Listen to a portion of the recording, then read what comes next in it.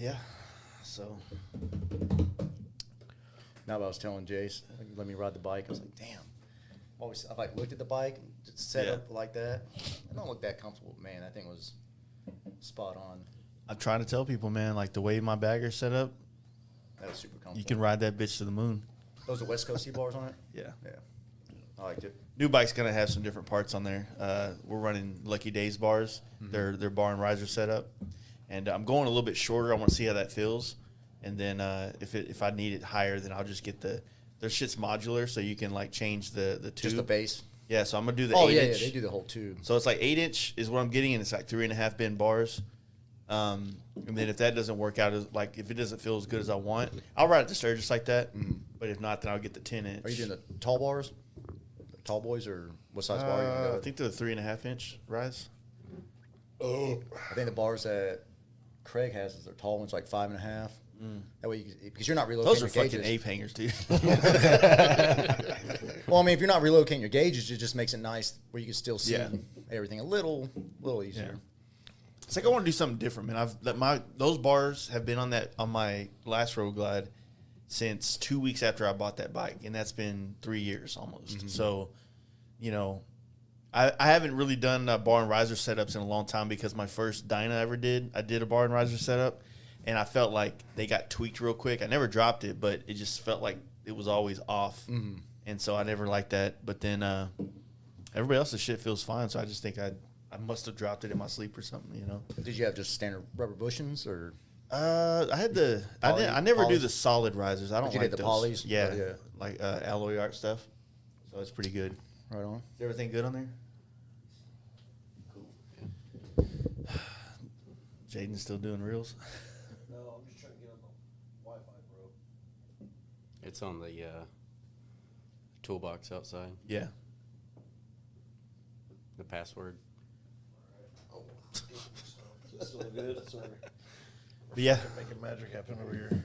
All right, so so we're talking about Sturgis on this podcast.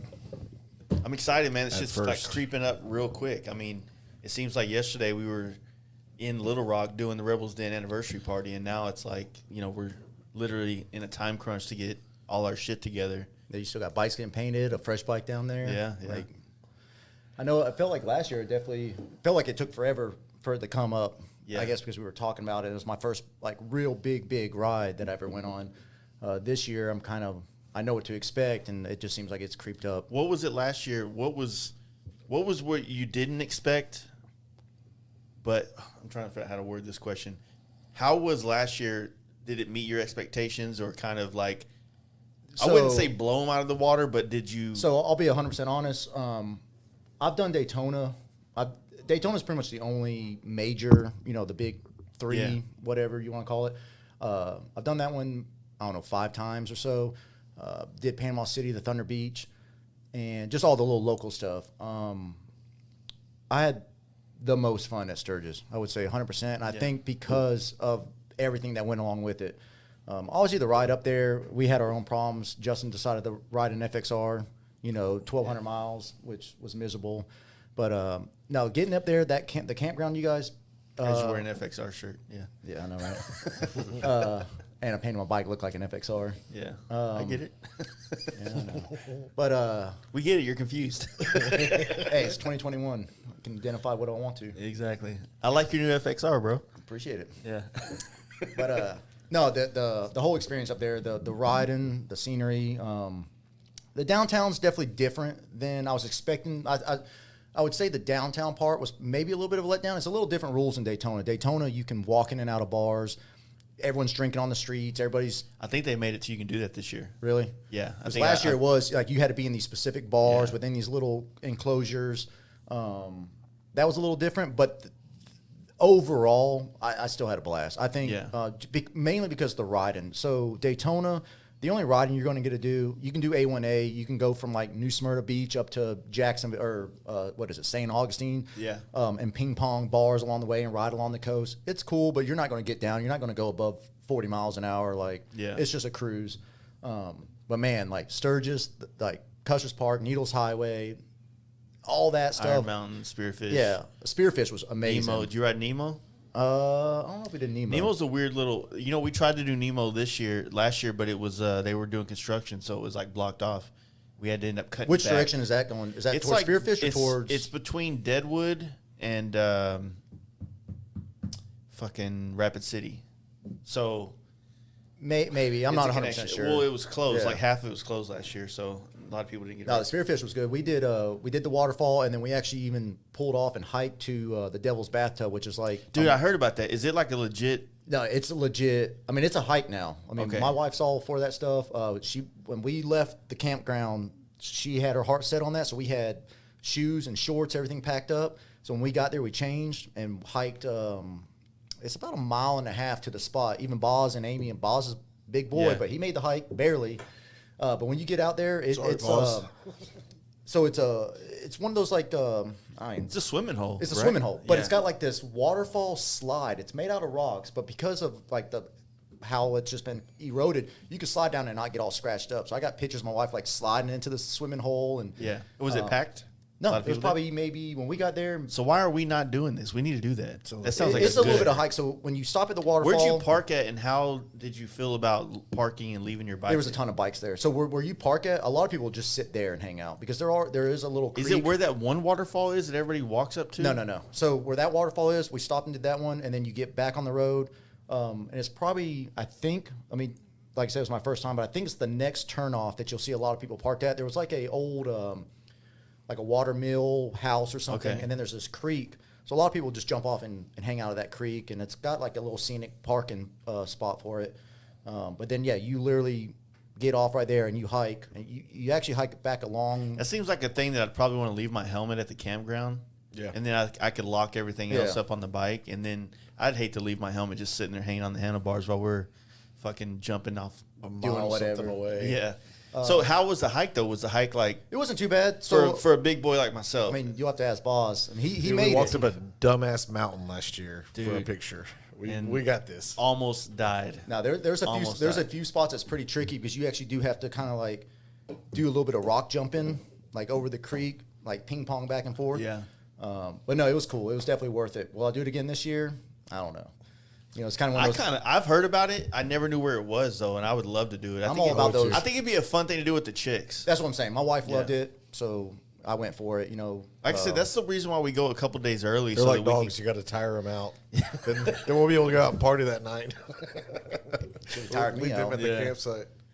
Yeah, I've wanted to go there a while, but yeah, we try to go there early so that we can kind of enjoy Sturgis before it gets super packed. And don't get me wrong, it's still kind of packed when we get there, but it's nowhere near as bad as it is from Friday, Saturday, Sunday on in. Yeah, I think the Yeah. worst.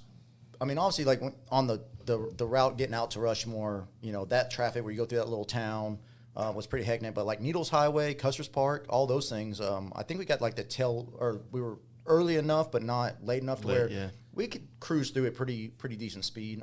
That was a disappointment. Like Custer's Park, we saw like one or two buffalo. The next day was when that meme popped out with the buffalo ripping the chick's pants off. That was literally the next day after we went through there. But Oh, that happened? yeah, there was like a woman tried to get out and like pet I a remember buffalo. some big bitch getting thrown by a Yeah, buffalo. that's what Yeah, they I don't caught her remember pants pants coming off. and it threw her Okay. and the pants got snatched off and there was like a whole meme and Oh, a that's bunch of other awesome. funny stuff about it. I'm not following the right pages. I didn't get that meme. It was Was there- so I'm on this. My Maybe wife's I'm on thinking this- about the buffalo that hit the kid. No, it was the one that it caught up this big girl and maybe not big, but it was on this Facebook. Depends on what you consider big. It was on this Facebook, this Sturgis or Bust Facebook page that my Yeah. wife got on, and she showed it to me while we were out there. But How dope would it be if there was like a Dallas, Texas TV for Sturgis, where everybody that's tagging like the hashtag of Sturgis and There's a hashtag like people of Sturgis. There's a few Oh, of there them is, that you huh? can Yeah, follow yeah. that are pretty decent. I think I still follow them. that'd be fun to watch. But I just want to go on the record for I'm always a fan of humans getting attacked or gored or trampled or whatever by animals. If you put yourself in that situation, well, that's what I mean. All the signs they love it. stay in Just your Just make vehicle. sure there's a love it. camera on you, I can watch an please. endless YouTube reel of just people getting fucked up by animals. It's the best. But no, like to answer the original question, my expectation. I mean, that's why we're doing it again. Like it's we had a chance we were either going to do Daytona this year, like for our big bike trip for the wife and I. either Daytona this year and Sturgis, and she was all on board for Sturgis again. Like, even though she loves the beach, she had so much fun there.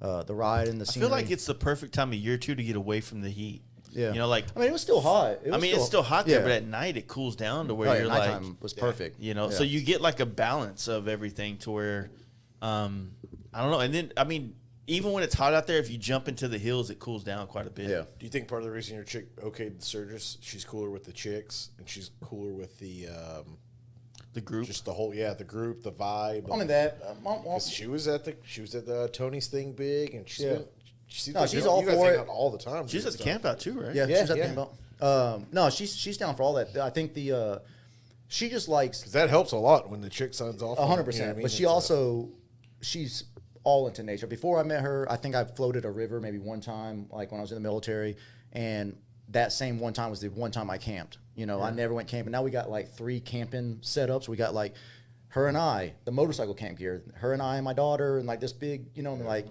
we camp a lot, we float a lot, and I think Sturgis was like all of that plus motorcycles plus the friends. Plus, everybody wins. dude, it was like it's like the perfect combination of everything. And to go back on the campground's like the ideal campground. You know what I mean? It's shaded, it's not some dusty field, and you know, so it gives you all the experiences of camping, but you still got the bar. I know Jaden's got the connection with the KK there, I think is her name. Oh, yeah. But man, I sent her, you know, because we have our group chat we're talking about. I was like, I sent her a text yesterday, go, hey, I need to get set up. And she never responded to me. Is that who puts on or who? No, runs the I days guess in? she's the one that runs it. But it's like, because I know so many people that have tagged us that they booked there to be basically partying with us. It's almost like I feel like we should be able to contact them. Like, look, you know, we kind of unofficially made your campground like the spot for this. But I mean, when you're there, it's like, yeah, we had a decent sized group last year, but it's but our group was also the group that made or break the bar. You got to remember that. Like when we left the bar shut down. But at the same time, like if you think about all those RVs that you drive through at the beginning of the campground, there's just as many dudes partying around that thing. Yeah.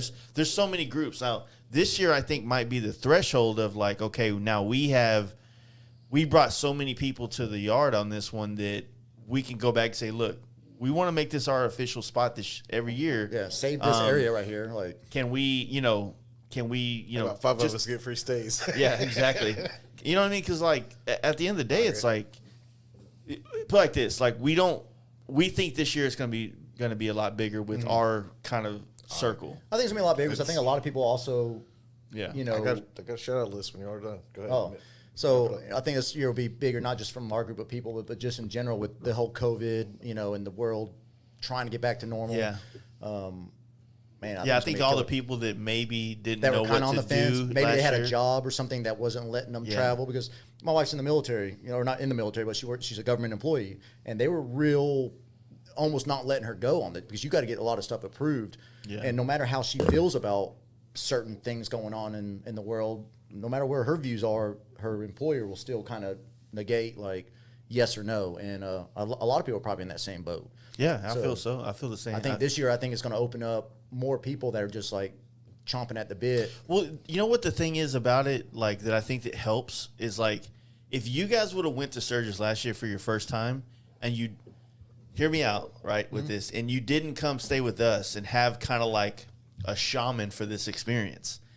I'm not saying you wouldn't enjoy Sturgis, but it wouldn't probably dig it deep and plant the roots the same way. So like the first time I went to Sturgis, I was staying with just a random dude from Red Oak, the town that we're in, and not saying anything bad about that guy or anything, but it was just like my connection to the motorcycle industry is what brought me back. But then I brought all my friends with me the next year, and then it started like really digging roots in me. But I feel like because that campground and all of us being at it, it was what really kind of helped solidify people's first experience at Sturgis. 100%. Because the perfect example to that is Boz.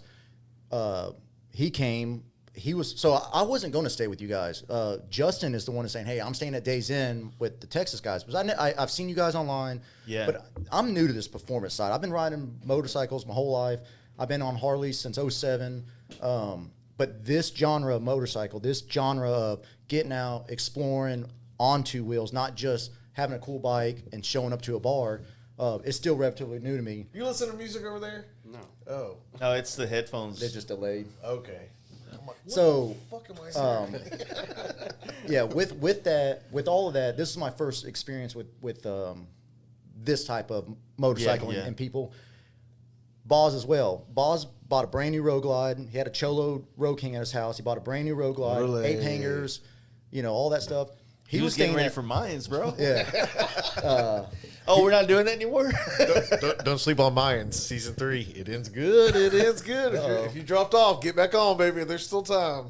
So he was staying at the Chip. He rented a cabin at the Chip. So our intentions were to stay at the Chip as well. We had another friend from back home, a good friend of my dad's.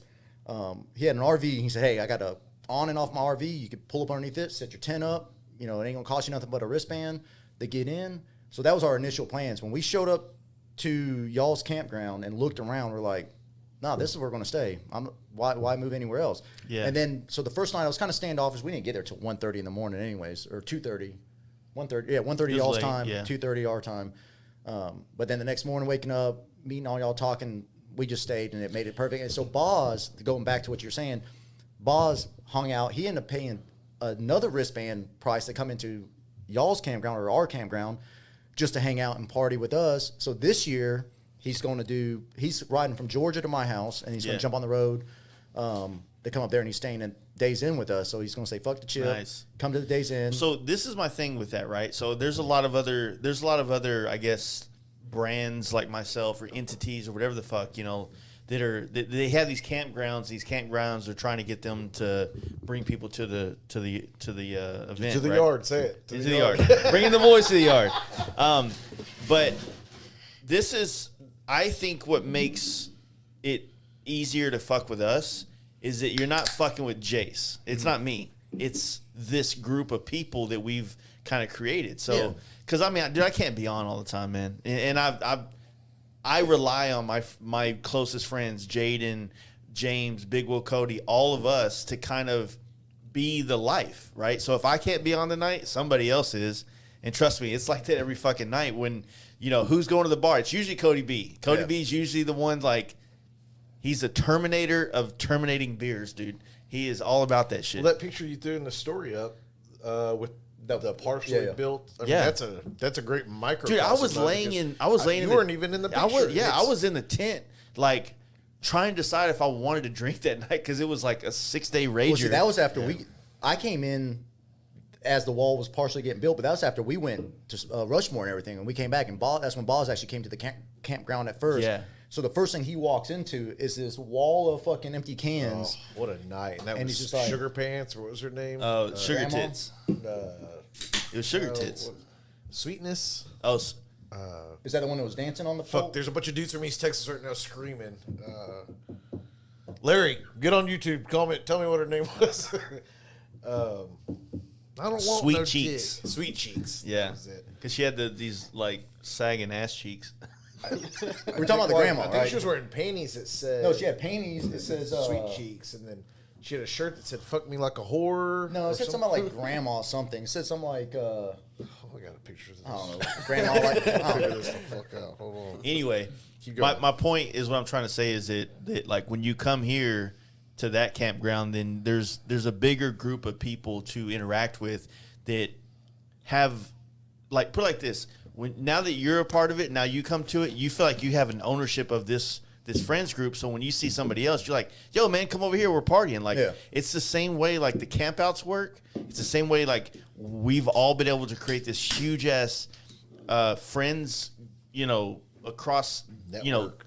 time zones. No, it's basically, awesome. I mean, your camp out, meeting Brad, White Claw Outlaw, and all those guys that came down from Ohio. Oh, shout out to him, dude. He's in the hospital today. I don't know what. I'm not Yeah, trying to I got a apply. message So from I him. He's don't, got some- it doesn't matter. I hope he's all right. And Yeah, send he was some one of the good guys news. that was wanting to go Yeah, to send the, that guy a message. Tell him you hope he's doing good. But that whole group, when they showed up, that's what's getting cool. It's like you're starting to make these connections all over, and it's all starting to tie in together with, not to bring up the drama that was going on last month with homie out in California or anything. Yeah.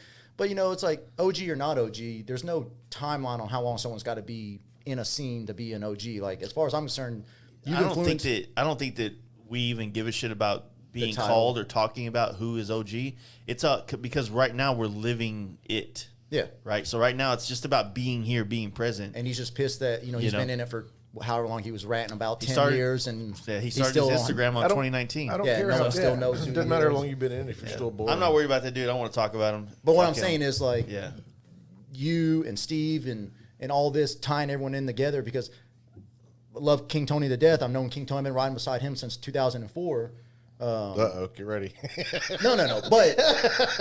But I'm more influenced by seeing like what your group's doing, because with him, I mean, we'd always kind of keep it kind of local. We might try to do a ride to Northwest Arkansas, but Dude, nobody was Tony's- really trying to push something to like. Tony's really opened up and blossomed like a feel the same flower way. over the last year. I mean, I don't know what it was. I think because of his injury, in COVID, he just had the But time he to always go stays ride. so busy with Exactly, shows. exactly. So he can't take off and do a 10-day adventure to Sturgis with when he did. But I think that is changing for him though, because I think that he really No, he found a wants to do more of love. that. No, I no. think he's found a love for what we all do, and so Well, like and his thing- seeing him at the Down South camp out was a great time. I mean, Oh, 100%. You Yeah. know?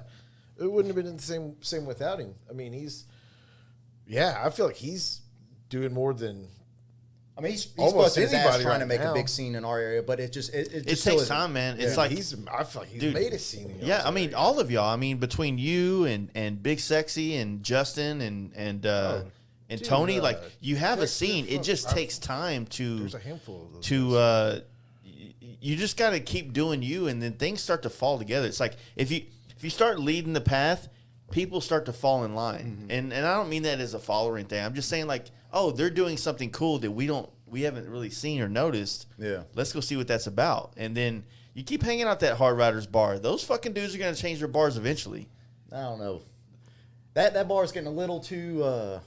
It's getting a little too. You got to give people an alternative other than like think about what the alternative or what most people do when they jump on a bike. To find a friends group like what we have been creating, they have to join a club. That's what I'll say. Hard Riders is getting too clubby. Like Yeah, well, with that's- it's too many clubs. Why do you coming think in and- clubs keep coming around things we do now?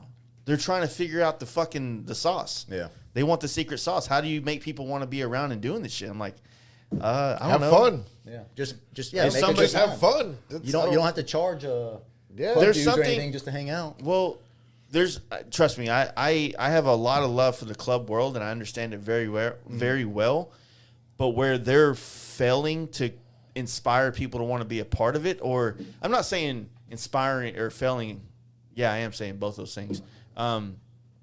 I think that what they're having a problem with is they're having a problem finding people that are of quality. I think it might be the smaller clubs. Obviously, the big clubs, they got their nationals and they got all those things. So they do have the big groups and the loyalty and all that. But the smaller groups, I think they just want to try to get the presence. And They the known. see us riding to Sturgis, and they can't do that. Yeah. They see us in Sturgis at every spot having a good time, and they can't do that, right? Nope. Because if you join a riding club, you do whatever the fuck you want. You join an MC, you're playing politics and motorcycles. So You it's gotta almost ask for like, permission to go here or do this or do yeah, that. I mean, it opens up your everyday world to having these, forced upon friends.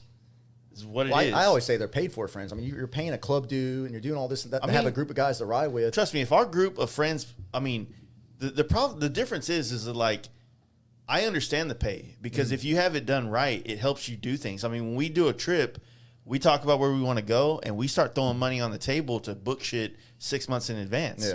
Yeah. We're paying into that so that when we get ready to do it. Well, a lot of those clubs, though, they're doing it not for that. They'll try to get a clubhouse or something else together to have a spot, but then you're tied up all your money in that, and that's why they can't go do these trips because their money's all being invested just to have a local. But they actually, other than like a lot of clubs do trips to their other That's what I'm chapters, saying. The things like nationals, that. or whatever they call them. Yeah, they'll go other I don't places. want to like bash them because No, I that's their thing. understand That's their thing, yeah. I understand the importance of clubs in our scene. I'm just saying that what's going on is a new way for people to get the feeling of that camaraderie you get in a bike club without here's the deal. When you're You don't have to doing give up a year of your life handing out cigarettes. when you don't and show up to this, waiting by the you bikes. you have FOMO. Yeah. That's what happens. You have FOMO. You feel like fuck. I should have won. I should have made. Justin's got FOMO right now. He didn't come out here. You wanted to come out here with me. I saw him right before I left. Justin don't want to do shit. He He's- just wants to ride on boats and drink beer. No, don't want to do that no more. Oh, he's done with that.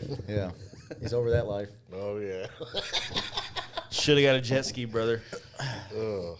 They had But- never caught you. But no, I saw him right before I left to come up here. So If you wonder why there's a price increase in my machinist, it's not the metal. Fucking slept on that single gauge. Damn it! It's gonna cost me now. Anyway, But we don't talk shit about Justin on at least every other podcast, and we're Pretty not much. doing justice to Justin.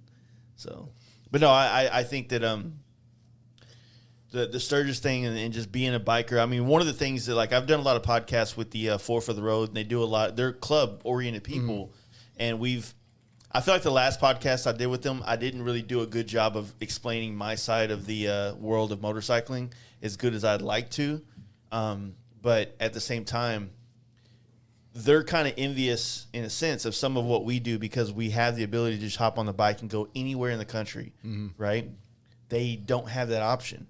You know, there's this. You they start have obligations. They do, but I mean, once you start wearing a flag on your back, you kind of get. I don't You want to. isolate yourself. I mean, you put you. Well, you gotta face it. Like take away Sturgis is a lot of HA options, It's you HA know? country, so like if you are riding with a group that's a support of a, an enemy or whatever, you're not going to be allowed to come up to Sturgis and hang out and have a good time. If your Crazy club, thing, man. Like when me and Jesse rode up there one year together, we stopped at this one place just outside of in Wyoming on the way in. It was still Black Hills.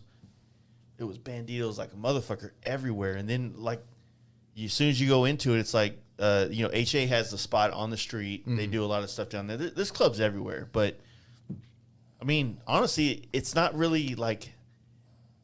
It's just it doesn't affect us because we're not dealing with it. I mean, our campground has tons of HA in it. yeah, as soon as you pull in, that's all those campers are HA. But they don't give a campers. fuck what we're doing. We're No, not. they don't over give a there- fuck about the personal. But if you were to come riding in with a support of a black and white support or whatever, you know what I mean? Then that's where the problems are going to start. I mean, it's possible, but at the same time, like, I don't even wear vests. Do you wear a vest anymore? It's all weather related, depending on where I'm going, the temperature. If I've been riding long, if your nipples get chafed or whatever after a while. Like, there's certain times temperature wise where it is like that perfect little buffer. But as far as just like, oh, I'm getting on the bike, gotta wear my cut. No, dude, no. I don't know, man. Like, I've not been in a vest mood or mode or vibe for like a year and a half now. I haven't worn a vest since I've had this type of motorcycle because my vest has got like old. I mean, it's not like a club. If you can read this, the bitch Yeah, fell yeah. off. We get it. Yeah, it's got the skeleton middle finger on it. Yeah. It's just got a bunch the of blue line American flag. Yeah, we get it. But the vest I do run is First Manufacturing. Mine's just a Levi's jacket that I cut the sleeves off. Okay, Jesse. Exactly, with a bunch of tattoo patches on it. No, it's But that's when I was into older bikes. Look at that picture. All right, so I did confirm the panties she was wearing said "fuck me like you hate me," and this is moments after she got up and kicked off. So this is where.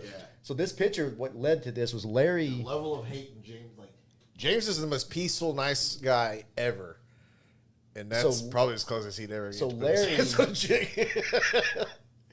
Her and Larry were kind of messing around, and Larry made a comment. She goes, "I want to kick those cans over." She saw the wall. I want to kick those cans over, and Larry said, "Hey, if you show your tits, can't see shit. Can't see. yeah, if you show us your tits, you can kick the cans over." Dude, that angle, she could probably sell OnlyFans a little bit. Let's see.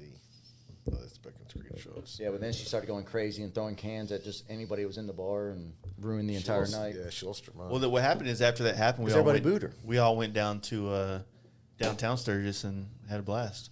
So I'm looking forward to it, though, man. Like, I think this year, we were just talking about before we went online, there's a lot of events taking place. I think that because this performance motorcycle genre of bikes is now starting to become the dominant scene in the motorcycle industry. It's not the newest, but it's what's coming to the forefront right now. So big wheel baggers have been kind of like the leader of the shows kind of world, and now it seems like most of those shows have lost their steam, and everybody's trying to revamp it into like this performance motorcycle scene, right? So this year, I think there's a whole lot going on. There's a bunch of shows. It's kind of overwhelming in a sense. There's just something everywhere, I think it started every in day. Daytona this year because Daytona seemed like they had how many show or plaques did Cody leave with? It seemed like every Double time champ. Every time he pulled into a parking lot, there was a show going on. Discount double champ. So, yeah, definitely more shows, but I think it started at the heels of Daytona, and they're dragging it but because they're seeing the success of this industry and where it's going and new riders. So with the I would say like the FXR show is it's been a staple for many years. So like I said, FXR show is taking place Sunday at the Buffalo Chip.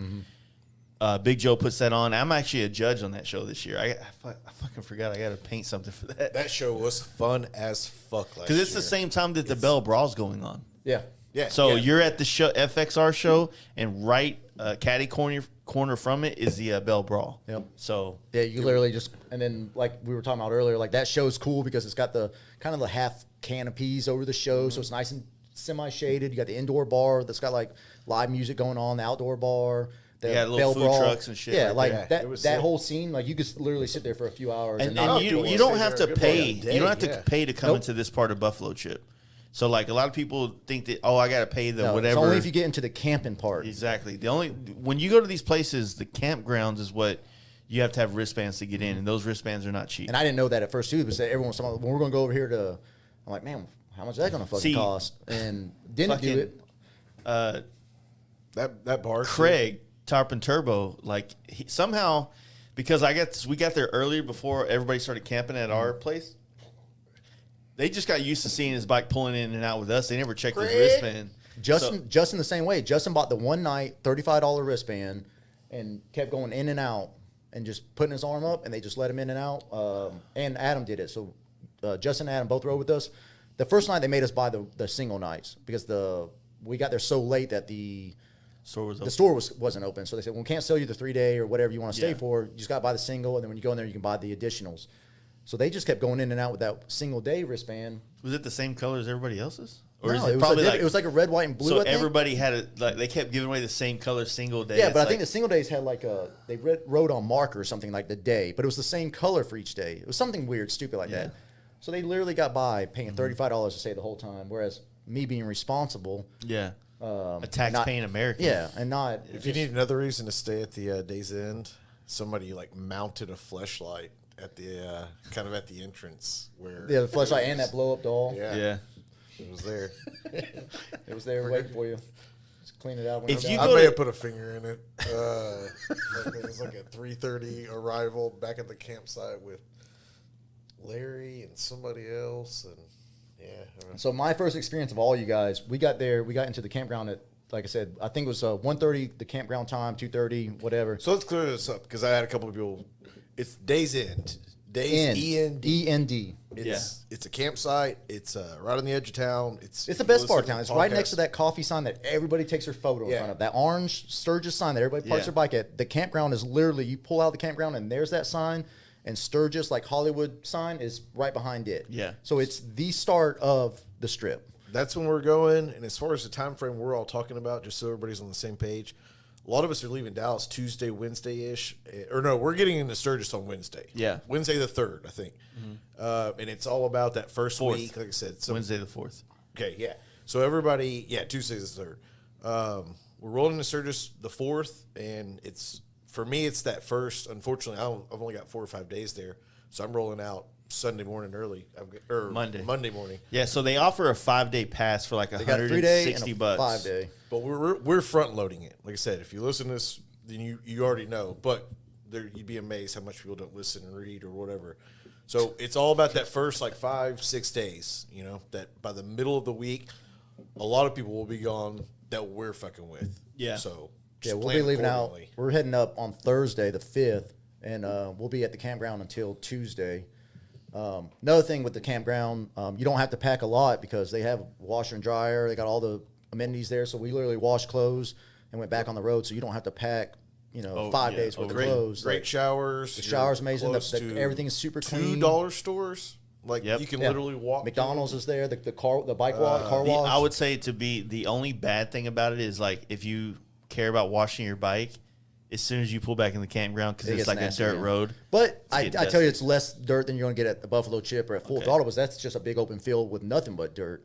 Yeah, that's the thing. So Buffalo Chip and Full Throttle, they're like on the backside. They're on the north side of Sturgis. It's about 10 or 11 miles from where the strip is. I mean, it's that Florida Daytona though, 10 miles. That 10 miles will take you got to go through that area where all the cops are at. And if you go a mile an hour over the speed limit, they'll pop you. Or if you stop at a stop sign without putting your feet down. And for you non-helmet wearing motherfuckers, if you do not have eye protection on, they'll pop you. Doesn't matter. Including clears. You can't have a helmet with a dark visor. You can't use your dark visor. They'll get you for that. If you throw your visor up, and they'll get you for and that. That's this section of road. The only spot I even saw cops the whole time and pulling people over constantly was from the strip all the way out to where the Chip and Full Throttle, all that little because they strip know road. like if you go to Deadwood or Hill City or all these other Rapid City, all this shit, you have the only way to get to Buffalo Chip and Full Throttle is to go through downtown Sturgis, right? So that means that every block is a stop sign that you put your feet down.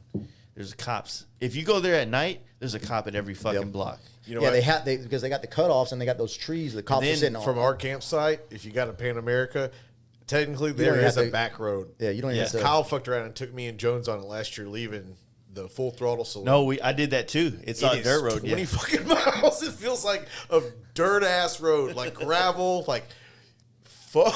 It sucks. But technically, you don't see a fucking cop on it. I mean, you could do whatever you wanted to on it. Yeah, I mean, 30 miles an hour unless you spin out.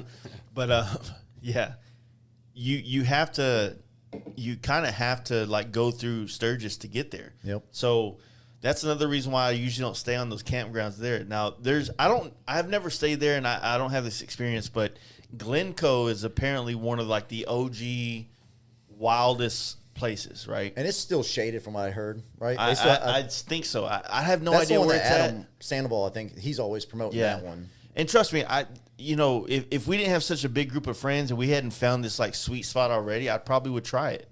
There's no reason to explore anything else. This thing's perfect. Yeah. Bathrooms There's are clean, campgrounds everywhere though. It's not just like where we're at. There's campgrounds everywhere.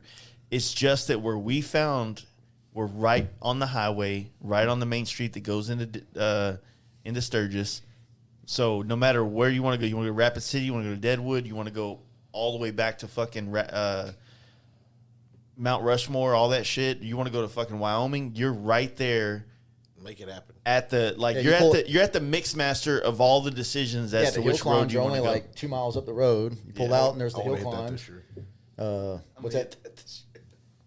We were going by when we went to the. Those hill climbs are fucking awesome. Yeah, when we were going to extended swing arms. Yep. Yeah, that shit's right. I didn't even. Yeah. Well, I didn't know what was going on until when we were going to Rushmore, or maybe it was Spearfish. One of those. It's right rides. off the highway. You can see it. When we pulled off and we're going on the highway, I look over and I see a guy going up the hill. I'm like, oh, it's damn hill races are today. Drink some beers and watch that. One time we were fucked up in Sturgis, and we were at we were just hanging out at a booth, and we kept looking at the Sturgis sign, and we're like, bet we could walk up to that. Oh, the white How sign. many times do you think that's been said? Dude, we walked up to it, but it got hard, dude. It got real rough. Because it's like hill and then like a campground. And then another hill. And then it kept getting more and more steep, and to the point where you're like, I'm not in shape. You know what I mean? I'm so used to Grand Theft Auto where you just ran up the hill. Like, not used to the fact that it actually hurts. So yeah, we did that. I did get a picture there a long time ago on like hanging on one of the letters. It's wild. I ain't even thought about climbing up there. You can ride from where our campground is. There's a back way you can ride up to the top. Yeah, it goes behind the Dollar General. Because we got pissed because we walked up it and there's a road that takes you right to it. But yeah. So like you were saying, I think we're coming up on Thursday. If you're staying. Are y'all leaving Thursday or coming there? Thursday. So you'll be there Friday. Yeah, Friday. If you're gonna come to that day's end, and I'm assuming we're gonna get kind of that same area we were at.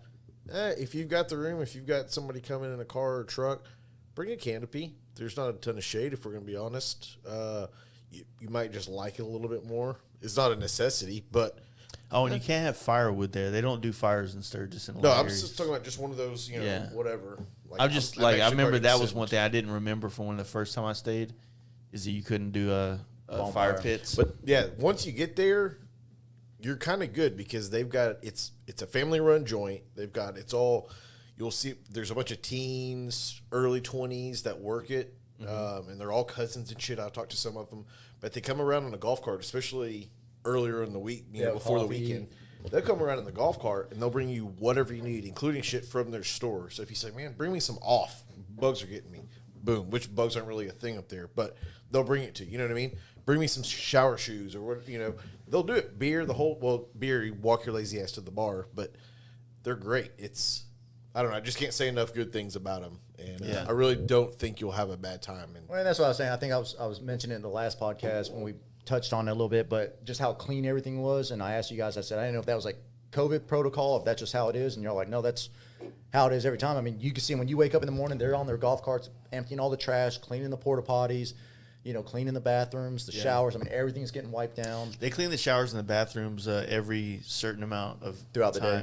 Throughout the Yeah, day. every time I went into the bathroom, every time I went into a shower, I mean, it was Like if you think about it, like the best time to take a shit is like that 1 p.m. area time because everybody's done taking showers, everybody's done doing their morning routine, and then like you just go ahead and go get you a good breakfast and come back and just let it go. let it go, and then you're good. Nice clean toilet. You feel like you're the first cheeks that's Yeah. seen it.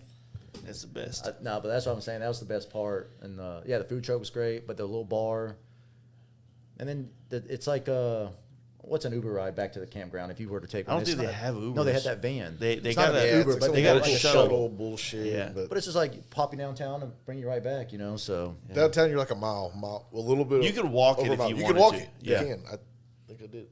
One night. Yeah, but you can definitely walk it. It's not the end of the fucking world, especially after So- being up there for a week, drinking all the beer, whatever. Your fat fucking ass needs it. Walk back to camp one night. Work off those calories. So did you get a chance to go to the Black Hills Harley spot? we went there yes, but we got there late. We got there. We stopped by there on the way back from Mount Rushmore. Okay. So by the time we got there, really nothing was going on. It was starting to wind down. Vendors were all still set up, so it was pretty big. I mean, it's not as big as like Destination Harley as far as Yeah, all the space. the space. It's more but- kind of like crammed together Yeah. than Destination Harley But- or Destination Daytona down in Daytona. Yeah. But the good thing about like the Black Hills Harley is like so you're gonna have, Lexin's there. No, they're at Buffalo Chip this year. Oh, really? So you're gonna have like Clockworks, S&S, Trask, Hoffman Designs. A lot of brands will be set up there. Covington, if you got 70, 80 grand to buy a bike, it's a good spot, man. Like, No, it was definitely cool. I and think it's a good- always a good stop to go there and then do Rushmore, or do Rushmore and then come back there. Yeah, either on the way, because it's back. almost like the halfway point. It's almost like Yeah. between the campground, that, and then You know, this is gonna be a Black Hills Harley. What? The Thundermax boys, slinging That is right. horsepower Oh, yeah, they did and say free that. installs. Anything you buy up there, they'll throw it on there for free. Yeah, I think that was on my ad today. I Go just see, remembered that. go see my boy Millhouse. Wink. yeah, he's already applying up there. Yeah, I think. Man, that's how our relationship started, man. Because me and Steve, me and You know better, you cunt. me and Steve Chamberlain, smashed in, and we ended up showing up to Sturgis late one day, and we went straight to Black Hills Harley, and we ended up hooking up with Jake that was there, and we all went to Buffalo Wild Wings and shut that motherfucker down that night. And Where did we go? We ate at damn it. There was some other restaurant that was right there that we ate at. Like Texas got a- Roadhouse. Texas Roadhouse is, I think, it's like right sounds behind so Black good right Hills. now. In Sturgis? Yeah, it's behind Black Hills. I got Black a- Hills Harley. I got a wardrobe change coming. I got a shout out to somebody in Sturgis that we ate last year a couple times. One of my favorite spots, which one? the Knuckle. Oh yeah. Oh, yeah, on the strip. Yeah, that was good. We ate there. The too. Knuckle, so that spot, I've talked about it many times on these podcasts. We've talked about Sturgis, but I love just pulling in right there off Lozelle Street, parking the bike, and just kind of like, there's been times where my Big Wheel Bagger days, mind you, we would just take over that spot and just party there for hours on end. and you have the people That's the one with walking around. that's the one with the little outdoor tables and everything set up. Yeah. So you have like all the people walking around. You got the main road of people coming The in Sturgis and out. sign is actually Straight like in front right- of you. Yeah. Straight in front of you. real cool. Oh, it's the 2-story one, isn't it? Yeah. Yes. Yeah. Okay. I know what you're talking about now. One year Britta was there and she was like, I guess she was getting jealous of all the chicks walking around with their tits out and like stickers over them, so she had to do it too. There you go. I'm like, okay, shit. I'm into it. Let me see. that Meatball place- wants that, but I'm going to have to order some big old stickers. Might have to use some of those Fast Life Campout stickers. I got vinyl over there. We can cut some fucking There we 6-inch go. circles out. 6-inch. Goddamn. Make him that little meatball from Aqua Teen Hunger Force, just smiling. I can't tell if you like are wearing pasties or are those supposed to be like some type of bra. You could put strings to them. I don't know. I'm excited for your chick to come. I think it'll be fun for her to see what this. So part of what I said earlier about is with your chick being cooler, having met more of the people and having done more of the hangout stuff, does that give her more of a good feeling about it where she's like, yeah, dude, let's do Sturgis? Because I know that having your chick on board can make it between you're kind of eating shit for it, one of those things like, oh, going to Sturgis, have fun with the boys kind of thing, another motorcycle trip, versus all of a sudden it's kind of a trip that you're both doing. You know what I mean? No, I think it's different with mine because mine actually rides and she's got her own bike. So with her, she's wanting to do this as much as I did. You know what I mean? Cross it off her list. She doesn't, it's not even about the who's there. If it's just me and her, she would want to go to Sturgis, she enjoyed the camping, she enjoyed the How ride. long before she becomes Alita? She don't. So, real talk. We've talked about that. Like before I started doing the performance thing, when Yeah. I was still doing like I'll fucking leave you if you do it. no. I made a comment about it. Like me and Tony were talking about that. We were trying to get more women together, and my wife's like, I'm not doing a fucking women's club thing. Like that's gay. Tread lightly. No, Tread lightly. but that's my wife was saying that. It wasn't Yeah. me telling her that. I was promoting it. I'm like, man, you like Marlena, You Steve's oppressed wife. her. By the way, that one had a post recently kind of popping out of a tent. It was like something dumb, pandering, fucking low hanging fruit shit. And God, it was all I could do not comment, just woof or oof, but mainly woof. Anyways, No, my wife's not into that stuff. She'll much rather hang around with a bunch of people that are actually into motorcycling and stuff, and not trying to just be, Empowered. whatever you want to call it. So, yeah. but no, with her, I think it makes it easier now that she's friends with everyone. I know, like for instance, when we were at the bar, when she first talked to Britta and Ashley and them, that night when we were building the wall, I got pictures of her and my wife went up to the bar and bought a bunch of shots for just the women. You know what I mean? Like they're Yeah. taking shots together, That's and so she definitely likes that, but she doesn't want to be like. She's not trying to be. she's still independent. She doesn't. Yeah. She still wants to ride and do the stuff. You know what's awesome about why the whole idea of having friend couples? It's so that we can pawn each other off on the other person. We don't have to fuck. Well, that's what I'm saying. So that's when it comes to bikes, it's like, all right, the chicks are over there on that table.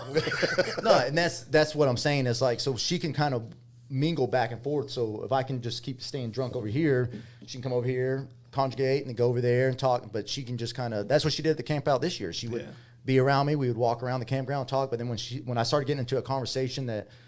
She's like, I've heard this one 1,000 times. I'm out. Oh, you're talking motorcycles or something dumb. And then she could see everyone else over there, and she's like, I'm just going to drink wine and do girl things for a little bit until you. Yeah, You that know. part sucks. I hate that part where something happens and everybody you see wants to know what happened. So you end up telling this story Yeah. God, I feel so a bad. million times. And you're say when we're on I think that I did it a bunch on our trip to Maine because of the shift linkage thing. And so I felt like every time we got to a new city, that was the conversation. So all the guys that was literally there when it happened were like, okay, so I got to keep my story straight every time too. I feel like it I'm ba- so bad about that people are like, yeah, dude, he's kind of cool, but man, he'll tell the same story on you a bunch of times. But I'm never telling you again. Yeah, but you don't know who's around that. Yeah. There's been multiple times where I'm telling somebody for the fourth time in an hour and a half. But as people show up, oh man, what happened to the hair? Hey, what happened to this? And I'm just like, oh, you know what? Let me tell you the same thing I told this dude 15 minutes ago. But you don't. It's not their fault. You don't want to. But I'm like, man, if anybody's hearing this, like, sorry. I'm sure they just eye roll, go, yeah, we get it, you fucking dude. But yeah, I guess that's human nature. Yeah. I don't know, man. But yeah, I don't know. There is some, I do enjoy having my wife at Sturgis. This year, I think that this last year, I think we had we talked about a lot of things because Sturgis is much different for me sometimes than it was when she first came with me, because I have all these obligations to go to, like this place, this place, this place. And now shooting photos, it's like, okay, I got to do a photo shoot, do this, do that. And it's like she sees the rest of the guys and their old ladies just like drinking and partying and going to do things. I'm like, it's like I kind of have to do this and that. So yeah, but I mean, even kind of like at the camp out, I think the girls still kind of did their thing. You know, that's a more comfortable environment for them because they've kind of been there since day one. You know what I mean? Yeah, through the camp out. But I felt like the way I saw them at the camp out and the way I saw them in Sturgis was almost still kind of the same. When they were still in our group and they were still having a good time, but they would still jump on the back of the bikes and leave with you guys when y'all went into town. And I don't know what the downtown situation was like because, unfortunately, for Sturgis last year, because I'm just meeting you guys, I only really partied with y'all at the campground. I was doing more of the touristy things because it was my first time going. Yeah. So, you know, we did spearfish. You know, you guys did spearfish. I think when the first night we got into town, y'all did spearfish, but I had obligations to go meet my cousin Boz and everyone at the chip. Yeah. So we met up with them, did the chip thing. Boz. Which, man, like I said, Boz, that dude, meeting you guys now, he's put so many miles down. I love that guy. You know, he couldn't make the camp out this past year. His daughter had her Sweet 16 the same weekend. Even though his wife gave him permission to leave, he felt he wouldn't hear the end of it. We're not important. Yeah, it's good for him. Good but for him, though. He actually still took the time to ride up and meet Craig and them up in Tennessee. Yeah. And Big Trouble's brother, what's his name? David. Yeah. David. And hang out with them guys and do the Smokies just for the day and came back just to at least do some ride. And I feel like he did something with the camp out and, you know, came all the way out to Tony's event, you know, rode straight from, it's 640 miles from his house to my house. Yeah. And then Tony's. He rides his shit, man. There's no doubt about it. And then Tony's is another 50 miles from my house to Tony's. What part of Arkansas are you in? It's called Austin, Arkansas. It's just outside of so we got an air base, Little Rock Air Force Base, and I'm about 10 to 15 miles north of that. Okay. So I'm on 67167 going towards St. Louis. So where Justin's house is, his house is off exit 3. I'm exit 21. So I'm not. I just rode that. Yeah. Literally. So I'm just right off the exit. You pull off of exit 21. I'm right there. We got a new little subdivision in that town. So if you're ever back there. Dude, I was driving. I was telling my wife yesterday. I was like, man, Justin's neighborhood is I could live there because Justin has every amenity that I ever wanted in a neighborhood. He has a Moe's. He's got a Chuy's. A Chuy's. A goddamn Texas Road. He has every restaurant I love, like walking distance. Nah, I would say that. Chuy's and Outback walking distance. Yes. It's all quick. Like, it's a good drunk drive home. It's an easy drunk drive home. It's an easy. I mean, don't ride a boat. From Chuy's to your house. I'm sorry, Justin. Nah, you just got to throw it in there. There's comments about the blow up in a second. People are going to start catching on. He don't watch this shit. Not from him. I'm saying everyone else is going to catch on. If we FaceTime Justin, if he's got his shirt off again, watching. What movie was he watching last time? Oh, something gay. Scent of a Woman or some shit. I paused for a second. I was like, dude, I'm not supposed to say this on like a pot. And I was like, it's fucking gay. We're just not allowed to say the F word anymore. It'll get said. Oh, the F, like what I just said? Yeah. No. The F version of that. The F version of that. Oh, okay. I think gay's an adjective. Yeah. It means happy. It means happy. Yeah. Yeah, fuck them. I hate fucking woke culture anyways. Cancel me, It's all whack. I actually don't. I love my life. There's times where I'm like, man, never mind. I was about to say something bad. Sometimes I'm like, dude, I could go on a shooting spree. Like, I get it. Like, I just get it when it happens. I'm like, fucking somebody like driving through Dallas traffic. I got it. But then it's almost like I'm so happy, dude. Like, I feel like I won the lottery in so many ways. Like, things are far from perfect, but like this life, like I don't know. I would never go on a shooting spree. Fucking FBI's gonna show up at my house in a day. Hey man, did you say this at this time? No. Everyone's like, hey, anyone heard from Jaden lately? Trust me, Jade will find a way to bring his phone into the fucking jail cell. They'll be getting reels from the jail cell. Yeah, dude, they let me out. They made me a trustee. I don't know. Yeah, but like I was saying with Boz, what were we saying about him? No, it's awesome that he's Oh yeah, but He's showed a lot because of people. Sturgis last year, look what he's been doing, and Yeah. now he's about to ride from Georgia to my house. It's 600 something miles and 1,200 miles from my house to Sturgis and back. You know, this time though, he's flying his wife. She's going to fly into Grand Rapids, and then he's just going to pick her up there, so he don't have her on the back of the bike. Oh, Grand Rapids. Or not Grand Rapids. Rapid City. Rapid City. Yeah, that's what Cody's Grand Rapids wife's is doing Michigan. too, Someone right? else was just talking about that. So yeah, she's going to fly into Rapid City on Friday, so he'll just pull into the airport, pick her up, and then bring her into the campground. So because last year we rode from the campground to Colorado Springs, and then she flew out of Denver. And we stayed in Colorado Springs for the night and did the Garden of the Gods and all that kind of stuff in Colorado Springs. So that's what I'm saying. That's why Sturgis wasn't as it was for us, because my wife and I, once we left Justin and Adam and it was just the two of us on our bikes, we were able to kind of, Do the speed limit? Yeah. Well, no, we did this. He was on his FXR. Yeah. Over 90 miles an hour, parts were coming off. So This is my carburetor. I got pictures of us working on that thing on the side of the road. I don't know how many times. Every stop, Dude. I took another photo to document. That's me on that bike, man. Like I said, it's one of those things. Like they're great bikes. Once you get them all kind of sorted out on the road, you need that first like long trip to fix every problem, and after that, they pretty much don't break down after that. No, well, so he did all that braking, and now when he rode to the camp out, it snapped the exhaust mount bracket off and something else before Joe bought it. Like he had to get it all fixed. So it just, I don't know. His bike, no, Sit Down Steve's bike was the, I don't know. It was, Star of the show. It was the star of the shit show, but Justin's bike and the pictures we got of all when we did the straight influences and the wild shit, like those pictures, those are iconic, pictures now for the camp out. His wife on the back pouring white wine while he's doing a Zinfandel in his burnout. fucking mouth. Well, he's kicking. That's why I got to have paint my bike, because he was kicking rocks all over it. Bikes in the background is my bike. There was a there was another FXR, or no, a Dyna, a nice clean Dyna, and something else that was getting just rocked the whole time. I didn't know you could white smoke on dirt. That was amazing. That was pretty When cool. Steve did it, I was like, he's wheeling on dirt in a Harley, so If there's anybody that can do it, it's him. So that shit was crazy. Yeah, so I mean, Sturgis this year, I'm excited, man. I really am. There, like we were talking about earlier, there's a lot of shows. You have FXR show on Sunday. You have the Hardcore Cycle show, which On Monday. I just got to give that dude a shout out, John over there. I mean, that show kind of, I think it's on its third, maybe fourth year. I think it's third year. Yeah. Where was it at last year? Was it in Sturgis? I don't think he I did don't one in think he came to Sturgis. Sturgis, I think he's been doing the Daytona thing for the last couple of years. He's a PA guy. Yeah. So, that Northeast culture is like Daytona. It's like crack to those guys is what it is. Well, it's their first break away from the snow, and Yeah. They can't help it. They can't help it.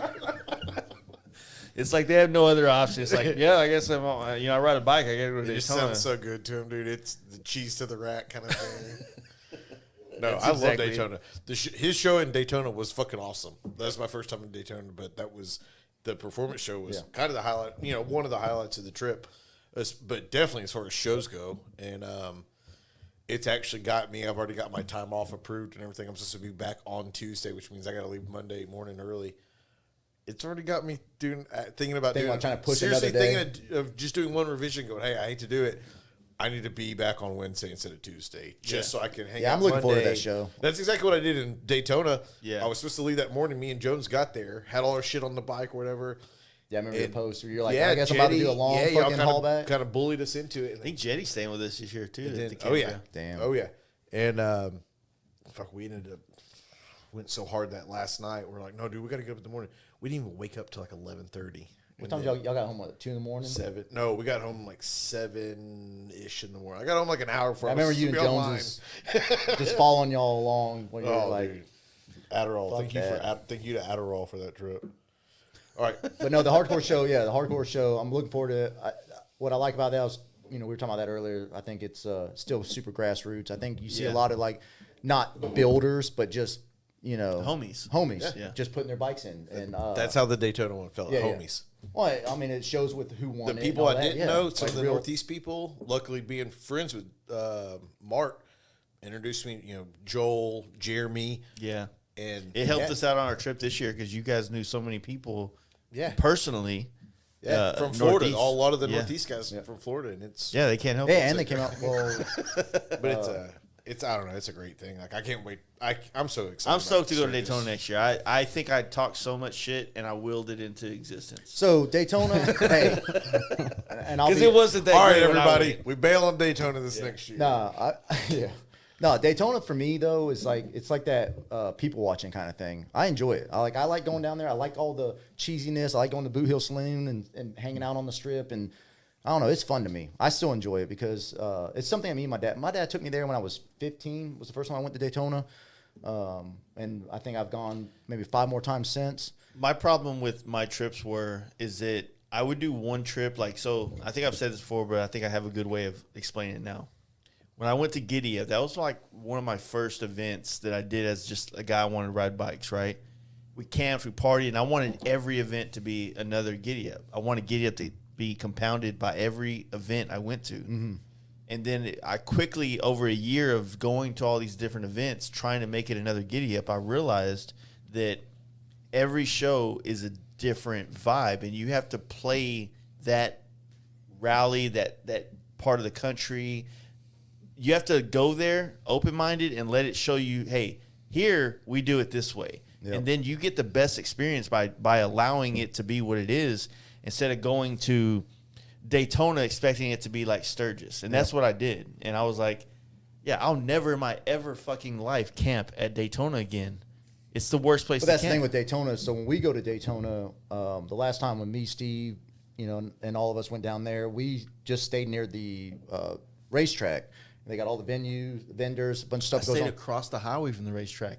And you're probably the same spot, honestly, because there's a section where there's nothing but vendors, and then there's a big field with like outhouses and shit like that. No, we were in the hotel. I don't remember what it was, Radisson or something like that. That was like right beside the racetrack. Okay, yeah. He had points. He had points. Too So far north if you're up there. Well, that's what I'm saying. That's when I was riding a different type of bike, and I wasn't into like the camping and stuff. So I would pack everything up and that was when me and Jetty went. So we camped there, and then we ended up doing 1 night or 2 nights there, and we just said, fuck this, and we ended up staying with Jeremy at Lucky Strike. So my first motorcycle came in, when you started talking about all these different rallies, one of my first, I guess, rallies to ride to or whatever, there used to be this rally in Georgia, and I don't know if it's still going on, it's called Angel City. They would do it twice a year, and this guy it's in Unadilla. Sounds like a strip club. Yeah. Hear me out. This thing, it's incredible. Tiffany to the stage. Yeah. Tiffany. Next up on the stage, center stage. Thank you for coming to Angel City tonight. No, so it's like a Florida strip club. Hell yeah. It could be. I'm into it. But it's in Unadilla right off I-75. It's this guy owns probably, I don't know, I think it's like 200 acres, but he built an old western town, like hand-built this western town. So when you pull in, there's a gate, you pay your entry fee to come into the ground. Either you're going to camp, RV, or just come in for the day or whatever. No police officers other than their own enforcers or security. But the road, you pull in, and every building looks like you're going through like the movie Tombstone, the way they're all set up, and people can rent each of these buildings. So you'll have the leather and all the bullshit being sold, but then you also have like a guy will rent out a spot to do tattoos, and they got the bars. I think the beers or the guy keeps it to where you can't bring your own beer in. But sounds like Scarborough Fair, but for like Wild West. So it's a Renaissance fair for the Wild West. So that video of me that I posted a while back or on Instagram where I was doing that burnout, like that minimum, that was at Angel City. So they'll do all the little biker events or whatever, but they have a stage in the center, but it's a one-way road. It goes around, it comes back around, loops over. But out in the field is where you camp at. So you camp out there. I camped out there the whole time. That little rally would be something that I think this group of guys, if they were able to like take over that little town thing, because it's only, man, it's not very big. You know what I mean? We get it. You want to start your own camp? Yeah. out. So Georgia camp Here out. comes the Arkansas camp out. Get It's just gonna be ready. it's in Georgia. It's in Georgia. So it's just gonna be Georgia. called, Sorry, it's just gonna be called the South camp out, not the down south. We're not that far down yet. So the South will South rise camp again. out. Camp out. We're gonna set it for October. Pull out a calendar. No, so We're camped out. We're camped out. we're camped out. To the No, but it's a good little time. But that's the same thing like you're saying with Giddy Up. So going back to it, like each of these events have to be different. I think that's what makes each event its event. You know, You if got to everything go was the to same, them and be kind of open minded to allow it to expose to you what type of event it is. That's what just happened on this trip that we went to Maine. I went on this trip expecting it to be like the last two trips we went on, and it wasn't, not at all. And boss said, "What's up?" you put your mind in this like idea that like, all right, this is gonna be like going to California or going to Yellowstone. It's like, no, I'm going to fucking New York. But that's what I'm saying. That's what You with know? Daytona. Why I like Daytona is there's this. We always stayed in New Smyrna Beach, so it's just south of Daytona. But you ride A1A, and me and Balls have done this ride a dozen times. Like you go A1A and you go up to St. Augustine. You can go all the way to Jacksonville, but St. Augustine's that old town. That's where the Fountain of Youth is at. They got the oldest wooden schoolhouse. There's that fort. If you go up there and see this old town, it's got a lot of history to it. But you ride A1A and you can literally ping pong bars. There's oceanfront bars. There's bars on this side that are just shit bars. But you literally just ride and ping pong up to St. Augustine and explore St. Augustine and then come back to Main Street and party at nighttime on Main Street. That shit's fun to me because it's different than like what Sturgis is or what. So it would be fun to me too, but the only time I went, it was me, Jetty, Jeremy from Lucky Strike, and Hawkeye. Yeah. Well, I mean, when it was motherfucking me, Yonkin. when it was me, it was just me, Boz. One of the first couple My times I went, it dude, was just we're on me, a Boz, shirt and my dad. And We're in a then logo together. the last time we went, it was me, Steve, Marlene, and my Y'all are. wife. We are. And so I've never done something as big as like what you guys' groups are. But now that I'm part of the big group stuff, I do enjoy the big So group we stuff actually more. we've been talking about that a little bit here and there. It's like because we do these trips, but unfortunately, like you get capped out on how many people can go. Yeah. You know what I mean? And Yeah, I what's, know what's that's why I weird don't is ever get an invite. Honestly, a lot of that comes into you can't be in or out. Like depending Yeah, if on you the wanna trip commit, and what you it gotta is, commit. you have to be in at the very beginning, 100% confirm you're in, and then be willing to send money to prove. You know what I mean? To lock it down, that kind of thing. Like if you're not one of the core groups that we've been doing this, one of the Yeah. core dudes that we've been doing this with, then man, It's I'm tough. listening. Send me a message. I'm listening, but I can't just take your word on it and save you a fucking spot. Oh, the Scott Metal on Instagram. Like, there's a bunch of you dudes I love, but I can't, fucking Yeah. PayPal somebody. I mean, if you're that in, say, dude, I'm fucking in. Just well, the thing is that like we said Be a earlier, chance. we're doing a trip in June. We're starting to book shit in January.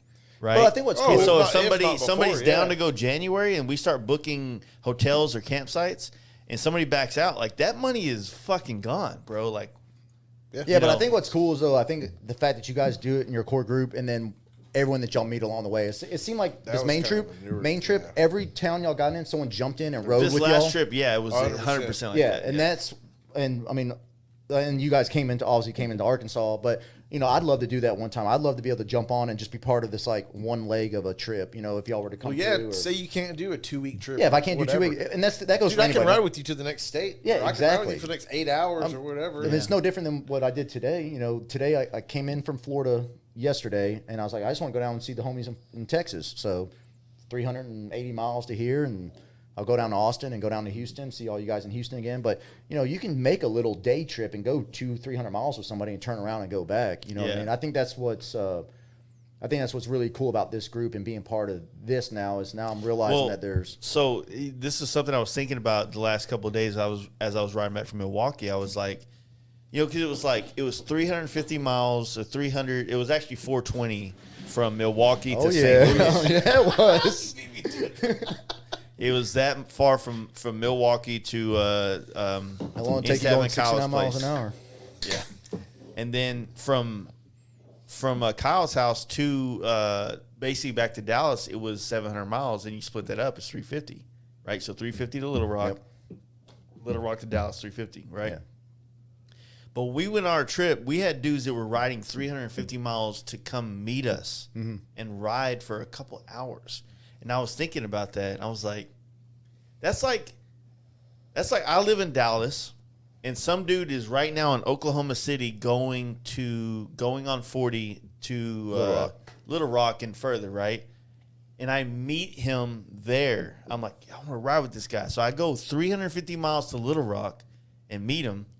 And I'm like, just want to ride with you for a couple hours. I think it's fucking rad. It's rad as fuck. It's like I do that, and then I ride to Memphis. Yep. And then I'm like, all right, you guys have fun. And then I'm going to turn around and go home like, I thought I was a rider. Those motherfuckers that did that on our trip, dude. I'll say it again. AJ Gillis, the guy that met us in Maine, dude. I mean, it's just cool because, like I said, you may not have the trips, and you may live in a different part of the country where you can't get to a lot of the shit we do. I understand, but yeah, if it ever intersects, where we're in that same fucking region, man. I kind of would love to do the same thing. I've got a few dudes on my list that if I ever see they're kind of close. So I got to keep missing, but for sure. But, yeah, I got a bunch of dudes that, hey, same thing. I just want to ride with you for a little bit just to say we did it. Get a gas stop or two and shoot the shit, and I'll let you go. I'm not trying to fucking stalk you. I've been wanting to set it up because I think me and Kyle, because me and Instav and Kyle, we sat up till 4 a.m. when I was at his house talking about millions of things. I like millions of shit better. Yeah, millions of shit. But there's a group of guys that I consider like close friends, like Craig and Steve and Kyle and a lot of other dudes that like haven't done the trips, like the big trips yet. Like they always do the low hanging fruit, because they all live like within 350 miles from the Smokies. So they're like, hey, let's go to Smokies this year. Let's do something different. He threw a ride together from 700 miles. You sit at the camp out, so it's a little less, I guess, to Oklahoma. Kyle. I mean, he brought a big group with him to the camp. No, I'm not saying that. What I'm saying is like I want to get these dudes. I want to take them to the West Coast. I want to show them because a lot of these guys haven't ridden to there and back. Now, don't be wrong. Like Instav and Kyle, Monty, Proper Baggers, Daniel, they all flew out there one year, rented some bikes, and rode around in L.A. But that's cool. I mean, I could see how that'd be fun. But there's something different when you're fucking like you start seeing those goddamn signs. In Phoenix that say L.A. 350 miles, or when you're in fucking Flagstaff, it says L.A. on the sign. You're like, that's where I'm headed. You know what I mean? Well, that's just a priority thing. That's just where you just have to make that because if you're going to ride it, there's only one way to do it. Ride it. It's going to take some time. Yeah, that's why you have to make that a priority. We did that last podcast. We did that last podcast with the recap of Maine, but then the last half we were talking about our trip for next year. I love how Cody B was like, look, man, like we have to ride from here to Pacific Northwest first before we can even consider putting our shit on a trailer to take it somewhere to get further. You know what I mean? Yeah. I enjoy that. I'm like, yeah, you're right. That makes sense. Like if we can't say we rode from Dallas to Washington to Key West, to Maine, to San Diego. That was one of the cool things about the Maine trip is seeing the people seeing the license plates at a gas station or stopping and they're like, doing are y'all really from fucking Texas? Y'all rode these up here? And we're like, yeah. And just seeing the look of, I don't know, it's, I don't know, not whatever. Like, it was just fucking dumbass. Yeah. There was some of that for sure. Why? I know there's a couple times where somebody went, why? Well, but it's that's cool. There's something about. I think there's with that, there's a difference in. So what was it? I don't know, a month ago or so was everyone was doing the Instagram stories where they were highlighting all the states that they rode to. You know what I mean? There's a difference in having your home state and marking all those states off because you made it to all those from your original location, or trailing your bike and say, oh, I rode in this state. I unloaded my bike and rode around South Carolina, loaded it back up, trailered it back home.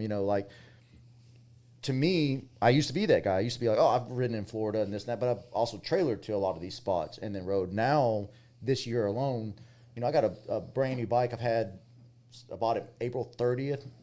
After this trip here, I'll have a little over 15,000 miles on it, so, and I've done all that in this past year, like riding to all these spots. And it's so much more of an accomplishment.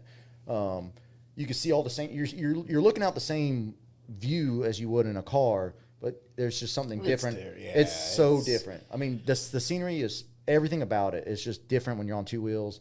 And It's you got- it's everything. It's your senses. It's the weather, the elements, like I said, the gas stops. It's just so much more of a intimate ride. Yep. I don't know what to say. I mean, I don't know. I'm trying to channel my best friends right here, but yeah, it's and I know it's been talked about before. I don't know if I'd say ad nauseum, but it's been talked about before in this podcast. The differences in driving somewhere in a car and riding somewhere on a bike. Don't get me wrong. There's places that it's fucking badass to just drive through in a car. Like, Yeah. I'm all about but road trips. love that I too. think you take it in and But it's appreciate it more. so much you different appreciate on it a more bike. when you're on a Oh, motorcycle. 100%. So to do those There's a little maps, different level of earning it. Yeah, exactly. So to do those maps and say, Fucking Mitch, guy from sorry to cut you off. Yeah. One of Cano's friends from Austin. He's on a trip right now where he's gonna end up in Houston, and he's done another one of these where he ended up at one of our events after doing like a big like 4 or 5 state thing where he's doing the same thing now. He's went up through Tennessee, he rode the Dragon. This motherfucker's been getting rained. He's been in Ohio. He's been getting rained on like a son of a bitch. It's one of those things like every story I see, he's getting rained on. But you know what? He's still fucking doing it. I've seen his luggage, all showing the back. He's got new trash bags taped around it. He's fucking earning it. And he's going to meet us in Houston on Saturday. Hell yeah. Yeah. And it's like the second time he's done something really fucking cool like this. well, I mean, that's what I'm saying. Like, so with meeting you guys and being in this stuff, it's getting me pumped up. I'll be 40 years old next year. I'm the 82 baby. So Okay. it's like I'm just now experiencing this part of motorcycling, and I'm pissed off that I didn't experience it. When I was, I'm looking down the barrel at 38, and I'm Yeah. the same way. and I I feel wish I would exact experience same this earlier and done more of this. But man, I'm so happy that I'm so able to do it. Yeah. And I'm at that point where I don't want to be like a I shoulda, coulda, woulda, kind of person. I can look back. It's like my wife asked me, it's like, you're just gonna go to Texas, by yourself, and like, yeah, like, Yeah. Because I have nothing promised down the road, and I've already left some meat on the bone. So Yep. that's why I'm kind of nuts and that's what I about told her. I was doing like, it all I was like, I right don't know what now. next year's gonna bring. I Yes. could get a new job. I mean, yeah, right now I'm fortunate to be in a job where I can take the time off. My boss is understanding. I'm a self-contractor, but the shop owner's understanding to where I can take this time off. But that might not always be the case. I don't Yeah. know what the future holds. I could get another job opportunity. I could get something else down the road. I've been in the military. I've worked for the railroad. I've had these type of jobs where you don't get a ton of time off and vacation to do this stuff. So while I have it, I don't want to be one of those guys that says, I'll do it next year. This year, Yeah. like if you're on the fence about it, but you're on the fence, but you have the ability, stop being on the fence Make it and hard. just fucking make the leap Make it and do it. uncomfortable. Like just do it. what you got to do, and it'll And that's work what out, this I weekend. promise So you. I was going to go to the up north. When Steve canceled, and then a few of the other homies, Charles and those guys, they're going to leave out Friday and go down to Sketchy's ride. When all that stuff was going on, I was like, man, that just seems like a lot of just riding and confusion. I'm just going to see the homies in Texas. Houston has their fucking bike night coming on Saturday. I want to see fucking Mark and them down in Austin.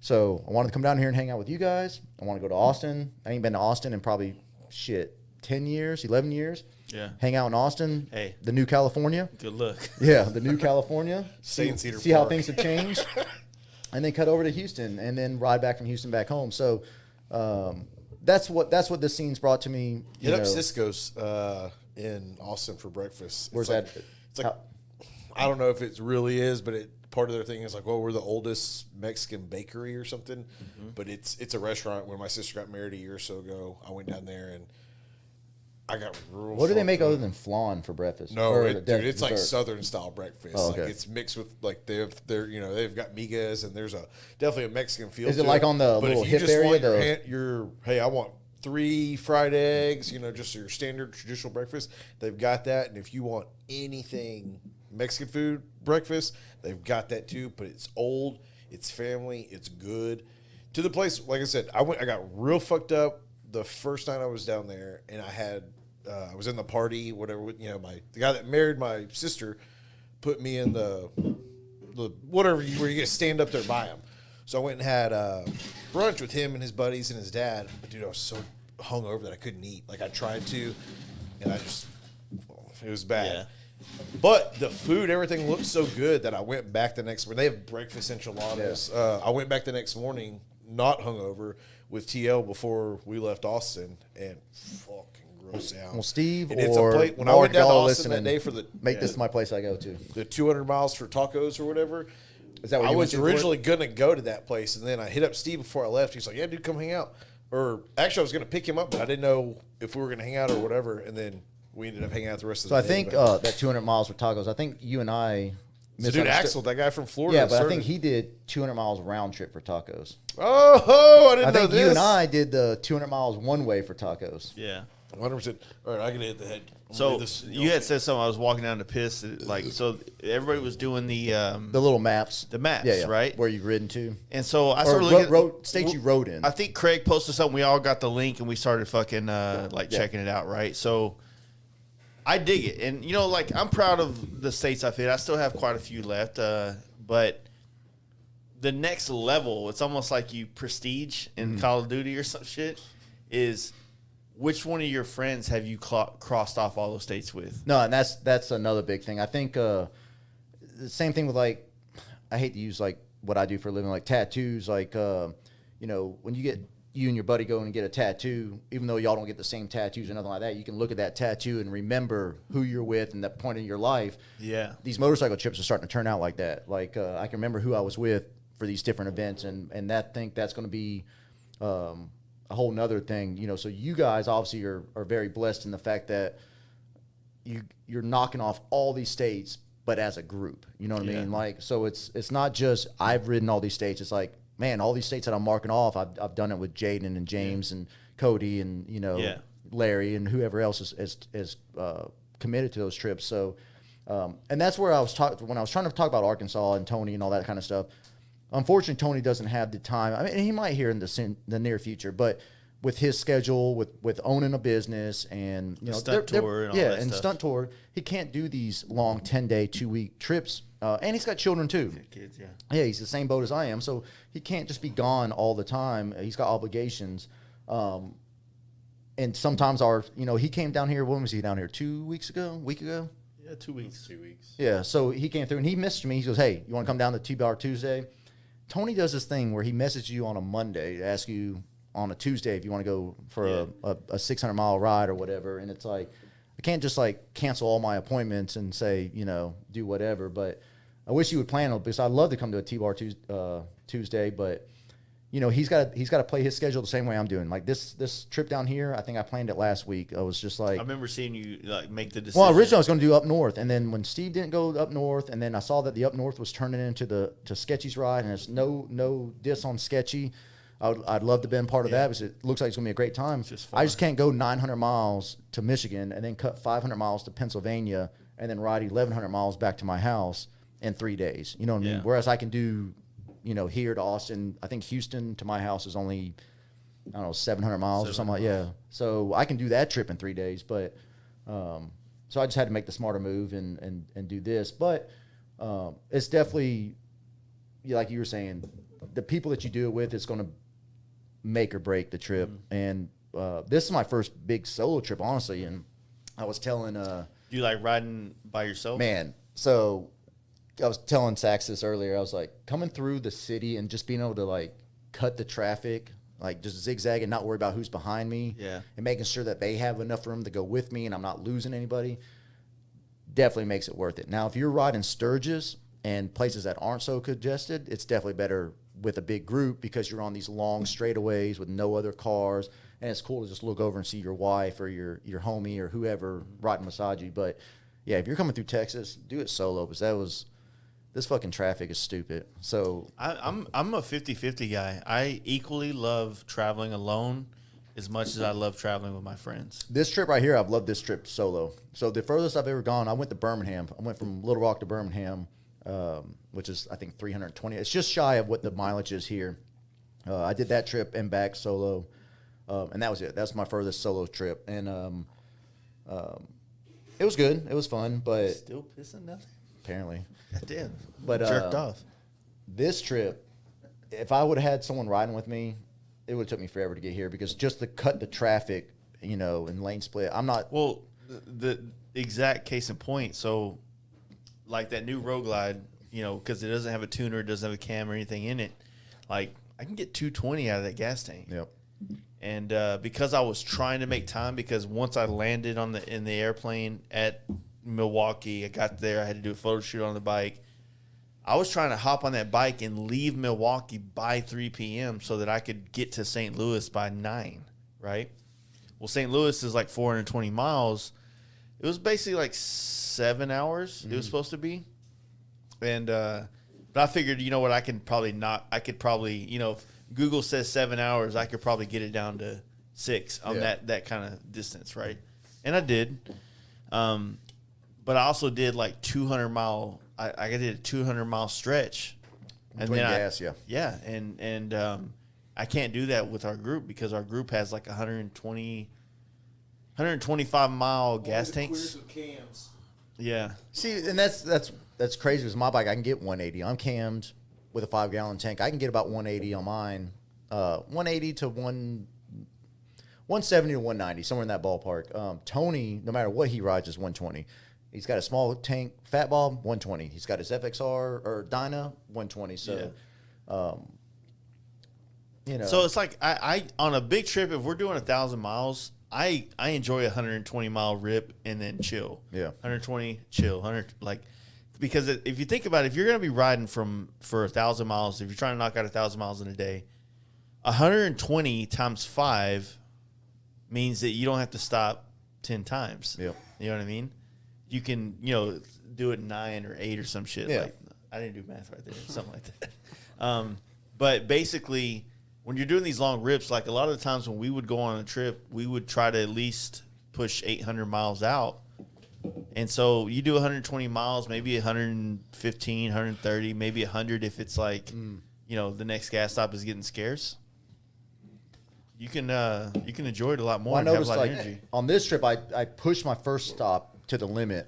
So I wanted to see how far I can get. So I got all the way from my house almost to the state line, which was, I think, 170 miles or something like that. Still had some gas left, but it was a nice stop for me to get off. I had a gas station, and I didn't have no sunscreen or anything. So I was like, man, I should be trying to find a Walgreens or something like that. So pulled off, ate at Wendy's, fueled up, got some sunscreen, and then jumped back on the road. And the only reason I stopped short of my second gas stop, it started raining, and I could look ahead, and I could see that the sky looked like it was pushing over, and that the rain wasn't going to be, like, too bad. So I was like, I'm going to go ahead and pull off here, because there was literally, as soon as the rain, I could look ahead and see the rain was dropping right on the exit. So I'm like, I'm just going to go ahead and pull off at this exit, fuel up. I think I still had, 40, 50 miles left on the tank. And so I fueled up at that one. I think I was like the 120 stop.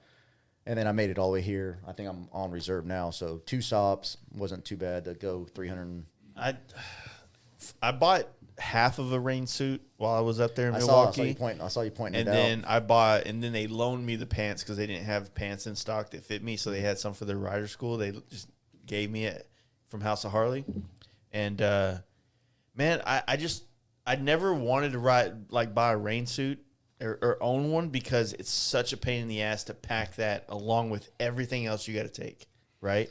So the difference between a lot of other cats and myself is that I have to put camera equipment or podcast equipment in my saddlebags on my trip too. So it's not like I have all this space for pants and shoes and clothes. It's like I got one saddlebag for like clothes and things like that, toothbrush, all that stuff. The other side, I got fucking a camera, 2 lenses, 3 microphones, a fucking recorder, a laptop, some fucking spray to clean my shit. Maybe a little bit of tools. Like it's a lot. So you lose that. Yeah. So then you got to fucking pack a rain suit on top of all that. And you're like, man, I don't have the space for it. You know what I mean? But so Sturgis last year, I didn't have any. I got leather pros for my bike now. They're not on right now, but I have them for Sturgis. My wife bought those Thrashing escape bags. Yeah. Not too big. But last year we had no saddlebags, and we literally packed our tent. If you have a sissy bar though, you can make that you go can pack a long some crazy way. shit. So we both have sissy bars last year. So we packed a tent, a queen size air mattress, a pump for the air mattress, 2 sleeping bags, a fridge. Hear me out. A coffee French press with the little butane burner and everything, a 12-inch fan for inside of our tent. That's why I didn't hang out with you up there, because y'all looked like the little bougie. It had a hillbillies cooler. rolling up. You had too much shit in the back of your bike. I was like, man, yeah, it was super packed. Hanging back. It's like I was like, oh, man, I see Justin brought some clampets from Arkansas. Whatever, dude. Don't talk to me. We had everything. But this year I learned that since they have coffee at the camp, because I didn't know what the campground had. Yeah. So, I brought a cooler, had everything ready, and then I'm like, well, they sell a cheap styrofoam cooler there. They have coffee. I have a coffee golf cart that goes around in the morning. We used the French press the first morning, and then I realized they were selling coffee for like $2 or $1. So I'm like, why the fuck did I pack all this shit to like?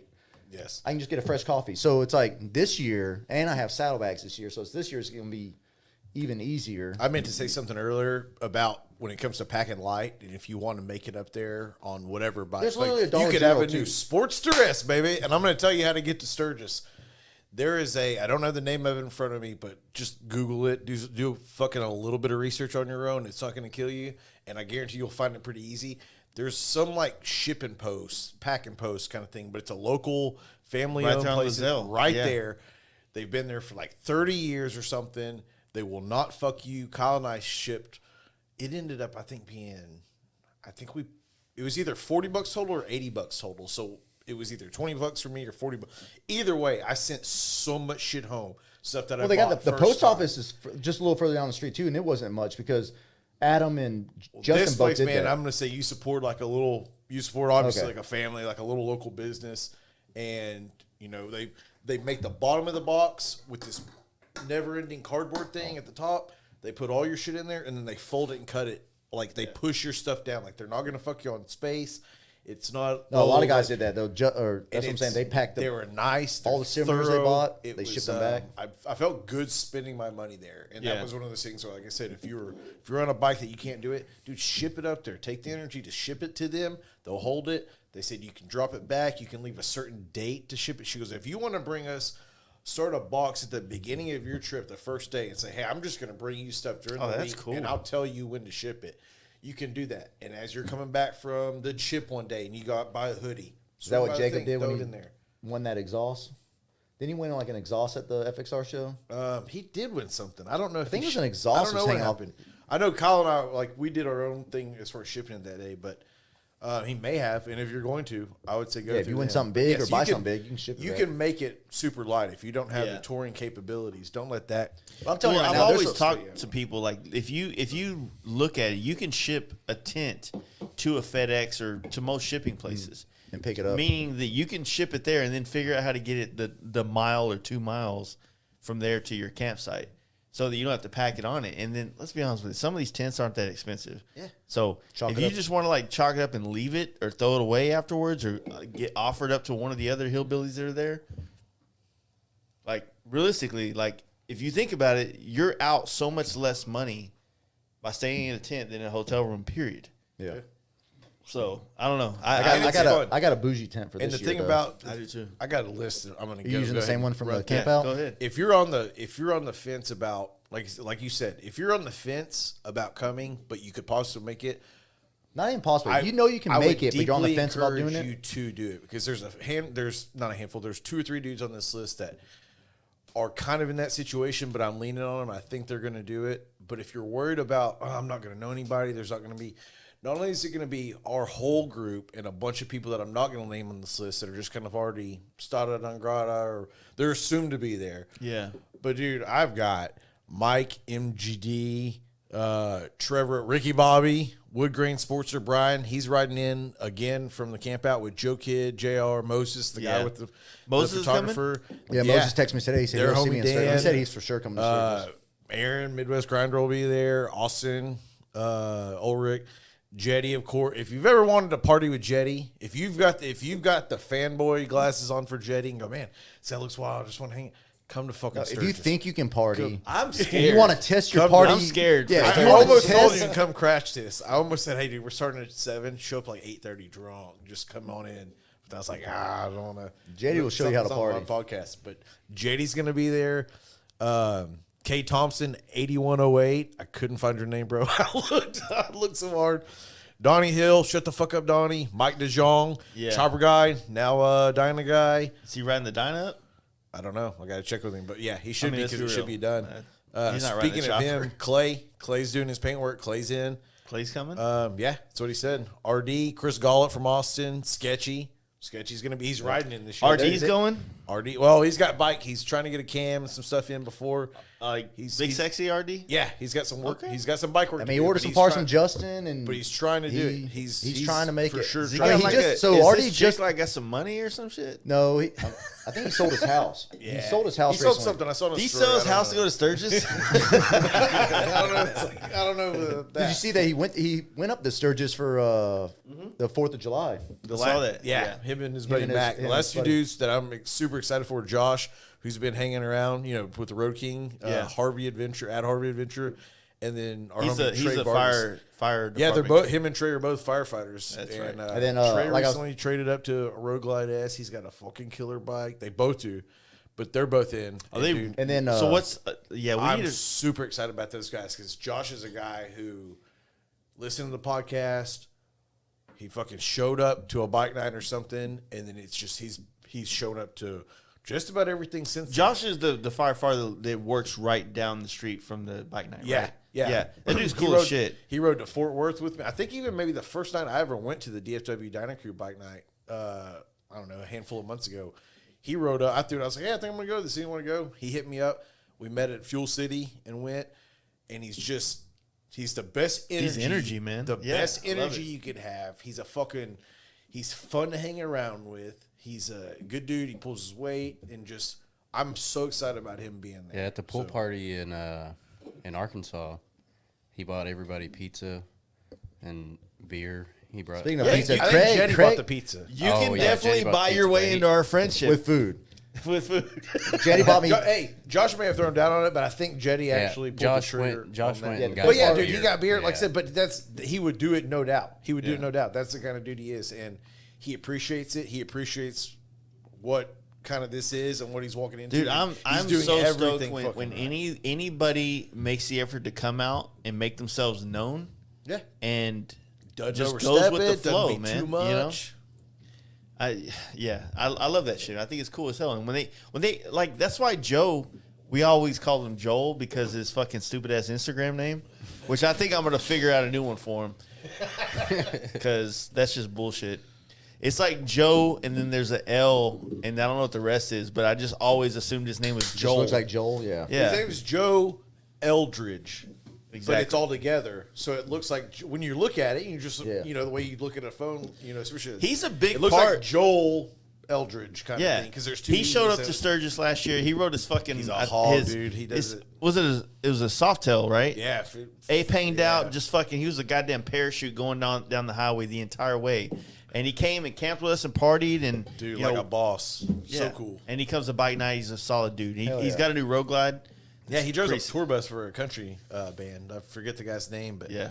like he lives that tour life. Like he's always out on the road. Like he's one of those dudes that he loves. He lives to get back home to ride his bike, and now he's on the bagger and just, dude, Hell as yeah. good as a dude. Well, see, that's another thing, right? So a lot of people get butthurt about the whole hell yeah brother thing. They really do.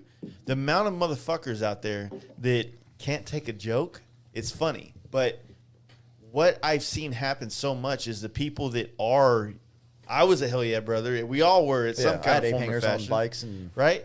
It's funny. It's joke. It's just good time. It's a good. We all come from that era, right? But we find something cool with this, and we all end up funneling into this style of bike, right? Joe was on fucking 20-inch ape hangers on a goddamn soft tail all the way to Sturgis last year, but he rode and he partied with us, and nobody gave a fuck about what he rode. He was there, right? yeah, because I think the hell yeah brother goes with not just the look of the bike, but I think it goes with the attitude and the, the lifestyle difference is so many people want you to accept them simply because they have a bike and not because of what they did on it. Like, I think what's cool about all this shit is the fact that you do something on the bike. You show up to events, you come Whatever party, the bike you do is. whatever. I don't give a shit if it's a V ride. Just like y'all talk about with Big Wheel And Cody he- showing up to the camp out on a big Just- wheel and Just to clarify, Joe didn't come home from Sturgis and fucking trade his shit in real quick. Dude, he rode that. He just got that Road Yeah. King within like a month or two. Like, he did his thing. He finally decided he wanted to. It wasn't a peer pressure thing. It wasn't you got to hang out with us to have this bike or whatever the fuck. He did it on his own and he's loving it. well, that's the same thing with Boz. Like Boz, like I said, he had the Cholo with 20-inch apes, Road King, Yeah. with a crazy paint on it. Bought a brand new Road Glide. First thing he did before he left the dealership, some KST bars, Cobra Neighbor Haters, like all the hell yeah shit on it. I have no idea what any of that shit is. Well, it's the meat hook style handlebars. Okay. You know, KST? and, yeah. What is that? I think it's a brand. KST, I think that's what they are. They weren't the factory 47s, but they look like the factory 47s. Okay, yeah. And but you know all the shit, and then comes up to the camp out, and then it's like, man, I want to start putting more miles on my bike, and realize that though it's a look, but it's also a functionality. Did you ever ride his bike the way it was? No. Because you said you really liked the way mine Dude, felt. yeah, to go on record, You're going to be in a magazine cover, bro. Yeah, barely on a magazine cover. You might recognize my arm. You made me wear a fucking Simpson helmet. I just can't wait for everybody. Yeah, dude, I lost weight. Man, look at you, look all That's slim what down. I looked at. I was like, who is? Like, he was wearing a different shirt. I was trying to look at the shirt. Which one of you fucks is this? I couldn't really tell. Yeah, I had my black sweaty shirt on. I was so nervous when we were doing that the other day. I was so nervous about. I wanted to just blast. That's what I was just telling Sam. I intersection. said I want to just smoke the tire past them. But let dude, them take each a photo. time, like I said, it's an intersection. You know, those two streets of where we were, and I just wanted to just look straight ahead, just. But I was like, what if, like, as I'm turning, some fuck comes, you know what I mean? And it's just, And I the bike's don't already look. sold. It's like, And I was yeah. like, oh. So every time I was slow, I was like, oh, it's on my bike. Bike sold, money spent. Exactly. I don't need to wreck this. That's why I thing. haven't taken the insurance off of it yet. But no, that's the first. Because I've had a road glide, I've had a street glide, but I put aim hangers on them. I did all the Hell Yeah Brother shit. That's the first road glide I've ridden like that. That setup. I've never ridden one. I've never been on Justin's Big bike. controls, Dude, 14 inch. holy shit. That bike feels better than my bike feels. As far as like your riding position when you're going down the road. Now, obviously coming to stops, you feel the weight and all that when you're putting your feet down. But going down the road, that thing it felt better than my bike with everything that I have done. And I have all this setup done online, but Bike sold. I'm done talking about it. yeah. No. But as far as like just that, like depending on what bike you have and coming around, if you don't have thick enough skin to take like baby little jokes, then fucking dude, this probably isn't the group for you. Like, Yeah. just even the big like Dude, on the- I get shit like, talked to by everybody. everybody. Nobody Like, is gonna. First Not of all, very instant- it's not nobody's ever gonna come up and be like, "Oh, dude," and just like start ripping you in front of anything. Ben, it's kind of like calling how my bike much a you put- Sportster, so Kind of how much you put yourself. I have to deal with out that all there. the time. And if you just kind of fucking hang back and you're whatever, nobody's gonna bother you at all. It's the more you try to fucking be the guy where that's when all of a sudden, okay, well, what do you have, whatever, and then like I said, and if there's a discrepancy, it's gonna be minor, just ball busting kind of thing.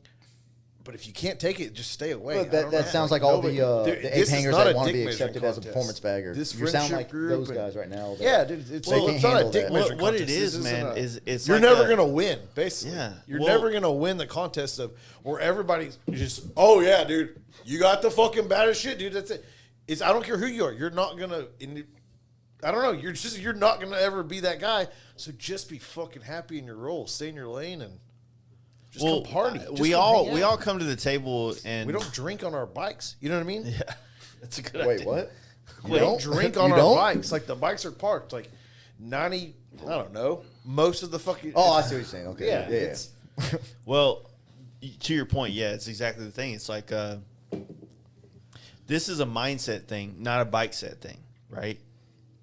It's about who you are and what you want to do in life. Like we all get stoked. Like once you park the bike and you get off the bike and you go get a beer, you start mingling with people and they start asking, hey man, so like Sturgis coming up, what are you gonna do? And you're like, oh man, I got a fucking volleyball tournament coming up, man, I can't do it, or a softball tournament. Like, oh okay. Like yeah, I don't know how to relate to that. Like you're. If you want to do that shit, or you go fishing or hunting, or you're fucking, there's a baby shower or some shit coming up. I get it, but we're all fucking into this shit, man. Like this is our life. We come to bike nights, we come to hangouts, we come to do this shit, and we gossip and we do our thing. But we're really sitting back and going like, man, what we do at bike nights and hangouts is exactly what we're doing on this podcast. Is hyping up with each other, like Sturgis, right? Fuck yeah, we're gonna do this, right? It's hype. No, I mean I think it all goes together. And like I think you said it one time before, like the bike is only your means of transportation, but it does kind of help. Oh yeah, dude. It Build a definitely bike, helps don't you get it kind of twisted. be known, if you will. If you have a more But you dialed don't in, need it, nicer is what I'm bike, telling you. Yeah. I think it's harder to get into the group. I'll be honest with you. I think it's harder because you feel like you already have everything you need to be accepted, and so you lack the personality to get in. In some, it's a huge generalization. Well, there's that. Okay, so I see what you're saying. There is that type that relies on. So I've been perfect following example. everybody on social media for 8 months. My bike's finally where I think Yeah. they will accept me. I'm showing up and expecting them to just accept me. No, the perfect as example- opposed to you if- should have been here when you bought it, dude. Like we could have been stoked for you every step of the way. No, if You know what I mean? if your Instagram Yeah. is only pictures of your motorcycle, And don't fucking call Because if yourself you're Glide. yeah. Don't get a fucking bagger you're boring- and then be so and so, Booger Glide or some shit next. You know what I mean? Don't do that. Just come to me. I'll give you a good fucking name for Instagram, If dude. you're weird, if you're awkward, I'm gonna start selling them. You can have the coolest bike, but guess what? Some fucking dude rolls up on a fucking 10-year-old used Dyna, and Yeah. he's funny. He makes me laugh. Like, I don't know, dude. I'm probably gonna hang. It's just your bike. It's so for me. It's not secondary. It's not third. It really doesn't mean much as far Yeah, it as like, how doesn't, much man. I like you as a friend or how much I think of you or like. No one's gonna be It like, is this dude's not, so dude, rad. like- He's awesome. He's fucking down to party. He's just like us, but he rides a fucking VMAX. This dude has the tits of a fucking performance bagger, but he's a fucking cuck. Like, Yeah, but I think Yeah. it goes both ways. I think it could be like a happy medium because I think a bike that's like well proportioned. Yeah, I don't know. Yeah, Like, but I don't. If you have a good just like attitude, he said, and you I have don't know a single dude that would be like, "Oh, dude, hey, fucking, No, but fucking Randall's gonna come hang out with us." Who's Randall? Oh, dude, he's fucking becoming a bike night at school. He's got like a fucking. He's got a Sportster. No, you might like, say I don't that, know a but- single dude that's gonna go. No, you know what I mean? I'm just Yeah, whatever. Some.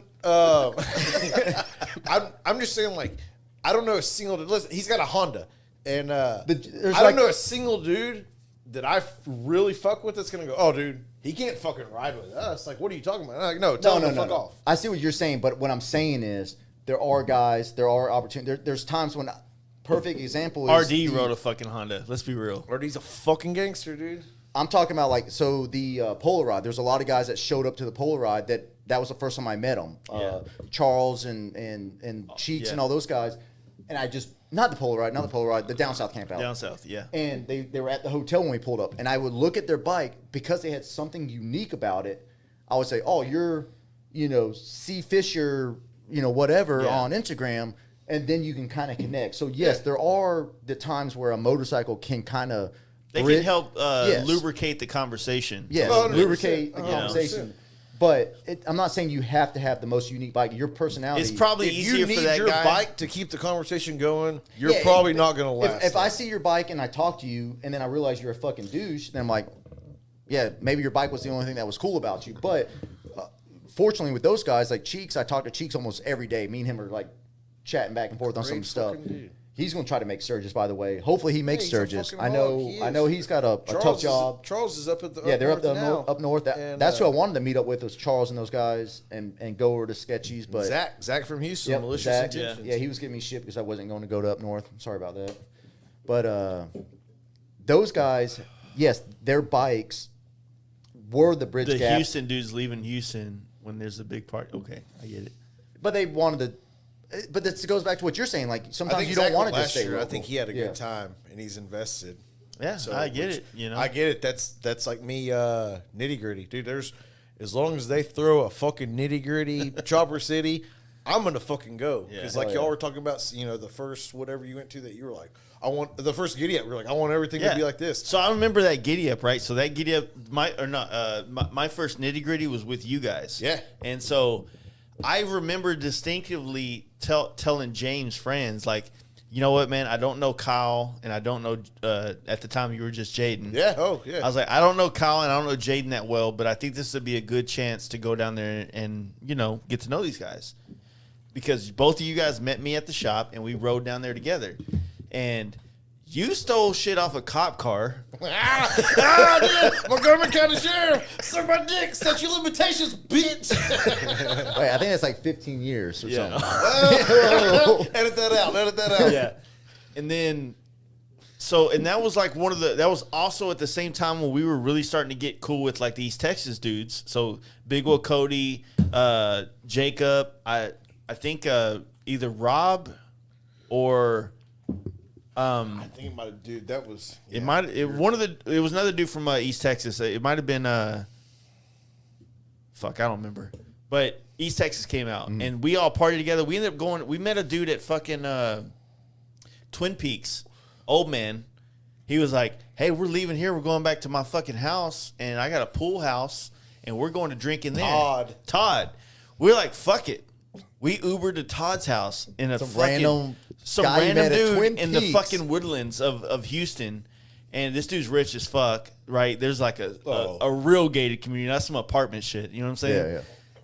We get to his house. He got fucking beer. We have a great time. You know what I mean? Mark shows up. He rides over there, and he's like coming in like, "Where's the cocaine?" I'm like, "Oh, it's not that kind of party." So that was one of, like I said, I was still getting. That was the year that everybody jumped the bike over the fire. Yes, and the guy Jason. I forget his DGK Jason or something, but his name's Jason. But yeah, he jumped a mini bike over the bonfire that somebody had thrown a couch onto and made it even bigger, and he jumped it. But that was one of my first kind of getting out. It was after the camp out, but there was just such a different vibe. Chief came down with us. Yeah, you're right. Mark was with us. Cody was with us. I had just bought my bike, the one I just sold. We had that little spot. You know, you're looking at the bar to the right. I don't know, 40 feet. I don't know, 40 yards or whatever. Like on the other side of where the guy had his trailer. Like but it was kind of on this hill. It looked down like on the pond. Like I don't know. That was one of the things. That's probably your giddy up. That was one of which. But I also went to the last giddy up. Like I'd seen giddy up. So giddy up for me was that first one that's like, okay, I'm into this. Where I'm hanging out with friends, where shit's happening, where it's one of those things where I'm like, this is what I want, and I'm glad I didn't put like everything has to be giddy up. I've learned. I've been to other nitty gritties that weren't that first nitty gritty. Yeah, and I've learned like, just like you said, you can't. They're not all going to be that special magic, but for me, that was one of those special magic moments between the Friday night getting down there with all of us, the Mark, the Todd, just the whole fucking weekend, the show, leaving the next day. You know, we wake up, all of a sudden it starts kind of raining. It's kind of cold, kind of shitty. Cold as I shit. bought this first manufacturing like canvas shirt from some vendor, and she gave it to me on sale. I paid $50 cash for it, and it was worth way more than that. And I still have it in my closet. I've worn it fucking 50 times. It's a badass shirt. Just everything about that weekend was fucking rad. And I've had a giddy up weekend. I've got the same affinity for giddy up if they ever start that again. Just a fucking name. I'm loyal to it. Yeah. So like I said, when it comes to stuff, who hosted I'm that? Always going to go to nitty gritty. Always. It was a group of 5 people, and they were all pretty large names in the vintage chopper thing that has been taking place. So I know Matt Jackson was trying he was trying to do, what was the thing that he was trying to replace Texas it with? Time Travelers. Is that what it was called? Yeah.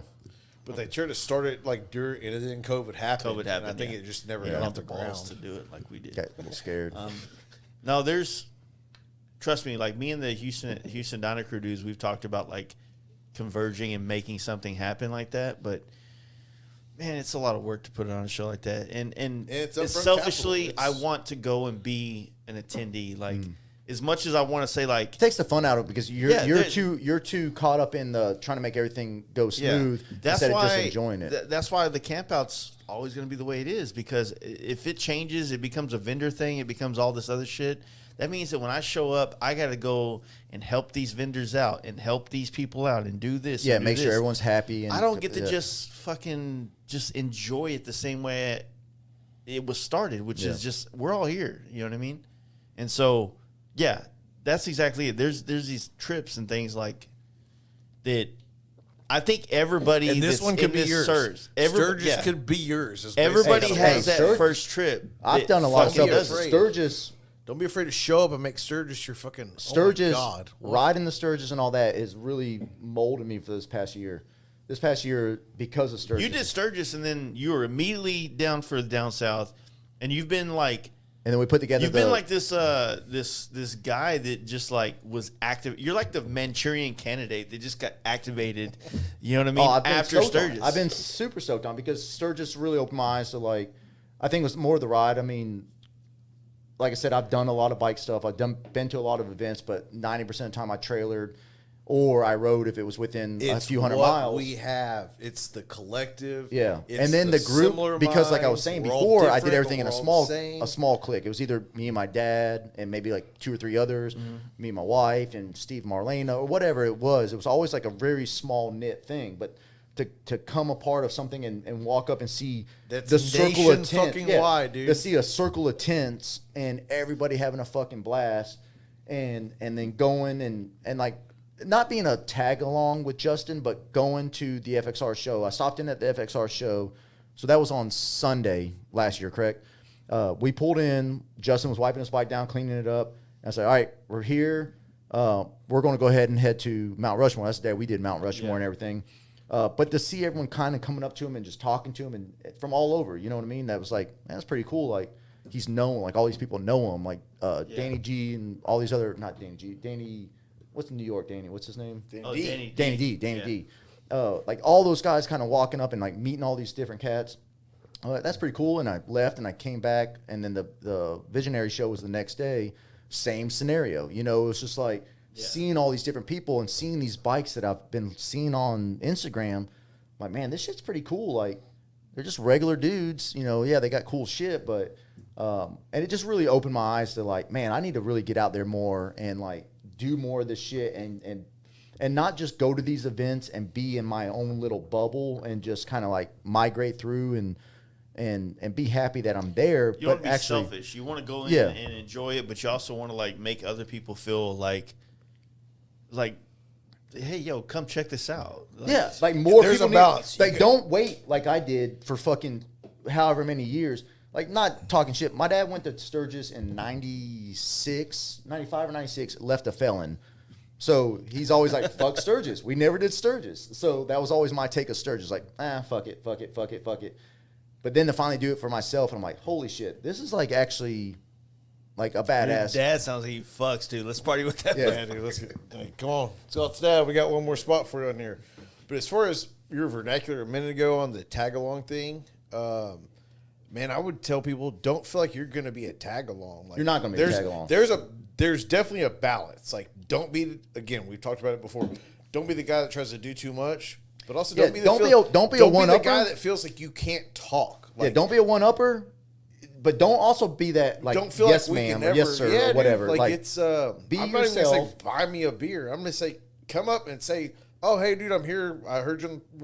Whatever the fuck you want to say that you're here because we're here kind of thing. You're calling me dragging on Instagram, right? Oh, hey, I'm probably going to buy you a beer just because I'm so stoked you're there. And then it's one of those things like it just goes from there. But yeah, don't feel like you're a tag along at all because you're only a tag along as long as you act weird. But the minute you come up and we have a beer together and we fucking introduce each other, shake each other's hands, and I'll admit, I'll be honest, if I've had a couple beers, I'm probably going to give you a hug too. But once it happens, dude, we're friends. We're friends. You know what I mean? And then the levels grow from there as far as the friendship. But come on. Come the fuck on. Yeah, I'll admit, when I first came in, I was kind of standoffish only because, like, you know, I'm new to the scene. Not new to motorcycle, but new to the scene. First time in Sturgis. I just kind of sat in the kind of the back row and just watched all you guys for the first night or two. And then the third, when the wall was getting built, that was the first, like, actually, like, sitting up and being on the table and like really getting to see everybody and their personalities and all that stuff.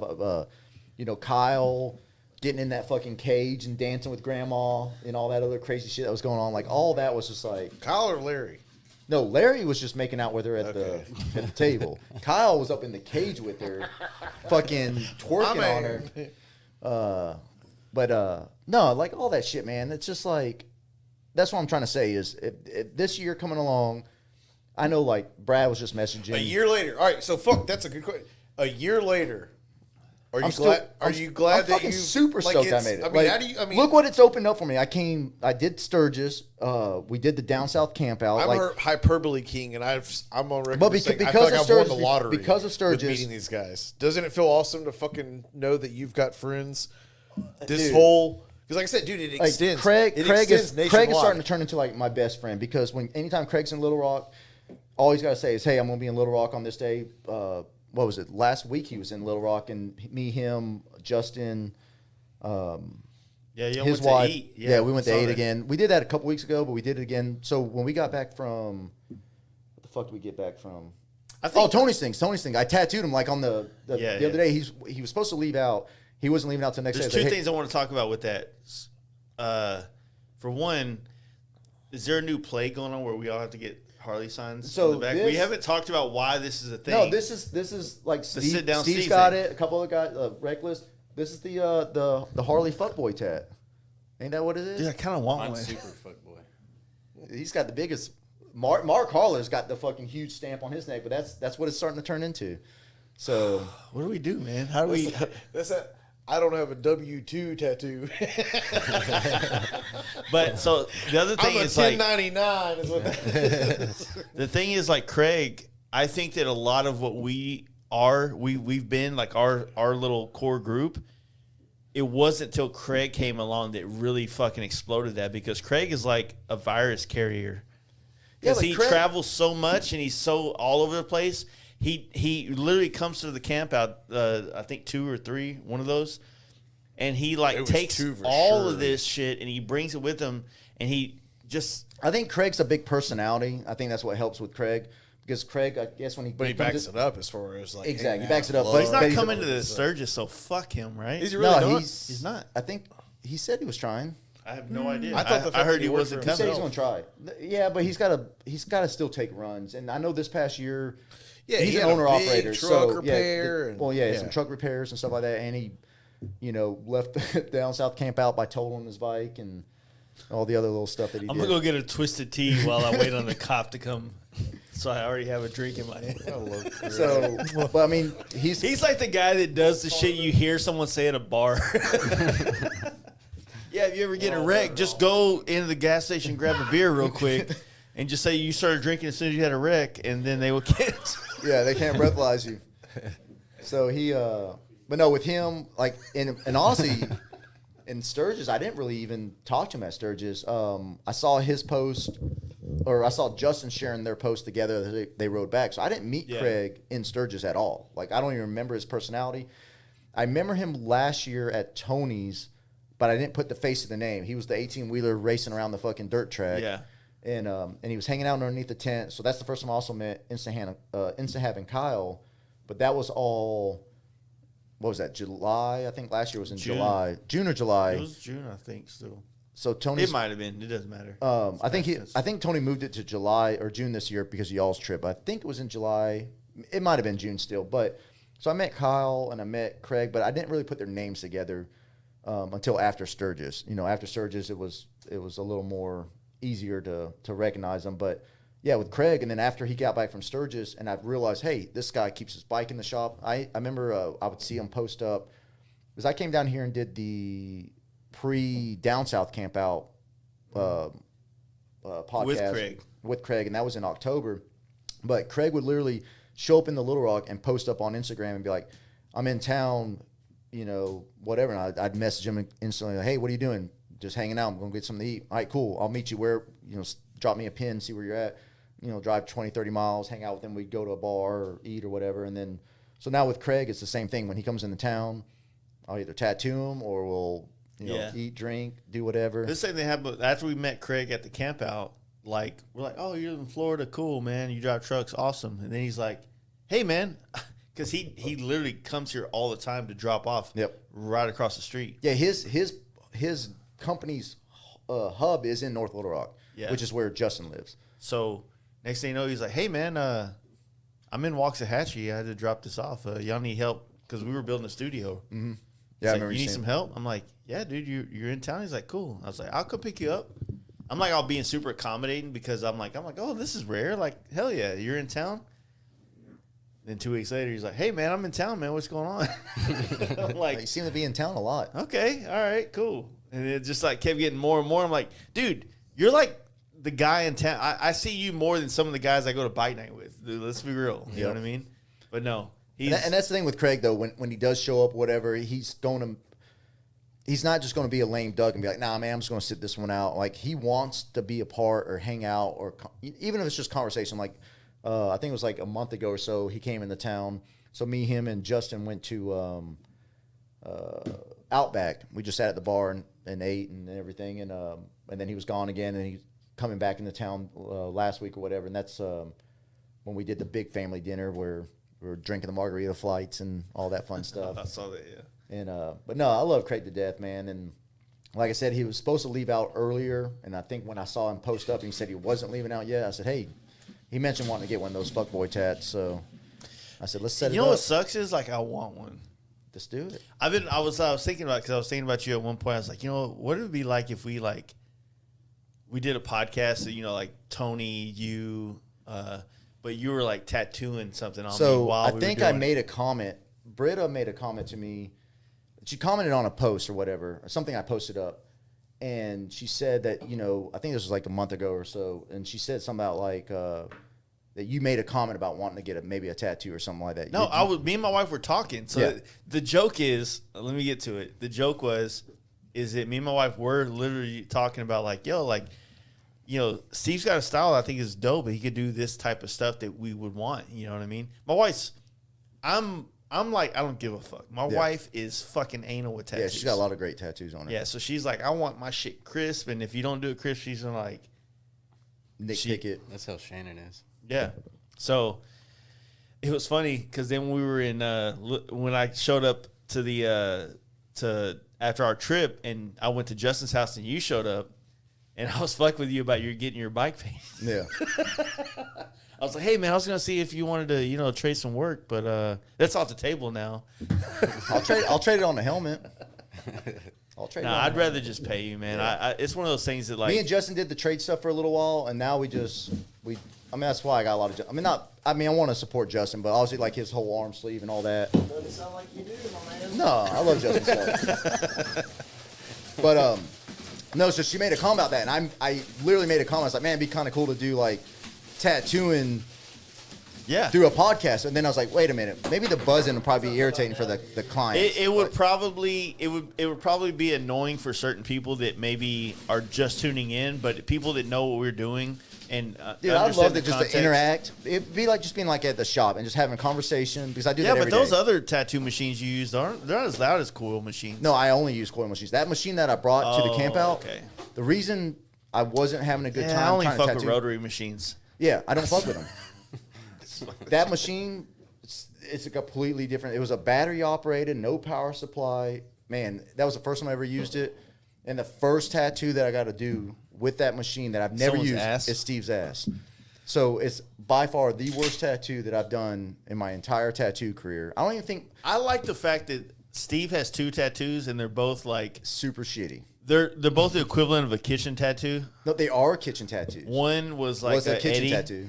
Eddie did a They KTFU. keep the fuck up. I'll get a KTFU tattoo 100%.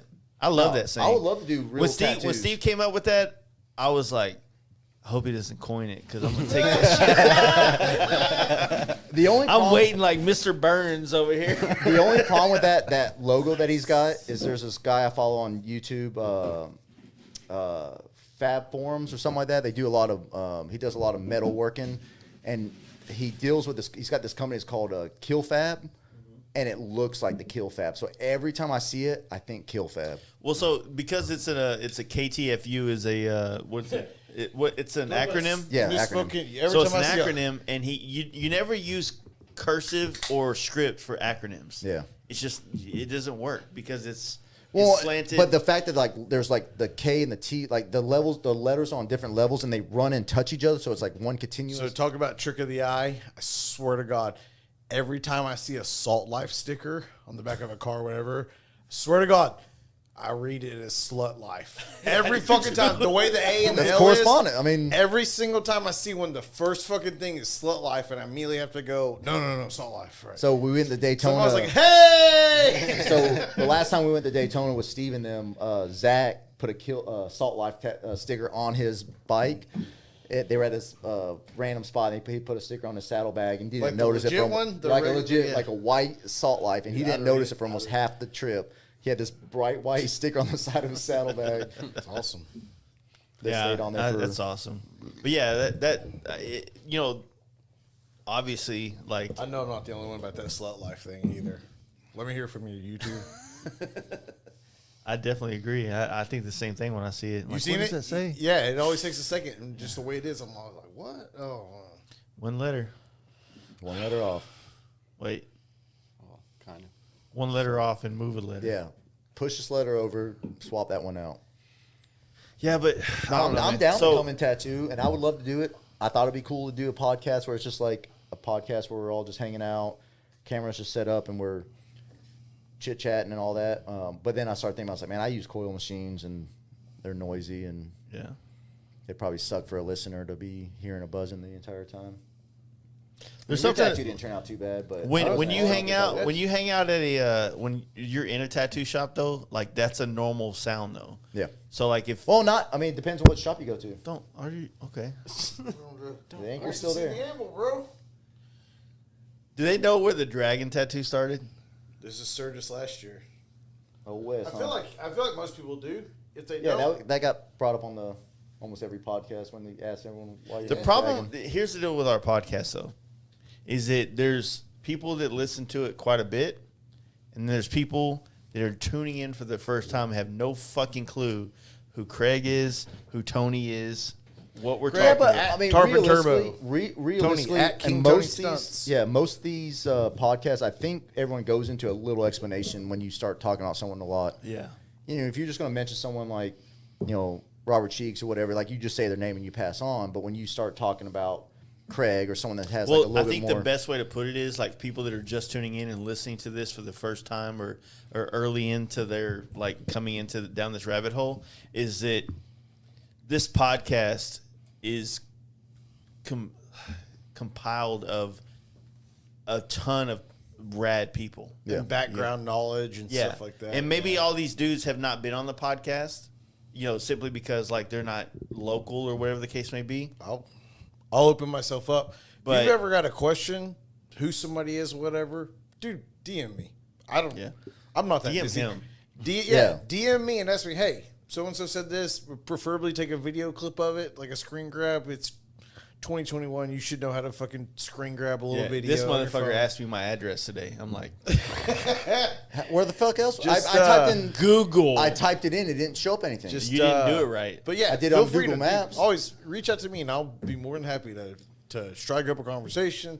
I'm not the quickest on getting back to you, to be honest with you, but shoot me a message. I'll help fill in the gaps wherever I can. What's that coming right there? Because I know it feels like This is when my search I there's did a on bunch Maps. of background, and it seems like everybody's friends except you, but Keep that's it. not the case. Hold on. No, I got it right here. This is what I put in. Just come Even out, before hang that. out. Don't ever be too afraid to come Good thing out. my and do name is something. not Fast Life Garage. What is the fucking name of the shop? It's the The. Fast Life Garage. So hold on, let me put in the. Yeah. Is it on Google Maps though? I mean, how your world changes. I know it's on Nose. Apple. No. Are you on Apple? Yeah, this is an Apple. Google Maps is the best. True that. No, this Double on- true. This is one. I don't have Google Maps. I have the maps that comes with the What do you phone. mean you don't have Google apps, maps? I have the maps that come on the phone. So you're You just got now Google getting. Maps, though. You have Google Maps. You may have to download it, but you got it. Yeah, I could possibly have it, but I figured if it's So not on here's this, the deal. For possibly me to have be on Apple, I have to do a Yelp. I have to. oh, you don't want those bad reviews? No, I don't fucking want to. I don't want people fucking I know what you're searching saying. me Yeah, to yeah. get to get. So, work. anyways, I don't have Google Maps. Yeah. I typed it into Apple Maps. It didn't show up. So I did the common courtesy thing of just saying, "Hey, what's your address?" I'm getting shit for it. yeah. Shouldn't have bothered a big man. Shouldn't bother me. Too big, apparently. Should have bothered me or sex. I'll know next time. I'll screenshot it, though. I saved it. There's something like kind of like I'll mark it as my second home. when Jacob Conrad came up here, he never asked me where our shop was. I was like, okay. He must have a Droid phone. I don't know what to tell you. I was like, hell yeah. I didn't know I need to download extra apps just to. Well, it's people's chant material. It's the people's shit. Yeah, Apple. You know, I'm an Apple fucking fan, and their maps suck. It's just not the best. And, Yeah. So the Apple Maps, it was doing this weird thing when right after I was coming off the state line, it started saying, "All right, 10 miles, continue," and then it would say, because I don't have a phone mount or nothing like that on my bike. I just put my phone in my pocket, so I can't see what it's telling me. And then it says, in 3.5 miles, take exit to, I don't know, 469 or some shit. And then it said, in 1.3 miles, take exit to 49. And I'm like, what the fuck? I mean, it kept giving me these different things. I mean, it was going on for about 3 minutes. And then finally it said, take 49 to Houston. I'm like, all right. So it tells me to take 49 to Houston. So I start taking 49 to Houston. And then I'm on that road for a little bit. And then it says, if you want to save 45 minutes, get back on I-30. And I was like, what the fuck did it just tell me? It told me. You're one of those guys that I fucking can't stand. You're the guy that prints out the fucking MapQuest words. No. I used to do that. The phone's talking You're in to the me. military and you don't know how to look at a map and just make your own fucking educated. No, because a lot of times, here. in my defense, these phones, when there's traffic and it has a red spot, it will tell you a way to defer it. So I thought it was trying to tell me. That is fair. I thought it was trying to tell me, because I'm not looking at the picture. I thought it was saying that there's going to be a lot of traffic because there's construction through Texarkana. Yeah. So I'm like, okay, it wants me to get on 49 and loop around the traffic. And then it says, oh, you're on 49 now, asshole. You should be on I-30. If you want to save time, get back on I-30. So I remember getting back on I-30. I'm like, why the fuck did it send me that way? And I'm going down it for about 5 minutes. And I'm seeing cars that I passed probably fucking 10 minutes ago. And I'm furious at this point. I'm like, this motherfucker sent me the wrong goddamn way for no reason at all. That sucks. Yeah, no, to be fair, yes, that is. Be a man. I get that. Memorize Like, the map. Be a man. So phone mount, apparently. what I started doing, because like I've talked about it a million times, like I'm a map nerd. I'll sit here. If I'm like, oh, Yeah, so we're you're going to the guy California that next fucking week. prints them off. I got it. No, I don't print them off. I just like lay in bed and look at it. Like, oh, this would be badass. This would be dope. I try to memorize where I'm going before. So worst. No, case, I do my too. phone But doesn't. if there's traffic, When I if something did, happens, that's what I'm saying. Yes, to I that improvise on degree. the fly in that situation. When I went to Cali instead of going to Daytona this year, I was like, I left the RAM mount at home. I was like, I want to do this. Hear me out. through my brain. I want to do this without using the simplicity of Google Maps, because don't get me wrong, You want to do this like 2002? Yeah, I do have the GPS on the Road Glide, but it's very complicated to use that compared to like Google Maps. Yeah. Right. So if you put your address in there, it doesn't adjust for traffic at all. It'll put you in the fucking thick of it and be like, this is the quickest way to get, or this is whatever. Right. I just look at it like I like to be able to look at a map and make a decision on the fly and be like, okay, I know I need to keep going east. So to keep going east, I know this, and this highway gets me going that way. And if I get into a point where I'm starting to get weird, then I'm going to fucking like it's just, when you start traveling a lot on bikes, you start finding new ways to entertain yourself in those areas that aren't the most entertainable. So you know that all odd numbers are north and south, and even numbers are east and west. I think I taught you that. No, I learned that in geographic class. Okay. There's not a class called geographic, but okay. There was something named that. Social studies. So there it was. We're all baby. the same It's age. English, Social mother- studies. No. Yeah, that's a really common thing or not a lot of people know that though. To be honest with you, I've talked about a lot in the podcast that Most people are fucking idiots. Let's be honest. yeah they know And what the numbers get fucking higher dumb. as you go either Or further maybe north, not like dumb 10, inherently, 20, all those. But they're just lazy when the answers, and there's so much stuff there that these little, they're just fucking, I guess lazy is what you would call it. But yeah, I don't think they're inherently stupid. But you're a dumb motherfucker. Until you start if traveling- No, I don't think people are stupid. I think people rely too much on this now. So they don't have that. Well, dude, fucking rely on it some. Like, if you have a dumbass fucking question and the answer is easily found here, look it up, motherfucker. Like, I think too many people, like, there's certain things that as you start traveling on a bike or even road tripping in a car, start to become more illuminated to you, because it's peeling back all the layers of its importance in your life when you're on the road. Like, okay, well, hey, I'm looking at this map on my screen in the car or on my phone. I'm like, I just noticed that all the fucking the highways that go east and west are fucking even numbers, and the ones that go north and south are odd. I didn't notice that. Is that a thing? I mean, Google it. Some of that's It's a trial thing. and error. Yep. You know, It is. You live That's and you how I learn. figured it out. Hey, you live and you learn. All of a you'll be sudden you get surprised. separated from your friends, and you realize you don't have cell service, and you can't even look up a fucking map to see where you're going. Like, you live and learn. But and again, Yeah, I've people never just- been I don't think accused people of being these the days- fucking people brightest these days bulb on aren't- the tree. Aren't that smart though? But I'm not the fucking dimmest bulb either. So it's almost Yeah, like just don't- you lived. yeah, I lived it and now I fucking learned it. But you don't even have to go down that route, son. Yeah, we have people that call our tattoo shop and literally ask us where we're located. Oh, at. Jesus. Hey, You how did found I our- get there? Don't get me How'd started. you find our phone number? Don't get me Yeah. started on that. That's what I'm saying. Like that's one of those deals where it's like, it's kind of it sucks because it's one of those like new norms that's not quite universally accepted, but it's 5 years from now, if you ask anybody for directions, you might get like, you're not welcome anymore. Yeah. They just hang up on you. You just hear a dial tone. Yeah, like, hey, if you can't figure out how to make it from point A to B, when there's a chick on your phone that you just hold a button down and say, how do I? No, 100% agree. Way of the world, though. What can you do? So, this year's Sturgis trip, Okay. we've got the hardcore show, On Monday, Joe's show, the FXR show. Yeah. Sunday. V-Twin show's on Wednesday this year. On Tuesday there is a Torque performance. It's the Torque magazine, right? The thing that you were shooting. You know, we shot you riding my bike today to kind of get the magazine cover for that.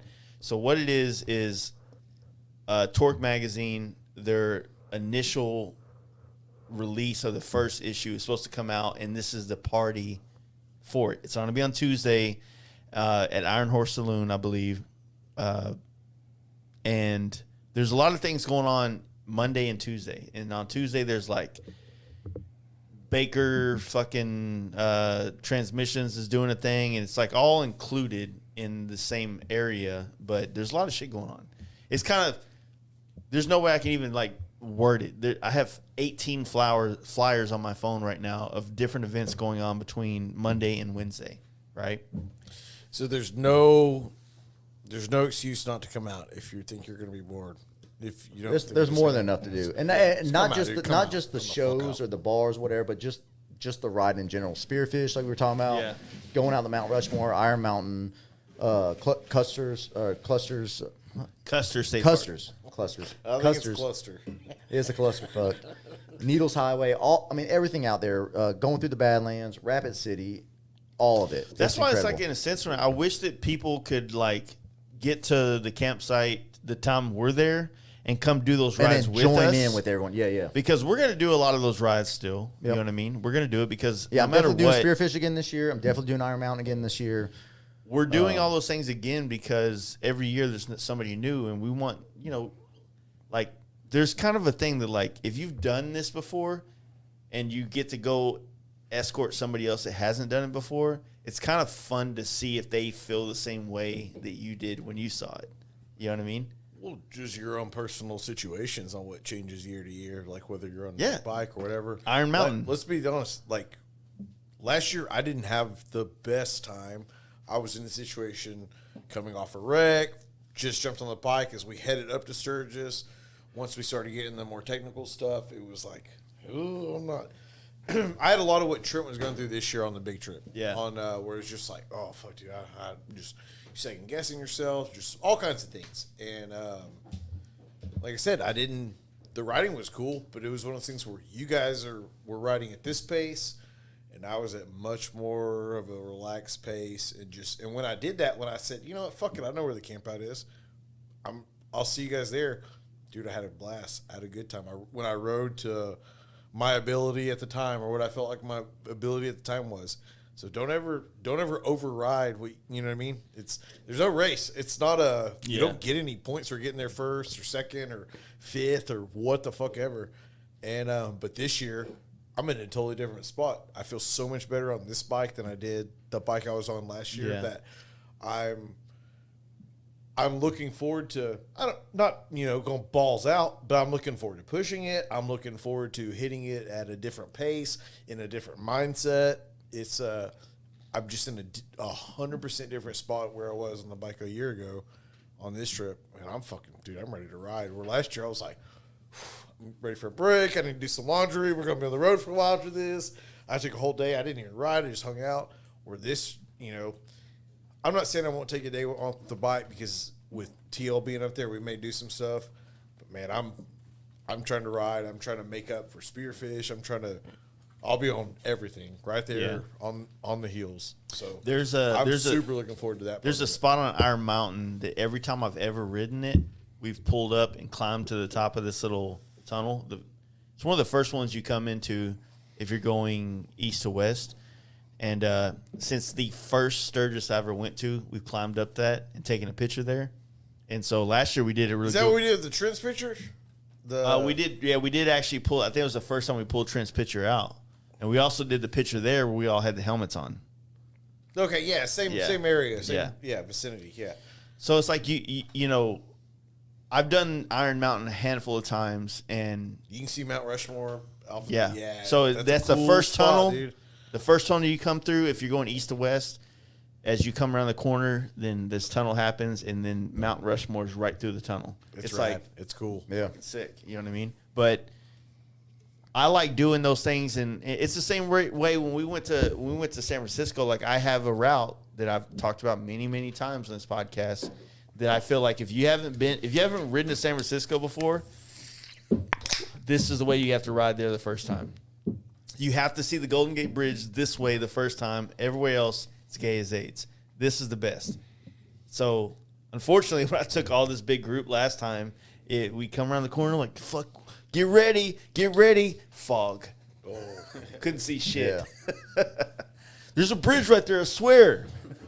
It happens, man. But, no, that's what's, like, if you can be at Sturgis early enough to come and do these things with us, then you won't feel the need to break off and do your own thing. And don't get me wrong, like having 30 dudes behind us on a trip it's not fun. It's not fun. It's not enjoyable.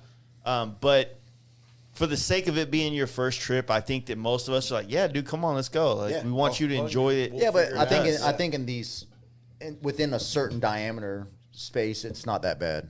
If you're trying to do like to Maine, obviously having 30 bikes go from Texas to Maine would fucking 12 was a rough one. But if you're at the campsite and 30 guys want to get together and try to make it over there, when you go through Rapid City, you're getting off the highway and you're going through that town, you might hit a couple of stop signs and the group might split up a little bit. Go ahead. Do what? No. Nobody lives close to Sturgis. If you make the fucking effort to get up there and you're fucking with us and you're hanging out, come. Yeah. If I'm the last motherfucker at I don't care if whatever there's 100 we're going bikes, to, like, I'll wait. we'll make a good I'll time. wait. Like nobody will be left behind. If you're coming up there to fuck with us, come on. And I promise you won't be left behind. And I mean, the thing about like all this stuff is like you get to there's a lot of things that I do every year at Sturgis, and I'm down to show like the newcomers, but there's a lot of things I don't do. I don't do Badlands. I don't do fucking Devil's Tower. They're really, really far away. They're off the beaten path, and they take a day alone to go do those. So I didn't do either of those last year. They're not close. I mean, if you're coming west to east, then maybe you should stop through and see Devil's Tower on the way into Sturgis. Yeah, if you're going east to west, we were leaving. We had to get to Colorado Springs at a certain time, so we're getting off, and then I'm looking at the maps, and Devil's Tower is like it's a pretty northwest. It's a little hike, and then to get to Colorado Springs, it's not on the way. No, if it was just like a couple minutes out of the way, I would have done it. I mean, I'd love to see it and everything, and I hate that we missed it, but it's one of those things. For me, that's one of the epitome of those things where you get there, you're like, oh, so this is it, huh? All right. Oh, well, that's what I'm saying. It's like you were saying with like the Grand Canyon. It's one of those things that you see it and you're like, okay, it is what I expected it to be. All right, I saw it. Nobody can call me a liar, but I think the hardest part about things like the Grand Canyon, though, and it's probably the same way with Devil's Tower, is like when you go to the Grand Canyon, if you're riding across country with your boys, right, and then you get to the Grand Canyon and you feel like you're, fuck yeah, we're about to see this thing on the bikes, and then you get there and there's a fucking bus unloading tourists and tourists people there taking photos. Yeah, you're like, this isn't special to Your me. reward is not that; it's everything before and after. Yeah. It's the experience, and that's kind of like when we got to Colorado Springs and we did the Garden of the Gods. That's how it was. It was like I thought I was going to get a ride through it and it'd be nice, but man, we're like literally stuck in a caravan of cars and vans and That's the problem with a lot of the bigger attractions in the country. So that's why, like, I think that people would understand, or people would see that, like, we kind of talk about the smaller things that become more impactful, because when you show up on a bike trip to Monument Valley and there's nobody there, you're like, don't get me wrong, people stop all the time to take that picture, but there's not a bus there unloading to where, like, you get the picture of it, but then right behind you there's 500 people. Yeah. It's not that. And that's what Grand Canyon is. And, you know, that Grand Canyon was like that. I'm sure if we went to the lighthouse in Maine that's the most popular, it would have been that way. But going to the lighthouse we went to, the Forrest Gump one, it's small. It's not as, it's very underwhelming. It's kind of like a white dick, I guess. So I've got a homegirl who happened to be on a Maine trip with her husband and kids and family and stuff. Yeah. 2 weeks, 3 weeks after we did it, and dude, they hit a handful of lighthouses, it seems like, but they never made it to the Port Clyde one. They never made it to the Forrest Gump one, and I kind of liked it. It was because when we got there, it wasn't super crowded. Yeah. It gets people every day for sure, but it wasn't like you didn't feel dumb. I still feel like there was a little bit of this is fucking cool. Well, that's that like, we got there because it wasn't over fucking run with you know the fucking Chinese bus and 1,000 cameras and fucking whatever. Oh, fuck China, dude. Fuck China, the biggest of their fucking asshole. Fuck China. They're probably going to build a lighthouse to make, they're just going to mimic everything. There's going to be an America within China. That's going to be the United States next war. Mark my words. I wish I could put like a prop bet on it. China is going to be the next like war. Like it's going to be people lining up to go against China because they were just going to overflex. That's it. We're not talking about anything else. That's it. Fuck China. yeah, talking about that, like the waterfall at the Spearfish is a perfect example. Like everybody stops there, and there's 100 bikes parked around it, and everyone taking photos. But the amount of people that are actually willing to hike to the little Devil's Bathtub, very slim. So when you get out to that, there's going to be a couple of people out there with you, but it's nothing like the waterfall. Because the waterfall was just, I remember when we pulled up to it, at least we packed some beers with us, so that was like one of our stops to have a beer and relax. But there was just so many goddamn bikes. They have a parking across the street on the one side. They got a little porch area that you can stand up to and take photos, or you can walk down there and get a photo like directly under the waterfall. Like that thing was like 100 people were there when we pulled up. But the Devil's Bathtub is like what you were saying, like some attractions are worth the little extra effort to not have so many people there. Devil's Bathtub. I want to know what that looks like. I think I might have a picture. I wouldn't mind seeing this dude's, what he's talking about too, this swimming hole. I have to scroll all the way up here to the top of these photos. No, I heard it was a pretty good, dope little spot. So. But yeah, I'm looking forward to doing some more and actually relaxing. Last year I was like so fucking jacked up, dude, just to be there. Then I got there and I was like, oh, we did some stuff. I was like, all right, I need to do some laundry, get ready. Boss just texted me and said, fuck that Devil's Bathtub. It was almost like... So this I'm right here. so much excited about this. So this is the hike, what I'm about to show you. So this is like what you're hiking to when you're getting out there. So these are like things you'll see. You'll just walk out there. This ain't the Devil's Bathtub. This is all part of the hike. So when you actually finally get, so I got these tall, there's Boz and his wife. So when you finally get out there to the Devil's, there it is. So when you finally get out there, this is that slide thing I was talking about. So it's a slide into this water hole. So you can throw that up on the camera. So you can literally slide down this little embankment into this watering hole that's underneath it. So that's my wife, like literally sliding down into it. I knew it was your wife. Oh, you got some pictures of random chick sliding. And then this is just standing in it. But anyways, that's all it is. You walk out to this thing. It's this big roll it up. Show that to the world. Let's do it. Yep, that's it right there. So it was a good Airdrop time. those to Click the Saks. pic. What? Zoom in on the pic. Which one? And then when you come, The most, not the one below. That's definitely not it. Probably go the one at the very top. It's probably the most accurate. Nobody listening to this podcast except maybe Justin can afford that bottom pick with the blue ocean. That's definitely a My Machinist thing. Yeah, that's a my machinist vacation. Yeah, it won't let me do that. You can't click on it? Airdrops him some of those. Here's Boz's thrilled face on the hike. Thank you for being a friend. Nah, but it was a good time. I mean, like I said, it's not the biggest swim hole or whatever, but you know, But it'd if be your cool. woman, yeah, it's I mean, cool yeah. to see it. If your woman's into outdoor stuff like my wife is, it's something cool to say you did. She had fun. She enjoyed it. It made her trip, so that's all that matters. Oh yeah, no, we're gonna have a good time, no matter what we do. So I'm trying to think.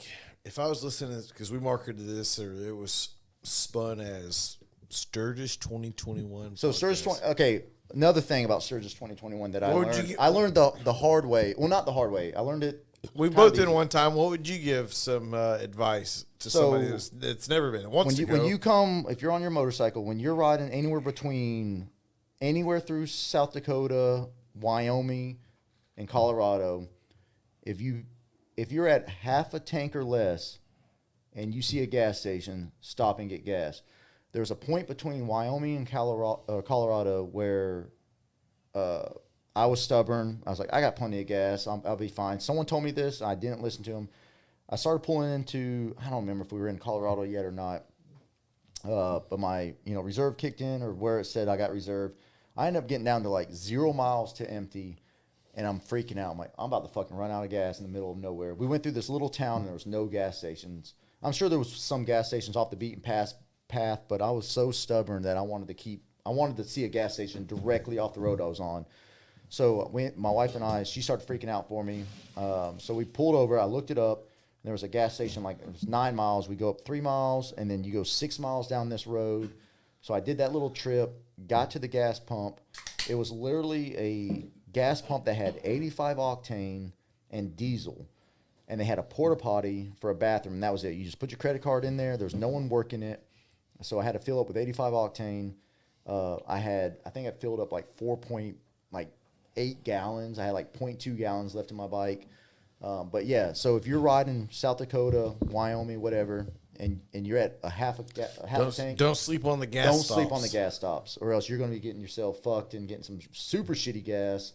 Yeah. So that's or a big if they have 85 and they actually have a place you can go inside, they usually have octane booster. yeah. But This one didn't have anything to go inside. Yeah. So next thing I know, I had to limp my bike from that gas stop all the way into Colorado Springs. so when you Google Maps, when you gas Apple Maps got me to this gas make stop. sure you don't go to so and so petroleum, because this is also oil field country, and you can see yourself pulling up to a fucking oil field pump that says gas petroleum or some shit like that.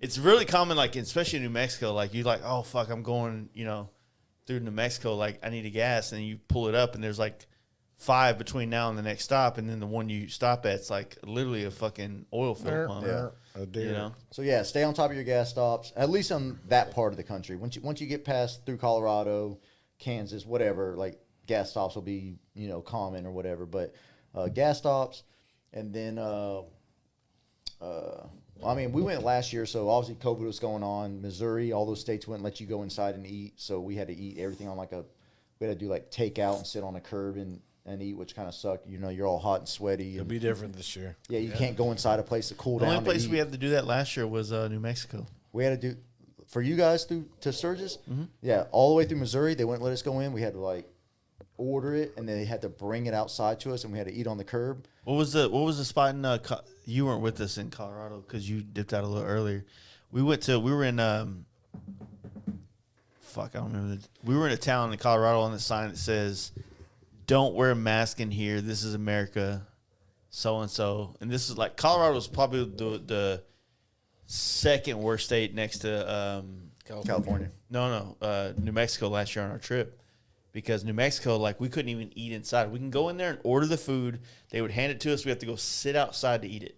So we stayed in Colorado Springs for the night, and we were able to get into restaurants. Yeah, and we eat. ate inside restaurants. That wasn't the problem in Colorado. The problem in Colorado was they stopped serving beer and alcohol everywhere at 10 p.m. So we were at Chili's, shutting it down, having a good time. We're like, let's get some more beer before we go back to the hotel room. we went across the street to the gas station. They stopped serving beer at 10 p.m. Oh, they couldn't even sell it at the They gas wouldn't station? sell it. You can go Oh. buy a fucking Coke or anything else, but apparently buying beer in Colorado after 10 p.m. was a COVID risk. Oh, that's crazy. Should have robbed it. Hey, Well, night moves. What's your But, what's the route? All right. So this- I say before we say what's the route, if I've never been, dude. I've been listening to the podcast for a minute. I want to go. What's my budget? How much money should I have in the bank? Not just to budget, but how fill- much time do you have off work? Because there's also No. a I'm faster saying route. what's the money like if you're gonna put a dollar amount on this trip. If I've never gone, hey, I've got the time off from work. I've got the bike. I just need to know what am I looking to spend. What do you think this is? Are you solo or do you have someone? Solo, with you? let's just say so solo. solo. So I You spent, got a fucking chick with you. You know, hey, you know your bitch better than I do. You figure that out. I'm trying to help well, you you out. might as well just times two whatever you spend. Well, I'm trying to help out the dude that goes, I've never been. I'm just trying to. So if you do what I did and actually pay for your visit at the campground, I did that's that $100 too. something bucks for the. I let's just say $200. Just just round say it up. 10 bucks. Yeah, gas. You know, you're gonna 180 spend. something. You're gonna spend. You know, If you're within 1,000 miles from Sturgis, let's just say that gas is like roughly around $3.50 right now in most states with premium. premium. So let's just say that you're spending roughly, just overshoot it and say if you're within 1,000 miles 15 between bucks or so a gas stop. within the 1,000 there, 1,000 back, that's 2,000 miles. And let's just overshoot. Let's just say you're going to do 1,200 miles there. Not unheard of. Let's be real. It's not unheard of there.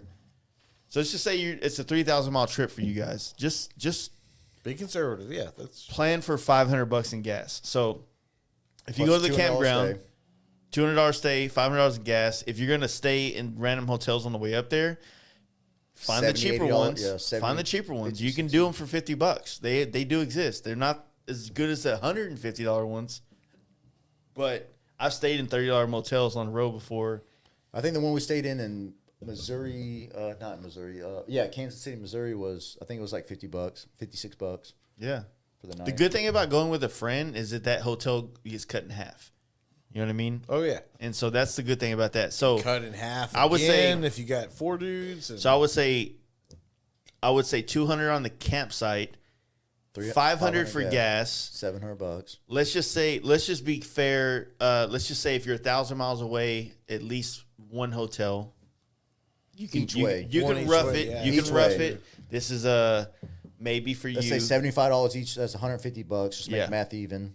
Exactly. So you're at $850 right there. $850, and then if you Food. if you go to Sturgis and you do food conservatively, meaning that you go pick up some cheap food that cold you cuts, put them in a cooler. yeah whatever. like cut some like some peanut butter jelly, some- Beanie weenies. just the random, like, go to the grocery store and buy some shit you can make sandwiches with, right? You can do it really cheap. I've seen people do that. If you start going to all these spots and eating Yeah, if you're and eating Loud drinking, American or fucking Knuckle and all that yeah, shit you're every going to night. spend a lot of money at those spots, and it's going to add up real quick.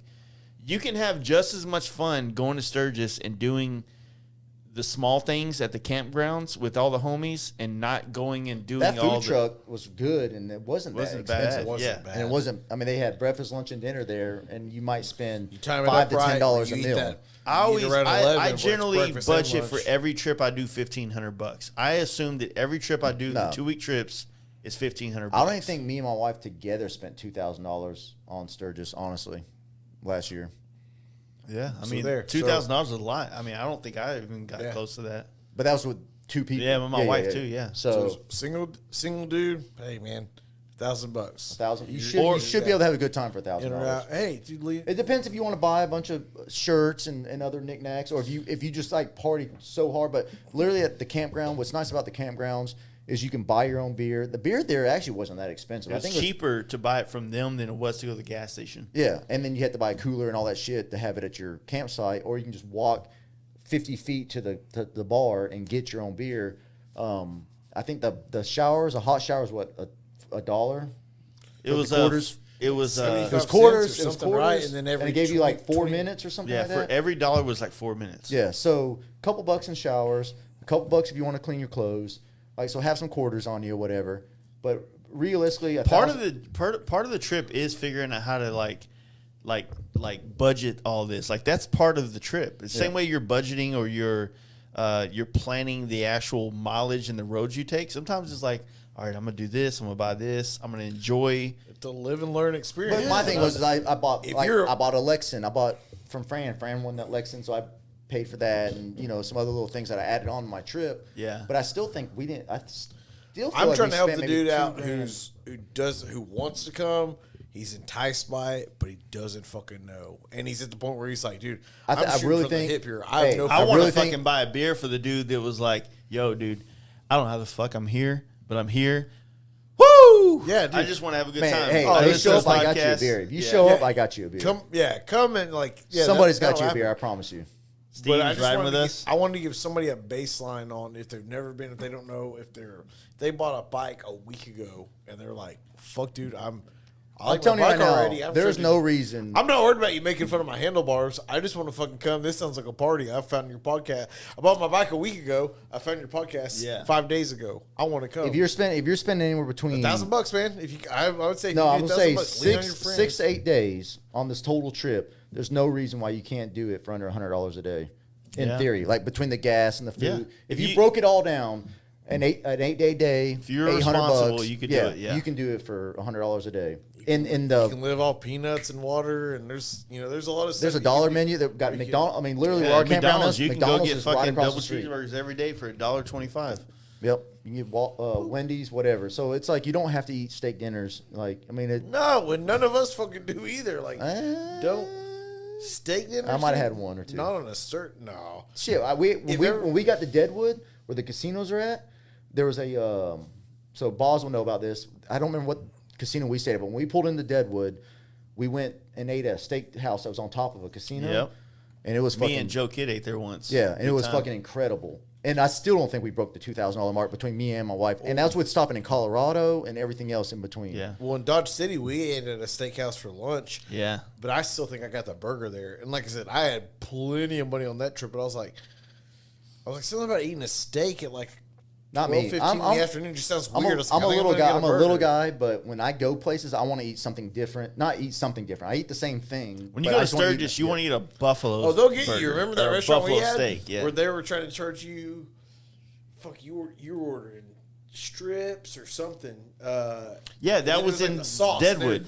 She was like, it was like $1 per sauce or something. I was pissed. You kind of lost your mind. Yeah, I was like, oh, hey, sorry. That about is my another. friend. That was another. That's another thing right there. We forgot to mention. Like remember, yeah. riding into Deadwood. What route do we take when you come into Deadwood? Was it from leaving Rushmore? If you leave Sturgis and you go south, the main road from our Is that campground. from out of Spearfish then? Well, there was a no. route we took. We took a route that led us into Deadwood. We did some type of this ride. is where the maps helps you out if you look at the No. maps. Fuck the maps. There's a ride. One of the rides. It was either the If Rushmore you take ride. Spearfish, it drops you out in Lead, which is south of Deadwood. And if you want to make it back to Sturgis, you have to go through Lead, which is at the top of the mountain, and Deadwood's in the valley, and then Deadwood straight to Sturgis. So It might have been that because it was either Rushmore or Spearfish. if you go to Rushmore, you do Rushmore, but that's way further Okay, away. so we didn't do. I know now that you say that, I know we didn't do that because Rushmore. When we did Rushmore, we went to the Black Hills, then we went to Texas Roadhouse, and then went back to the Yeah, campground. because So it had to be Rapid Spearfish. City's a full-size city. They have Walmart. Yeah, right? it had They to be have everything Spearfish. you It had to need. be. We did the loop for Spearfish and ended up in Deadwood. Yeah, because then from Deadwood, from Spearfish Loop, you have to go back through Deadwood to come back to Sturgis. Yeah, so we did that. So Yeah. coming out of Spearfish, we went to Deadwood and had dinner in Deadwood, which Deadwood, if you haven't been there, that's a super cool little town. Mike DeJohn's on there. He said he's coming. Yeah, he wants Rocky Mountain oysters apparently. Fuck What is that? What is a Rocky Testicle bull testicles. Oh, calf rice. That's on that DeJong shit. Okay, I Fuck guess. that. We don't fuck with that. That's like DeJong stuff. But yeah, so Deadwood is a cool little area there. Got a couple little casinos. They got this little Harley apparel shop in there. But yeah, we did that on the way back, so I forgot about that too. And there's another cool little town. There's every one of those places: Hill City, Custer. What's the town? So when you're going to Rushmore, there's this old timey town that had Keystone. like Keystone. Yes. Yeah. That was we didn't That's stop where in there. Keystone is where people stayed that actually did the mining work or the sculpture work. Yeah, it looks like a super. Dude, like when the first year, how do I say this? When I first saw the Golden Gate Bridge is the same year, 3 months later, I saw Mount Rushmore and things like that. And I was like enthralled with the idea of like, how the fuck did people build shit like this? And there's so many cool videos on YouTube of how like the Golden Gate Bridge, because you see this bridge in pictures and it doesn't make sense to you. Yeah. Same way like if you're in New York and you see the Brooklyn Bridge and these massive bridges. Like if you're from the Midwest or the South, our bridges are fucking bitch-ass bridges. Like, they start fucking ground level and they go up and over or whatever. These bridges are built up through cliffs and blah, blah, blah. And just the sheer amount of, like, human ingenuity that has to go into make these things happen is, like, very fascinating to me. So the same thing with, like, Mount Rushmore. When you see this and you're like, it ain't like they built this shit in the 90s when they had at least – like Photoshop in some kind of technology or whatever. No, they were doing this shit in like 30s, 20s, just 50s. A range of dynamite. Yeah, it's like drilling holes in dynamite and like it's so much more complicated to create things in that kind of manner, but it's fascinating to see it and to see what they had to do every day to go to work to make progress, which wasn't a lot every day, but it was progress. Mm-hmm. To make this shit happen. And then when you when you see Mount Rushmore, that's much more complete, and then you go to Crazy Horse, which is, if they ever finish it, would be an amazing spectacle. Yeah. But the fact of inflation, the way it's gotten, they'll probably never be able to finish it because it'll cost too much money to ever do it. You know what I mean? So, but yeah, like you were saying, seeing the stuff in pictures and seeing it in person, like I've never had like a breathtaking moment seeing something live, but man, when you come out and when you're coming out of that tunnel and you see Rushmore for the first time, that is like, that's hard. The way you want to see Rushmore. That's hard to replicate. It's hard to replicate seeing it for the first time. I snapped photos like of my wife when she was in front of me. Like once you first see it, it's like holy shit, and you take the picture and you stop and you take a few more pictures, but man, and then you start going around the backside of it and everything. I can only imagine what the Golden Gate Bridge will look like because I have a new appreciation. The same vibe. Yeah, I have a new appreciation for seeing things in person than in photos because I've seen Mount Rushmore my entire life. 30-something years I've seen that in pictures and it's like, cool, it's a carving in the side of a mountain. I'm from Georgia. We have Stone Mountain. Same kind of concept. Yeah. It's just etching in the side of a mountain. But seeing in person and in pictures, yes, it's different, but it's not to the magnitude that Rushmore is. And man, when you see that thing and see like the sheer size of it, man, that's worth the whole trip almost. If you're a patriotic, if you're man, not even that. Like if you're just a fan of like motherfuckers doing shit, like the same exact reason why I can stand on Long Island and look back at Manhattan Island and go, wow. Yeah. You know what I mean? Like that is the same thing. Like you see this mountain with faces carved in it, and you're like, how the fuck? Dude, stand on Long Island and look back at Manhattan and go, how the fuck? Yeah. That is wild. You know what I mean? That'd be something cool to experience too. All right, cocksuckers. Hang on your old lady too much. We got to start wrapping this one up, man. We're getting there. No, dude. Hey, get your wallets out, cocksuckers. We're going picture on. I talked to my lady. Yeah, dude. Y'all stay at the house or what? She goes. I was asking her questions. She goes, I go, what the fuck are you doing? She goes, talking to Kelly, trying to get details on this Brody thing. Oh shit! Stay in your fucking lane and get out of the gossip while. Oh yeah, bringing that shit into here. If you know, kind of thing. Sorry, brother. I love you. I can't bankroll you on this, but I still like you. He steals me for 2 shirts at the camp out. So hey, karma's a bitch. You're gonna pick those up in Arizona. Ain't gonna relocate. Yeah. Anyway, yeah, I'm excited for Sturgis this year. I hope that I hope that, you know, like this group of friends, like we've been talking about this whole podcast, has been like compounding every year ×2, right? Yeah. And I expect that to happen with Sturgis. You know what I mean? We had dudes last year in Sturgis come out. We're only at 3 hours, bro. I'm trying to start the end now. There you go. When you start seeing these dudes come out, like, you know, the thing is that like we have a fucking great group of dudes that are within reach, right? Technically, we don't need any more friends. We don't. really but don't. The problem is that you meet these dudes that come in that bust their ass and they show up and they're like, fuck, this dude's rad as shit. you're what we are. You're the Yeah, same like, dude. and you're like, where do you live? And you're like, he's like, Idaho. I'm like, fuck, dude, move to Dallas, bro. Like, you'd fit in so great. You know what I Yeah. mean? And that's what happens. But you know what happens ×10 on that is like, bro, we got to go to Idaho. This dude fucking fucks. He's down to party. He rides. I want to go to He's got the everybody's hometown, spots. dude. I want to go like, to everybody's I don't spot. like. Yeah, exactly. I want to go. I want to meet people in Sturgis and be inspired to come to your fucking part of the country.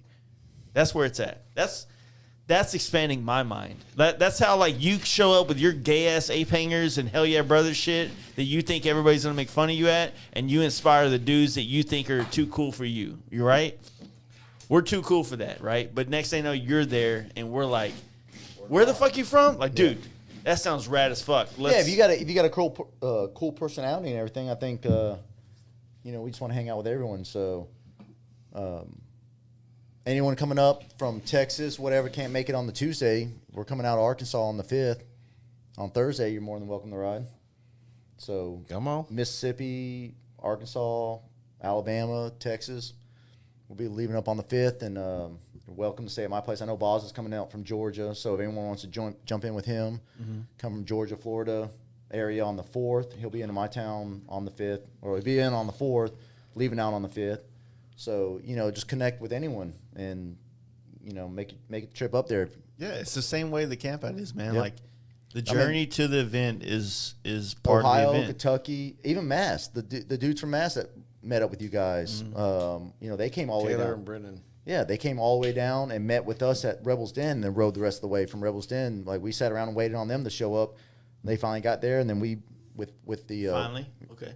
Well, I mean, they were a little behind. But they had some issues. Dude, Brennan's been getting a lot of love on his bike from His bike's killer, man. I love his I bike. love it. Like, I love he, it. He went to that East Texas bike night, the John Jessup's, where Oh, he goes, That dude rode Tennessee. solo. East Tennessee, yes. That dude rode solo. Yeah. All the way from Like a Massachusetts. fucking hog, dude. Like, went down there. Just for a showed fucking up. bike night. Not for, like, a big Yeah, hung up, event or something. hung For out. That's what we were saying And earlier. there's been Weird a bike night. dudes. All of a sudden, other people have caught like, dude, who's this guy that's like doing all this shit? Well, him and and- they've noticed his fucking bike is immaculate. It's dude, And what- Taylor's what's is his right bike? there. Yeah, Taylor's the one that, he's the one that right started the leg yeah, wrestling, by the dude. way. They're both. He was the leg wrestling guy. Such Okay. fucking good dudes. I didn't know that. Yeah, he was the one because I guess that's big up north. So he's the one who brought that to the camp out. I'm still there. I was on mushrooms when I got my. I did not enjoy Boston at all. I hated that fucking town being there, but I did enjoy being around those Those guys. dudes, yeah, they're cool. I as enjoyed fuck. being in our little Airbnb with all the homies there. Yeah, So we had a night there. they stayed with you It guys was for 2 days Two of the of trip. them. We 2 had or a 3 couple days. other dudes in there for a minute.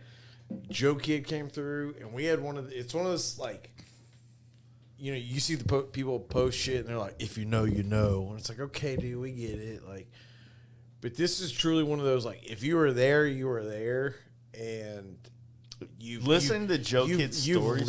If you were there, you laughed probably as hard as you've laughed, top 3, top 5 of anything in your life. Like, Yeah. it was one of those, like, and that's really it. Like, just out of respect of the whole night, like, if you were there, you were there. And if Yeah. you weren't, it's all right, dude. Just know that we laughed and had a good time. But everybody, that was part of the thing about it, was the fact that it wasn't just 2 or 3 dudes from Texas. Like, it was such a good vibe there with those Yeah, it was guys. a it was a whole It group was- of yeah. and they know, dude. I guarantee those guys are right now. Whenever they listen to this, they're Yeah, I hope- they're fist I hope- bumping. I hope they're lining making it to up, Sturgis. I and know they're they- laughing about fucking stories that only like 8 of us, 9 of us know. I know they've done a it's- lot. yeah. I know they've done a lot this year already, and they've already put a bunch of miles down. But I hope they make it to Sturgis, because that'd be fucking killer. See them show up. I don't even think It sucks when you're kind of like the one of the first people from your scene to start to kind of jump Dive in, out, yeah. because you feel like, I mean, you have to put a lot of work in. Those dudes are putting a lot of miles down to be a part of everything. Because I would say that like this big kind of like thing we got going on really fucking resonates with Texas, Arkansas, Ohio, Tennessee, in like within 2 states of surrounding Yeah. all that, right? And then, Boston's far. I mean, Yeah, That's like Boston from like here- Teabagger, all those guys. Like from to put here- in, to be known, to be that far away. That means you're putting in the but work and the even effort. not even that. Like the dudes like Jimmy Medlin and the Jimmy, Emily. Yeah, Emily. What's the- Kellen? Kellen, Yeah. like American dude, Asian. Taylor? So yeah. I didn't know what's Kellen. his Yeah, Kellen. Kellen. That's Kellen, his Instagram, dude. I fucking love that dude's bike. And he's like, we were at fucking Yeah, it gets the most love. North we, Carolina. we were in North Carolina. He goes like, yeah, man, I got the fucking air cleaner because you S&S. I'm like, thanks, man. Like, your bike's sick as fuck, dude. Like, I'm like looking at his bike now, thinking about my next like version Yeah, of he just my got bike. he just got his wife Lindsay just got her on the S. Oh yeah, Yeah. yeah. Because she rode He her got her on Sportster. this, and he rides it all the Yeah, time. he's always he on loves it. it, dude. It's But- like, but he- it's his 1B bike. Like his road Well, they bike's still got the 1A. Sportster too, but she rode her Sportster from there all the way down to Daytona. Because they were down there for Oh, dude, Daytona they're with you fucking- guys. yeah, they're gangster. And I then love 'em. G back up, and then he's like, well, now she needs a bigger bike to go more miles. So hopefully they make it to Sturgis now that they don't that's have the an same thing excuse. where If they come to Sturgis, like, dude, I'm fucking so down to party. But Hell yeah. I love those guys and that was one of their the things where enthusiasm. they made a sacrifice that day just to meet up. That was one of those Yeah. things where like, hey, we're going through here. And they're Yeah, like, they "Oh, made okay, it to the we're- down south we're- camp out, we're but coming to I meet think they up." only had Well, like no, a I'm talking gay about the there. day Because I only North- said I hey don't- to like him. I said, I No, I remember remember seeing seeing him, Jimmy. and- I remember seeing No, Jimmy. I remember seeing I don't Kellen, remember and I seeing said hey Kellen. to him, but I think they had to like shoot down and shoot right back. I think they did such a quick little like in and out. They didn't But meet us yeah, at. think about it like this, like just think about the down south camp out for a minute. As soon as I got there and you were with us, so was Justin, Dragon, all of us. We got there at the same time, and as soon as we saw Mark, Big Trouble, we were on party mode. We were Yeah. not in like, hey, welcome to the camp out Yeah, mode. I was shotgunning beers I at don't 10 know. a.m. and pissing in my tent by 8. So I don't know who the fuck walked up to me at all that day and said, hi, I follow you, or blah, blah, blah, or whatever the fuck was said, and I'm sorry. But yeah, I remember meeting Bodywork Ben and Steve Yoakum at the restaurant we were at for a split second. I remember walking over to their table, seeing him be like, man, I took a picture of your bike, Steve. I was like, I took a picture of your bike in Sturgis. It's the baddest fucking road glide I've ever seen. And I think that's all I said to him. But yeah, okay. Baddest road glide I've ever seen. All right. And I told him that, and then I went back to party mode. And that was the last I saw of them too, because I love it because I was sitting, I was waiting for my club sandwich. And I had was- the same club sandwich I was there. It sitting was actually- next to Mark Big Trouble, and I was sitting next to Dump Truck, and Justin was on the other side of the bar. It was Yeah, it was y'all were Dump yelling Truck. and talking shit to him. It was Dump Truck, myself, Mark, and I want to say somebody else was over there with us at the same time. And I just remember drunkenly looking over there, and I like got either Dump Truck or Mark's attention. I was like, "Look at Justin. That motherfucker dyes his beard." Yeah, y'all were yelling at across the bar. Yeah, talking well, shit to him. originally it started I think out that's where with it all like started, wasn't it? Yeah, it did start right there. I was like, "Yo, like his beard." I was sitting in the bar, and I guess maybe I was hating. Let's just be real. I was hating. I'm like, I'm fucking waiting on my chicken strip basket or Yeah, he's whatever. only the like fuck. a year younger than us. And I'm like, I look over, I'm like, his beard is really dark, and I know he's at least in his 30s. Like, there should be a little pepper in that, or a little salt in that, Yeah. right? So I reached over to Mark, and, me and Mark were talking, because Mark's all grayed out now, and he's like, yeah, man, like, a year and a half ago, if you would have met me, my shit was black. And I'm like, yeah, it's like, he dyes his beard, right? There's no way it's that fucking dark from here. And so I started like assembling a posse to confront Justin with his debauchery with his fucking beard because we all know it ain't fucking legit. With the chicanery. The memes that came from that though, who was it? Craig that made the just for machinists. Took the box Yeah. of just for men and said just for machinists beard dye. But you gotta be there. You gotta be at these events to be a part of this fucking. What is it like the underlying, situation? Oh, it's like so the first night at the so even though I met you in Sturgis, I didn't really have a whole lot of interaction with you in Sturgis other than Yeah, you gotta earn it. yeah. At the down south, it was like me, you, and Boz went and Yeah. had dinner together. Before going over to the bar. Yeah, because we went and ate at We jumped in an Uber together. Yeah, and we went and ate at fucking because I was staying with Jaden that night. We ended up going to We went to Bama, Florida, Florida, Bama. but they said they Bama, weren't serving no food. They didn't have Yeah. no real food. They only Yeah. had like fucking chicken fingers and shit. And we're like, man, we That kinda is want the best part of that about the down south camp out. It's not necessarily the actual camp out. It's the amount of effort everybody's putting in to get there, and the fact that like the down south camp out doesn't start in Inglis, Florida.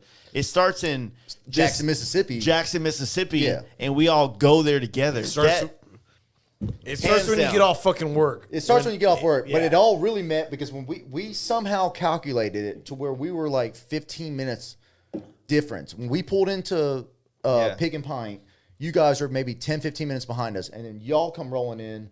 We had a fucking bomb-ass lunch, had a couple beers there, and then fucking... It was a perfect timing to get to Florida, Exactly, Bama. and then murdered it to fucking Florida, Bama. It was all checked in. The rest of the, Houston was there. Cheeks and all those guys were already at the fucking Florida, Bama. All these other dudes were checked in there. We checked in. We stayed at a Holiday Inn. It was like Super nice. We didn't break it was on the beach, whatever. We didn't break the bank. There's nicer hotels down there. Yeah, Steve got us a But little if you're hookup on the looking deal at there. this and you're, we stayed no, at not a that one. fucking Holiday Inn on the beach. I mean, it was awesome. And there's right near the beach. there's Right near the beach, 10 man. hotels that were comparable to it right there by it. But No, that hotel was perfect setup, and Yes, weren't but folk a was- couple miles away from the Florida, Bama bar. Partied our asses off that night. Jay's got a picture of him in the middle of the fucking state line road after the Yeah. Waffle House. Didn't you get that picture? Or who? Somebody got that picture. I don't know how y'all stayed up so late. I ended up going back at like 2 a.m. Y'all stayed out we till do like drugs, 4 bro. or 5. Then to wake up the next morning, got back on the road. We met at the that restaurant in St. Peter's or what was that? I like that spot. I liked going there. I liked The ride to that was awesome. the No, to that bar was awesome. So- the ride from that bar to the camp out was fucking garbage. no. that's when you, me, and Balls were doing like 110. Like we passed a call. No. That was while at the camp out. Okay. Yeah. All right, so I'll to never forget preface that. that, like from Florida, I went the wrong Bama, way. from Florida, Bama to that bar. I didn't mind that ride. Because I didn't like that because we stayed off the highway and we got stuck in all these street lights with 40, 50 Yeah, bikes. where fucking Justin's ripping wheelies and everything else. Yeah, It was if cool. you were in the front, with us, it wasn't that About bad. midway back. But no, the problem was it was like it took forever. It was like No, you know, to the lunch, I didn't feel like took too long, but from the lunch to the camp no, out, that's what took too long. yeah, Because from the lunch to the camp out was the longer part. because we had to stay. But against we the didn't have coast. to. We didn't have to from the lunch to the camp out. We didn't have to deal with the beachfront traffic. Yeah, I think Doesn't Dump Truck ma- called it the ride that never ended because it just seemed like it went on forever. And some And of what that sucked was that last gas stop. When we got to that last You know what, gas but- stop, Kyle and all those, or whoever else was at I took a shit there. the last gas. Yeah, you remember did. that, I remember yeah. you were there for a while. Yeah. Somebody was a great shit notifying. stop. Someone was hollering at Craig and talking all this shit about the campground, like, "Oh, our fucking tents are going to be 200 miles away," and all this other shit. So everyone was already in like a bad mood, like, "Oh, this is going to suck." We pulled up there. The fucking tents were only goddamn. it was perfect. It was good, perfect. yeah. And it was all sand because they were talking about bitching about us sand. The sand worked out good. It was like Yeah, a nice it's thing to comfortable. sleep on. Yes. Like, dude, the 100%. campground, everything about the fucking down south, spot on. So that was probably one of the biggest awakenings for myself. Is that like that was the only other camp out. I mean, I wish that I could have experienced an up north camp out, but I haven't. It's just I couldn't pull it off. But the down south, was It's a very it's a very different. tough date for the It's- north. I want to get there too so Yeah. bad, but it's just a tough date. I want to do it, but it's just so close to Sturgis, and to put down that many miles between, like I was telling him, it's 990 miles from my house, so it's another 200 something miles for you guys. Yeah. to go to the up north 300 something. or 300 something. And then they were talking about going to Sketchy's ride, which if I do the up north, I'd probably want to go over there to check that out. If everybody was leaving that party to go to another party, like, Yeah, I'm gonna jump in. That's another. I did the math. It was like 560 miles from up north to his spot, and then it's like 11 or 1,200 miles from his spot back to my house, all in 3 days. I'm like, I am not fucking trying to do that. Yeah, So that's why I'm here in Texas. That's why a lot of when it comes down to it, like, to be fair, there's not a whole lot that everybody getting involved into this whole like event planning thing.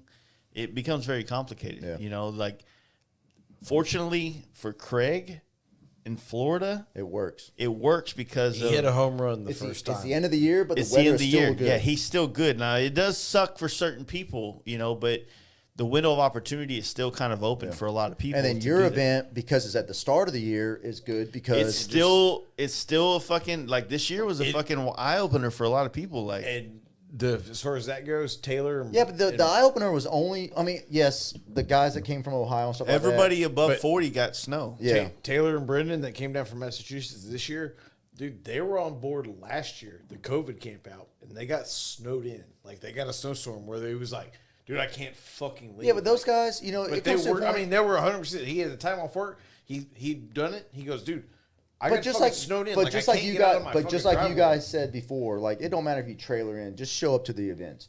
So if you have to trailer in, I'm in Arkansas. If you have to trailer to my house, Dude, I have you're a from fucking, I have a spot. Oklahoma to Yeah. Massachusetts, though, I'm going to give you a break on weather. Yeah, I you can understand literally. I don't give a fuck who you are. If I don't know you personally or I know you personally, you can trailer your bike and park it in my fucking driveway, and then ride with me for the other 240, 270 miles. I think it's 270 from my house to the camp out. Next year, hands down, I'm not even going to fucking question it. Like, just show up, be a part of it, enjoy it, because you're not going to want to fucking miss it. Same thing with Sturgis this year. You're not going to want to miss it. I'm glad that I did it last year the way I did it, because this year I'm going to have even more fun being closer with you dudes and everything else that goes on with it. Because Yeah. now I know what to do. I never where to You're go. not going to skip out on things we're doing because you've already done things you felt like you needed to do. Exactly. I'm not going to feel entitled to have to like meet up with this group and this group or whatever. So last year, like I said, I had friends from Georgia coming up. I felt entitled to like hang out with them. So when you guys went and did your spearfish, I went to the Chip to hang out with them and just sit there and drink beers. I wish I would have just jumped in with you guys and did spearfish, because my spearfish probably wasn't as cool as y'all's was. Granted, we did the Devil's Bathtub, but I don't think I did spearfish last. I think that was the day I said I'm gonna do my laundry today. spearfish was the Just first time we hung got out in. at the Y'all did bar. that on Saturday because that was Yeah, we Justin, did. I think we did Spearfish on Saturday. I remember because I got a pair of flip flops that we bought in Spearfish Yeah. that I wanted shower fucking flip flops. Well, the FXR's Sunday, so Justin's like Spearfish was the only thing I he think did that was the day last I year. stayed He at did the do Spear. campground. Yeah, that's the only thing he Spearfish did. with He us, didn't do Rushmore. He didn't do none of that. So he wants to go Because up there this year. we do like, be honest with you, right now we'll probably do that Devil's Bathtub on Thursday. Yeah. Because I want to do that. I've been wanting to do that for years, and I haven't got enough information Some about it to hiking make it happen. shoes, pair of shorts, a towel to wipe the sweat off your forehead. You'll be good to go. Pack a little cooler. I want to do that Wednesday. So the way we'll come into Sturgis, we come in Sturgis on the southeast side. So we actually do some of the shit on the way to our campground, so we don't have to go back all the way over there. Yeah, we cut across. We cut all the way Boy. across. What's that highway? 90 or something like that. 90. Yeah, so we took knows? 90 in, but I Who think knows? this year we might go through Nebraska and kind of Dude. kick it up. I've said it a million times, dude. I love riding through West Nebraska. Northwest it's Nebraska. fucking beautiful. The reason we did the other way is that was the quickest route, and because of Justin's bike having the issues that it had. For one, we had a guy had a part in Iowa, Sioux City, Iowa, whatever it's called, Sioux Falls, Iowa. I honestly don't want to see Justin there if his wife doesn't come. She's coming. She's fun. Yeah, way more fun than Justin. Yeah, she's like, She yeah, likes to party. yeah, it's just a party. I mean, Justin just, Can only take that. Can only take that so many times. Yeah, we've seen your hat move, bro. Yeah, We get that's it. all he's got. We've seen your dance moves. Duly noted. See, if Justin was so, we talk so much shit about Justin on here, but every time I give him an opportunity to come on the podcast, he gets on here and freezes. Do you think if you and Justin came on here, I would totally do a fucking. Justin's thing is I think you got to get him on a podcast after a few beers. I don't think We you need can to start microdose drinking. him. So before he here's gets out the here. Justin. Yeah, yeah. Justin You give him has like a not been quarter of here. a gram of He has mushrooms. not been here. Like so, He he's was been here on- at the anniversary party. He's done 2 podcasts. So he did the first one, the anniversary party. Me and Justin were kind of getting to know each other at that time, right? Well, he said if Somebody you got some FaceTime risers him. Let's say something. and a power vision mount from him, he'd hook you up on Yeah, it. but let's be real. Those are 2 failing products for the You on the my Wi-Fi? machinist area. FaceTime this guy. So now here's the deal. Zach, can you not FaceTime him on the computer? Come on, bro. I don't know if there'd be any audio. No, there wouldn't. Damn it. So He's probably shirt off with watching a movie. I Right now. don't care, dude. So the second time he came on the podcast is when we actually traded for that swing arm for the paint job that he had on the FXR. Oh yeah, when he came down and picked the paint up. And it was we did it real quick, and it was kind of like it wasn't a bad podcast at all, but it was just like I didn't have Sax, and I didn't have somebody to kind of run this shit, so it got fucked up to where it's only available on Facebook. Yeah. It's a numbered podcast, but you can only hear it on Facebook. It's fucked. But it's like when you I'm came gonna down go in Justin's and house. tag it as extremist content. Fuck Facebook, dude. When you came to when you were just in Little Rock a couple weeks ago, like you see how Justin is when he's in a group. Like Yeah. man, he feeds off of like other people's energy. He does. He's a funny dude. He's not as funny as Craig or whatever, but man, he's like Nobody is. You'll No never one. be a Craig, he'll bro. never be a Craig. Did But y'all ever see the? Did you see when Kyle drew the All the dicks? My Machine? Oh yeah, but when he drew the My Machinist dick, but I've got a video of it where they look back at Justin and he's just like the same face the dick that Kyle Drew is making. He makes it like he goes, and then it cuts back. yeah, if no one caught into that story when everyone was in Little Rock. Kyle literally spent all was such a night fun- redrawing dicks on the dry erase board. I want a dick with a fucking happy expression. Say no So- more, fam. Yeah, say no more. There were so many dicks being drawn. Oh, and we had a breathalyzer that night, so we were keeping score. That was fun. And that was your old lady, right? No, that was Marlena, Steve's wife. That's right. She brought it. And then she took it home. Then she took it home. What the fuck, dude? Like, we were there. We were keep going. We were trying to keep it going. Score on the first one. No, I was so I was ready already to- out of the gate at a 1.1. I was so ready Or to 0.11, get whatever. back on board with that. 1.1, I'll be dead. 0.11. Yeah, it was a good time, man. But that's what it's all about. I mean, like, the friendships that you see right now with Dallas started in 2018, right? 2018, 19, 20. We started meeting you guys in 20, right? Yep. And now, Because that's what I'm saying. Like with me and Justin, I've known Justin. I've been riding with Justin and King Tony since 04 in sport Yeah. bike days. And I did lose touch with Justin for a little bit. I never really lost touch with Tony. And but now looking at the way shit's like situated now with how this was- intertwined, can you see yourself losing touch with those 2 dudes? fuck no. Exactly. Yeah, I get so much tired, like the way we are now, and just communicating and Well- talking, and no, and the funny thing is like I've always been into older motorcycles and bikes that like the bad boys and the Springers and whatnot. My wife was really what pushed me to get the bike I got right now. Yeah. She's like, hey, I think you'll have fun modifying and enjoying. You looking at dicks? I found it. I found the video. You can airdrop the video over here if you have it, Yeah. and he can play it. But yeah, so my wife pushed me to get this bike because she knew it would open my horizon and be beneficial in my, something I'd enjoy. And I'm super glad I did it. No, that's awesome that like she was able to help you find. But I like, all that wish she shit. would just accept the fact that I want her to have the soft tail so I can sell her Dyna and then get me like a Road Glide and set it up like how yours was or something.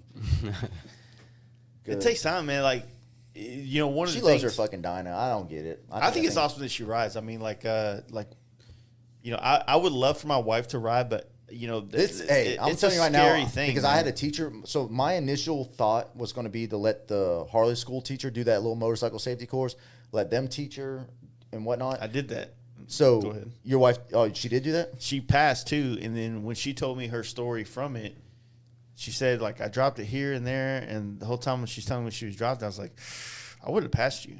Yeah. Like, I would not have passed you. Like, That's crazy. You know, like, where she dropped it, it's not that she's not capable of it. It's just she needed more time. She needed more time. Yeah. Behind a bike to get comfortable with it. Yeah. And then when she got done with it, she was riding the smaller bikes there. And so when she got done with it, like, I have a bagger and a fucking tall ass FXR. I had the gold FXR at the time. I was like, I don't have a bike you can try out, you know? Yeah. So Jesse had he had a Sportster at the time. He didn't have his Dyna that he has now.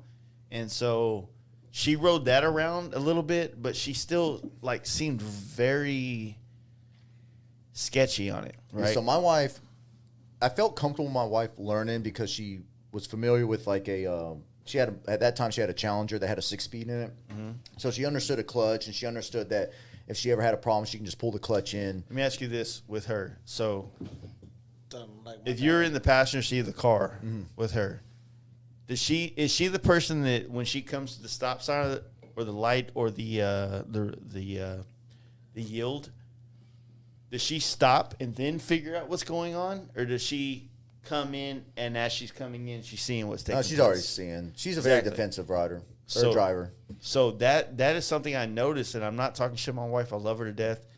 My wife stops and then checks her surroundings. My wife's already prepared for what's coming up. That scared me. Yeah. That scared me so much. I don't know how to. Hopefully, she don't listen to this.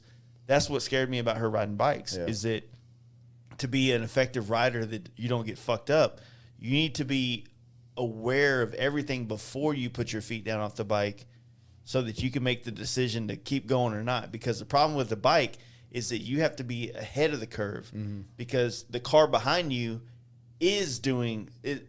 Just assume they are doing that. Yeah, they see that's clear that they're going to go ahead and start pushing through. So if you don't fucking, then you do this, like, it's not going to fucking work. You know? So with her, all right, let's watch this real quick. We're going to see this video. So here's Kyle drawing dicks and Justin replicating it. All I'm seeing is Justin's face. Justin's face.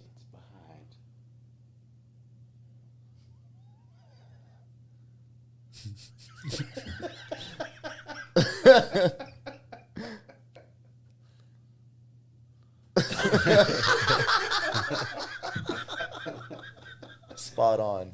100%. That's the best. That was such a fun night. But yeah, so my wife and I, we left. I finished watching Endgame that night. I know everyone was talking about that. Because you got there early. That was one of those, like, Jace was up on his fucking iPad watching a goddamn movie. Yeah. Dude, it was such a, like, tiring day. Man, he was bragging about leaving you guys behind.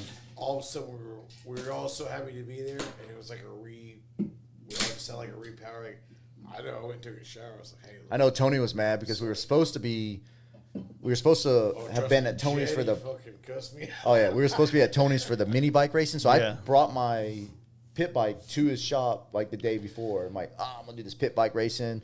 Texas shows up, we're all gonna have fun. And then Jace gets in town. He's like, I am fucking over this trip. I'm ready to just like relax. All you guys are like way behind. Cody done smashed his phone. Like all this other crazy shit happened. Y'all are like, we just want to fucking relax.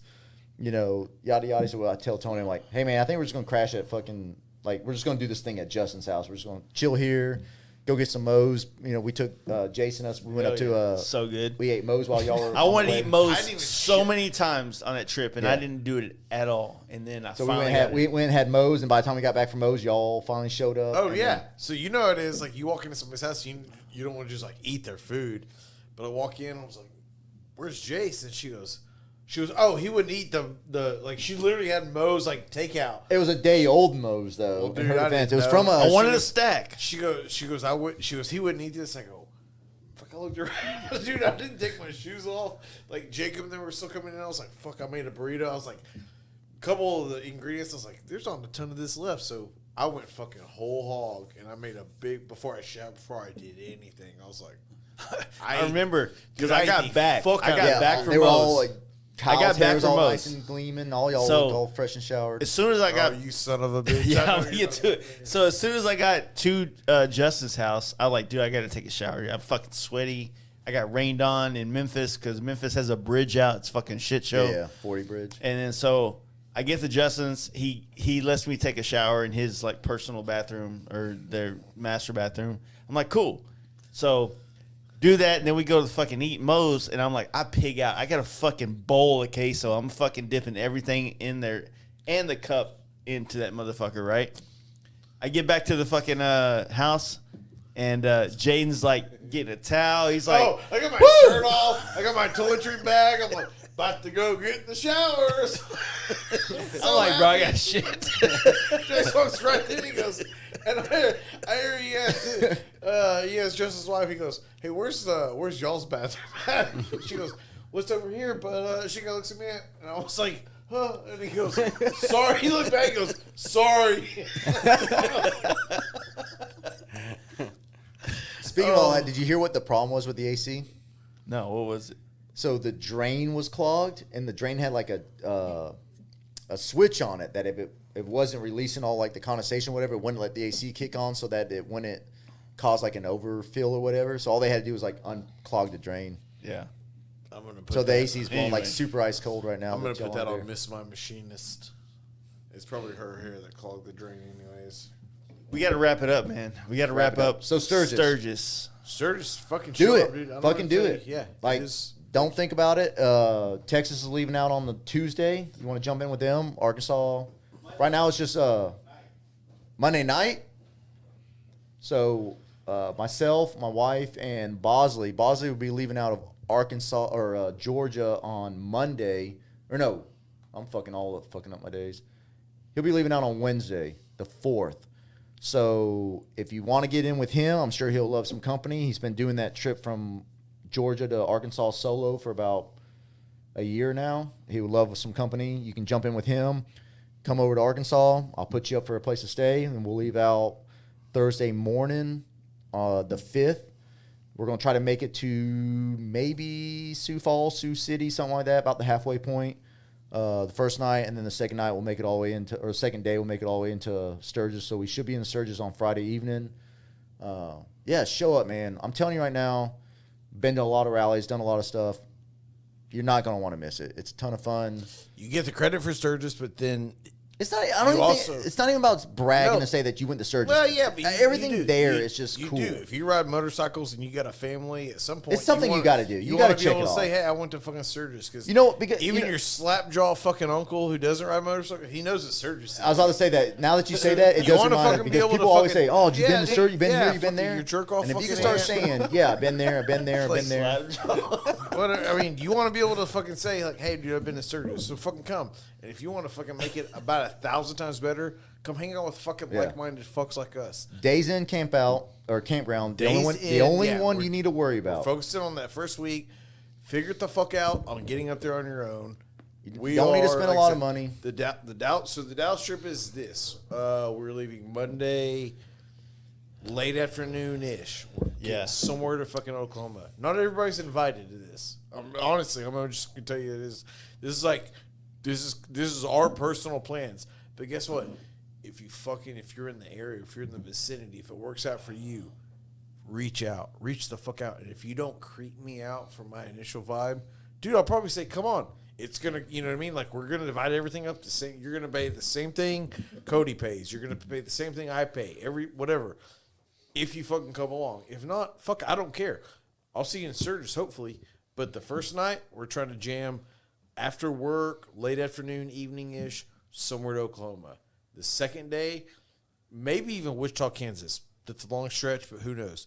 The second night, Tuesday night, Now, Oklahoma to Wichita we're is not bad, right? 100% staying in northwest Nebraska within like 200, 250 miles of Not even Sturgis. that. It's like 100 miles. So there you go. Yeah. The second night, Tuesday night, It's Alliance. we Nebraska. Alliance. I guarantee you, we're staying in Northwest Nebraska. We will be there, and then Wednesday, we're getting into Sturgis. Come stay at the Days Inn camp out. Like I said, come hang out. Dude, I don't know. I'll even be brutally honest with you. You want to fucking hang out for a little bit and ask me if you're fucking cool or not, I'll tell you. I'll say, no, dude, you need to lay back a little bit. Yeah, that's I'm fucking around. Just come the fuck out, dude. Don't be afraid. Don't be afraid of anything. Because, like I said, at the very worst, let's say you strike on at every level, dude, you're just going to be kind of like left alone. Like, nobody's going to fight you. It is what it is. Like, you won't not have a good time if you come. well, and those that can't make it that time, I'm telling you right now, I'm open to anyone to join with us. Right now, it's just gonna be me, my wife, and Boz. Justin may make it. You know, Tony was. I'll go ahead and put it out there and say that he's gonna go. If Tony shows up, that would be. Tony's done Sturgis solo. He's done handful of Sturgis. times. Yeah, I know he does Sturgis a lot, but like Tony in our group would be. I would be. No, I hope he blessed. makes it. I hope he makes blessed. it. He's looking at his schedule right now. He's going to try to figure it out. But if he can make it happen, he'll be in our group. But right now, like I said, it's my wife, myself, and Bosley. So we're leaving out Arkansas on the 5th in the morning.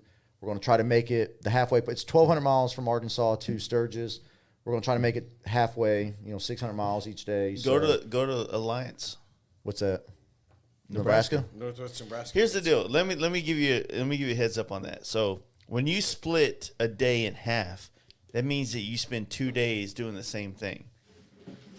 The first day of your trip, you have the most energy to do the most miles.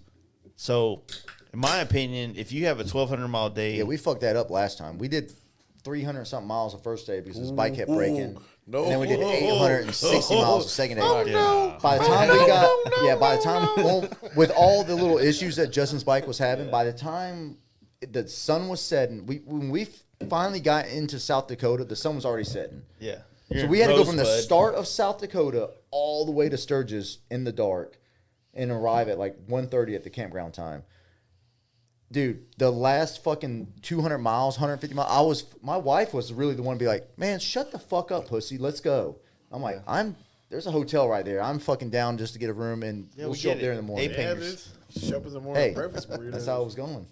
Dude, if you just smash the most miles you can do day one, Yeah. and if you do that, it makes day 2 better. And that's why I don't have be that's why I don't amped have up a for on sure plan. Like if we feel good, but you don't know what the weather's. If it's shitty weather and the it's problem raining, is like when you give people the option to stop, right? it's not the stop. It's not necessarily stop. Say, My hey, thing look, is, we have a 1,200 mile day, 2-day option, right? So, at 400 miles or 600 miles, dude, if someone has the option to stop, They will. I'm done. But if 3 of the 4 people or Well, I 2 think- of the 4 are like, no, we got to do 800 today, then the other fucking 2 people or 1 person or 6 people are like, I got to fucking nut up. whatever the Sioux is They that's will. in Iowa, is it Sioux Falls or Sioux City? Which one's Iowa? Probably both. But Sioux City is on the border of South Dakota and Iowa. Okay, so that one is 700 something miles from our house. That's where that's where I would like the first day to end. If we go that route, if we come through Nebraska, That's so boring that way. Because you go straight up and then straight over. But if you cut through, like, dude, it just takes longer though because you get up in there and then that's 80-mile-an-hour speed limit across the state of South Dakota. Yeah, the whole time you're doing this. It wasn't that bad. I mean, look, it was nice. did you just own? I do understand. Like, Yeah, I I've mean, heard there was no say stuff about about it was, things that are just like, and I'm like, I don't. The scenery mind was nice. cruising Like through you this, look, so you're just teach his cruising own. and you got your music playing or Yeah. podcast, whatever you're listening Yeah. to. It's You're nice. riding just your a motor- zone. you're riding You're your on fucking motorcycle. You and definitely can do it on fucking You're on Apple your Maps. You're on for sure. vacation. You're riding your fucking motorcycle. It could be worse, right? Yeah, exactly. So either way, whatever route we turn, if y'all do that, we might zig that. But If you either do way, Nebraska, though, like if you go western Nebraska, as soon as you get to North Platte and you start cutting up northwest from there, It gets dope, dude. it gets yeah, somebody was talking nice. about. So we didn't go through Nebraska last year, but somebody was talking about this is like this long stretch when you're riding Nebraska that you'll just be riding along trains and stuff. That's a lot of I know a lot of Union Pacific, any of the so a lot of planes is Union like that, Pacific is yeah. through Omaha, or through Nebraska. But either way, we'll The figure thing out is, our route. like when you come off, like But just whoever wants to come ride with us out of Arkansas, just plan on like it's like a a 2-day different trip to Sturgis. It's not quite like a flat. Like I was thinking about this the other day. As like, I would rather ride through Kansas back and forth than ever ride through Louisiana, Mississippi, and Alabama Man, I don't ever know about again. that. Kansas was. I don't know about that either. Yeah, Kansas. I That 100% was the most would. miserable. I'm not ride. asking the question. I'm just letting you guys know. Hey, that I would 100%. Congratulations do on that. I remember because that was Kansas the being worst. a real big, like, It was I was dry as and hot. excited as I was last year. I still remember Kansas being like, this kind Man, of I take that back though. There was a spot. I've done Louisiana, Alabama, Mississippi, all that. A couple, 3, 4, a few times now over the twice back and forth, and they're not bad because to me they remind me of kind of East Texas where, yeah, it's interstate. You're you're also- jamming, yeah. but you've got pine trees, you got shit where I enjoy it. I enjoy that doesn't suck for me. Whereas Kansas was super boring, I and was the weather, the heat was starting to get to me. There was a point in Kansas where I had to pull off and literally hydrate because I felt like I was about to pass out because it was just so flat and nothing going on. As much as all the bad stuff I've heard about Kansas, I was hoping to be the guy that went through it and found, no, dude, this part was cool. This part was. But wish the I parts could- we went through, I was sensitive the other day. I was like, it wasn't even like it was like cool manicured. Like, dude, I love going through like fields where it's like, oh, dude, look over. Boss just told me It was just Kansas was like Alliance is 955 miles from my house. Kansas felt like Be a man. it was Be a an man. entire state of towns that time. What time is Boz showing up to your house? He'll be there on the 4th, the night of the 4th. What time? It's 640 mile or 620, I think, from his doorstep to mine. So depending on what time he leaves. Last time he showed up, I mean, I think for Tony's event, he showed up before the sunset. The time for the down south, or when he came to the Polar ride, he showed up at my house at like fucking 10:30. Sounds like he Soaking needs to wet, be. though. He needs to be at your house Early the to get a day good night's sleep. before. He is gonna be on the 4th, and then we leave out on the 5th. But yeah, if he shows up on the 4th at 9 p.m., that doesn't help. He'll still get a good night's sleep. I'm trying to figure out what this. Too There's a nice. Mexican restaurant in Kansas when we were talking about Kansas that me and my wife stopped in. Said all due respect to Kansas and Eric It's called A-Rock Pettick. I still love you, brother. But Waikiki, Kansas.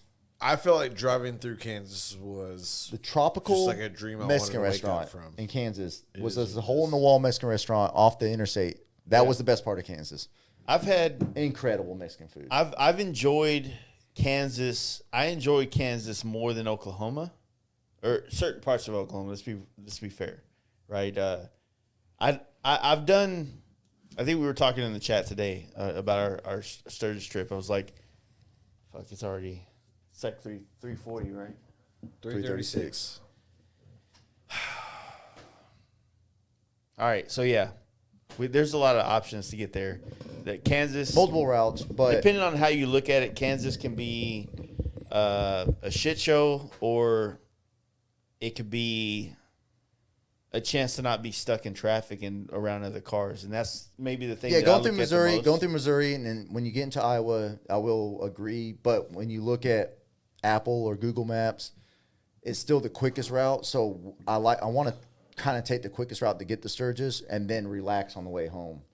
I mean, that's just the way I think about it. Like I'm not. I always feel the opposite. I feel like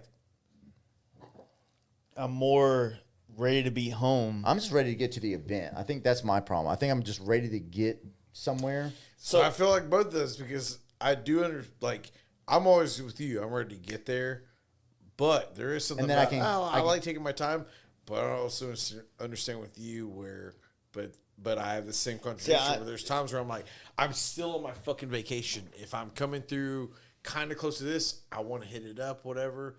But and a lot of times maybe that may be female driven where I'm like, dude, I'm on the back end of this. I need to just get home. Like, yeah, I understand. it's there's so many different narratives. I guess that it kinda depends fit. on like when you're leaving though. Like with you, so for instance, Daytona, like you fucking pushed Daytona to the absolute limit, and you had to rush home. Like So you had no choice but to But take it the also fast. created a fucking Epic story. Yeah. How many right. times do you go? Like I said, we've said it before. How many times do you go home? Do you get a chance to ride halfway across the country? Over 1,000 Essentially, miles yeah. with one of your best friends through the night. Just fucking shotgunning it straight through. Yeah. yeah. No, Awesome. and that's I don't cool. want to do it. I don't want to do it. But if you have the time, it's sometimes That it's often, nice. Sometimes, But like, to me, I like that I did it. Like So- that's something me and Jones have now. so that's the same thing with like this trip. So this trip, the wife and I are shotgunning to Sturgis, and then on the way home, we're going to pick a thing. We're either going to do the Yellowstone thing, or we're going to do the Omaha Zoo, like I was talking about, and do a slow ride home to where we can enjoy it. That's what we did last year. We went to Colorado Springs. That's awesome. Hung out there, did Yeah. some stuff there. So, and just kind of enjoy that. Like get the motorcycle and stuff out of the way, get all that enjoyment out of the way, and then slow the way home to take and just do 400 or 500 mile pings on the way home. Do the double, 2 600s, or last year we did a 400 and 800, or a 300 and something and an 800 and something trip there. But then taking a little bit of extra time. So we've allotted more time. We've allotted 3 travel days home and 2 travel days there. You know what I mean? Yeah. So, And I'm still in the mindset. Like I said, last year we did it where it was but we don't know. We might Sturgis get is the the first part of this 2-week trip. We're trying to, you know what I mean? So Yeah. I'm still in that Yeah, mindset yeah. where it's like, hey, and that's kind of from all of our trips. Hey, you've got over 1,000 miles to do. It only makes sense that first day when you're so hyped up about it. Do as many as you can. in my first Sturgis experience, we sat around. We were supposed to leave out Friday morning. We weren't supposed to be in Sturgis until Saturday because the FXR show was on Sunday. So Justin just wanted to be there for that show. He had very limited I time remember off. that, yeah. We just on Thursday. I woke up Thursday. I'm like, I am fucking ready to go. I've been thinking about it. That's what happens. So I messaged everyone in the group. The only person in the group that could not leave early at that time was Adam. And Adam was like, hey, I could probably leave out around 3 or 4 o'clock, but that's really pushing it. I'm like, we're all fucking ready. Like, if you're ready, we're ready. That's us with this year's, like pushing up to Monday. Yeah, so we're all sitting around twiddling our thumbs and just fucking, every one of us is texting Adam, like, hurry the fuck up, hurry the fuck up. And then we I'm finally going to got on clock the road. in at like 5 a.m. so I can clock out. So, yeah, like, we literally got on the road. I think it was like 5 o'clock on Thursday. So we left early, half a day early, left at 5 o'clock on Thursday, and then we hit the only rain we hit on Sturgis, by the way. Everyone told us Sturgis is going to rain like crazy. It's going to hell on you. It's going to do all this shitty shit. It did nothing. Haters. It did fucking nothing except for on the first day, we made it to, we're on I-40 going into Oklahoma. We made it to Russellville. We got poured on from Russellville. When you go up Russellville, and then I think it's I think it's 49 that goes up towards Fayetteville, goes into Missouri. Yeah. We got rained on from Russellville up 49 to almost Fayetteville, and that was it. That was the only rain we saw the whole trip. We got to Russellville, or got to Fayetteville, a little bit above Fayetteville, took our rain gear off, made it into Missouri. That's when Justin's bike started breaking. From Missouri to fucking Sturgis, every 100 miles we had to fix his bike. FXR. So, other than that, had we left late, we probably wouldn't even made the show because his bike would have been fucking up the whole time. So I'm glad we left late when we had the ability to. So there's another thing for someone. If you have the ability and you're feeling it, just fucking do it. If your plans are to leave Saturday morning, if you can knock out 400 or 500 miles Friday night, just fucking do it. You know what I mean? If Because you can't, never don't know what's come. going to happen on the road. If you don't have the ability to knock out 400 or 500 miles at a time, don't come. Like, Yeah, you're I'm going to not need hating it. on you, dude. You got to Everybody's in ride their at least situation. 400 or 500 miles a day. But yeah, at least. this is just one of those things. Like, depending on how far, like if you're in our neck of the woods, you're looking to go. Yeah, if you're doing 300 miles, you don't have enough. have to have a fucking big day. That's not necessarily When some gonna be dude fun. like reaches out and it's like, yeah, we were, we planned our trip. We did we did 300 miles a day. And I'm like, what do you do for a living? Yeah. How I'm much like- vacation do you have? Like, So you're in a but no. different tax bracket. You can do shit we can't. So yeah, it's we got to wrap it up, man. Yeah. So, anyways, Arkansas, we're leaving out on the 5th. Join me if you want. I think we're leaving out late Monday. Hey, on the hit the second. rewind button. Fucking everything you want to know right now has already been said. Come the fuck out. In case you missed it, come the fuck out. If you're on the fence, come out. Make it Don't work. miss it. Don't miss it. Make it fucking work. If you're on If the not- fence and you can make it work, make it work. If not, no worries. We got you. Come on. There's plenty of other Yeah, stuff. you hear the recap podcast. But you'll never. Yeah. Yeah. Again, you'll Have your FOMO then. You'll never get this back. You know what I mean? Like there was Sturgis last year. If you didn't make it, that's cool. You don't get that one back. There's Sturgis this year. If you don't make it, you won't get it back. But I don't know. We've done. I feel like at this point, we've done everything we can fucking do. Personally, hit me up. Yeah. I'll help you out. But other than that, I don't know. You're either in or Days you're in out. camp down. And I'm not mad at it if you can't. If you want to come camp out with us and hopefully ease the lubricate the process of getting to know people across the country, a Sturgis campground with us is probably going to be one of the easiest things you could ever do to kind of get to know people across the country. We met some people last year. Honestly, what was Lone Wolf? What was that was Chicago. He was from Chicago. Chicago? Yeah. Okay. He'll probably be. God, I hope he's still Oh, there. he's there. Yeah. We get there and he's great like, story. "Hey, fucking dude, I'm." Fucking dragon. Oh my god, I'll lose my mind. Yeah, I need a picture with y'all. Yeah, hopefully you guys, show up and do this shit, man, because, we're trying to inspire you guys to do things. Like, I think myself, Scott, Steve. Scott. Steve is too. There will never be a better thing. I like doing that. Yeah, I saw fucking Cheeks called me Steve up there. It'll never be easier if you don't, other than coming to Sturgis, and then all of a sudden, like, you do that, and if Sturgis is smaller than the camp out. So the camp out, I hope everybody comes out to it, but Sturgis is a smaller ensemble of us than the camp out, and we get to be a lot more interactive with people that show up to that. and intimate and personal, and that's the kind of Jerk stuff that people all of a sudden, off. well, no, it's one of those things where all of a sudden, like, if I remember you from Sturgis, that's the first time I met you, and then all of a sudden you're coming through Dallas, dude. You're staying on my couch, like, come, on my fucking, my air mattress, like, come through. You've got a place, like, if you make your effort to come to Sturgis and that's where you vibe with everybody, dude, that's only going to pay dividends for you on the backside as far as, like, this whole, if you want to have friends in every state and that kind of stuff, like, I think that's the coolest thing Yeah. is to have contacts throughout Yeah. the country. Yeah. I think that's what this whole thing is like. Really, like I said, yeah. If this is something you want to do, if you want to ride bikes cross country and you want to see the country and have friends everywhere you go, this is the investment. Yep. 100%. That's where I'm at right now in my life because I've looked at people that have done this. David Steed, he lives here in Dallas now. I've seen him cruise all over the country on a motorcycle, and I've always been kind of envious of it and always wanted to do it, but I never fucking balled, like man up and fucking did it. And now I'm doing it, and man, I couldn't be more happy about it. So, yeah. We'll see you at Sturgis. See you at fuckers. Sturgis. That's it. Hell yeah, brother.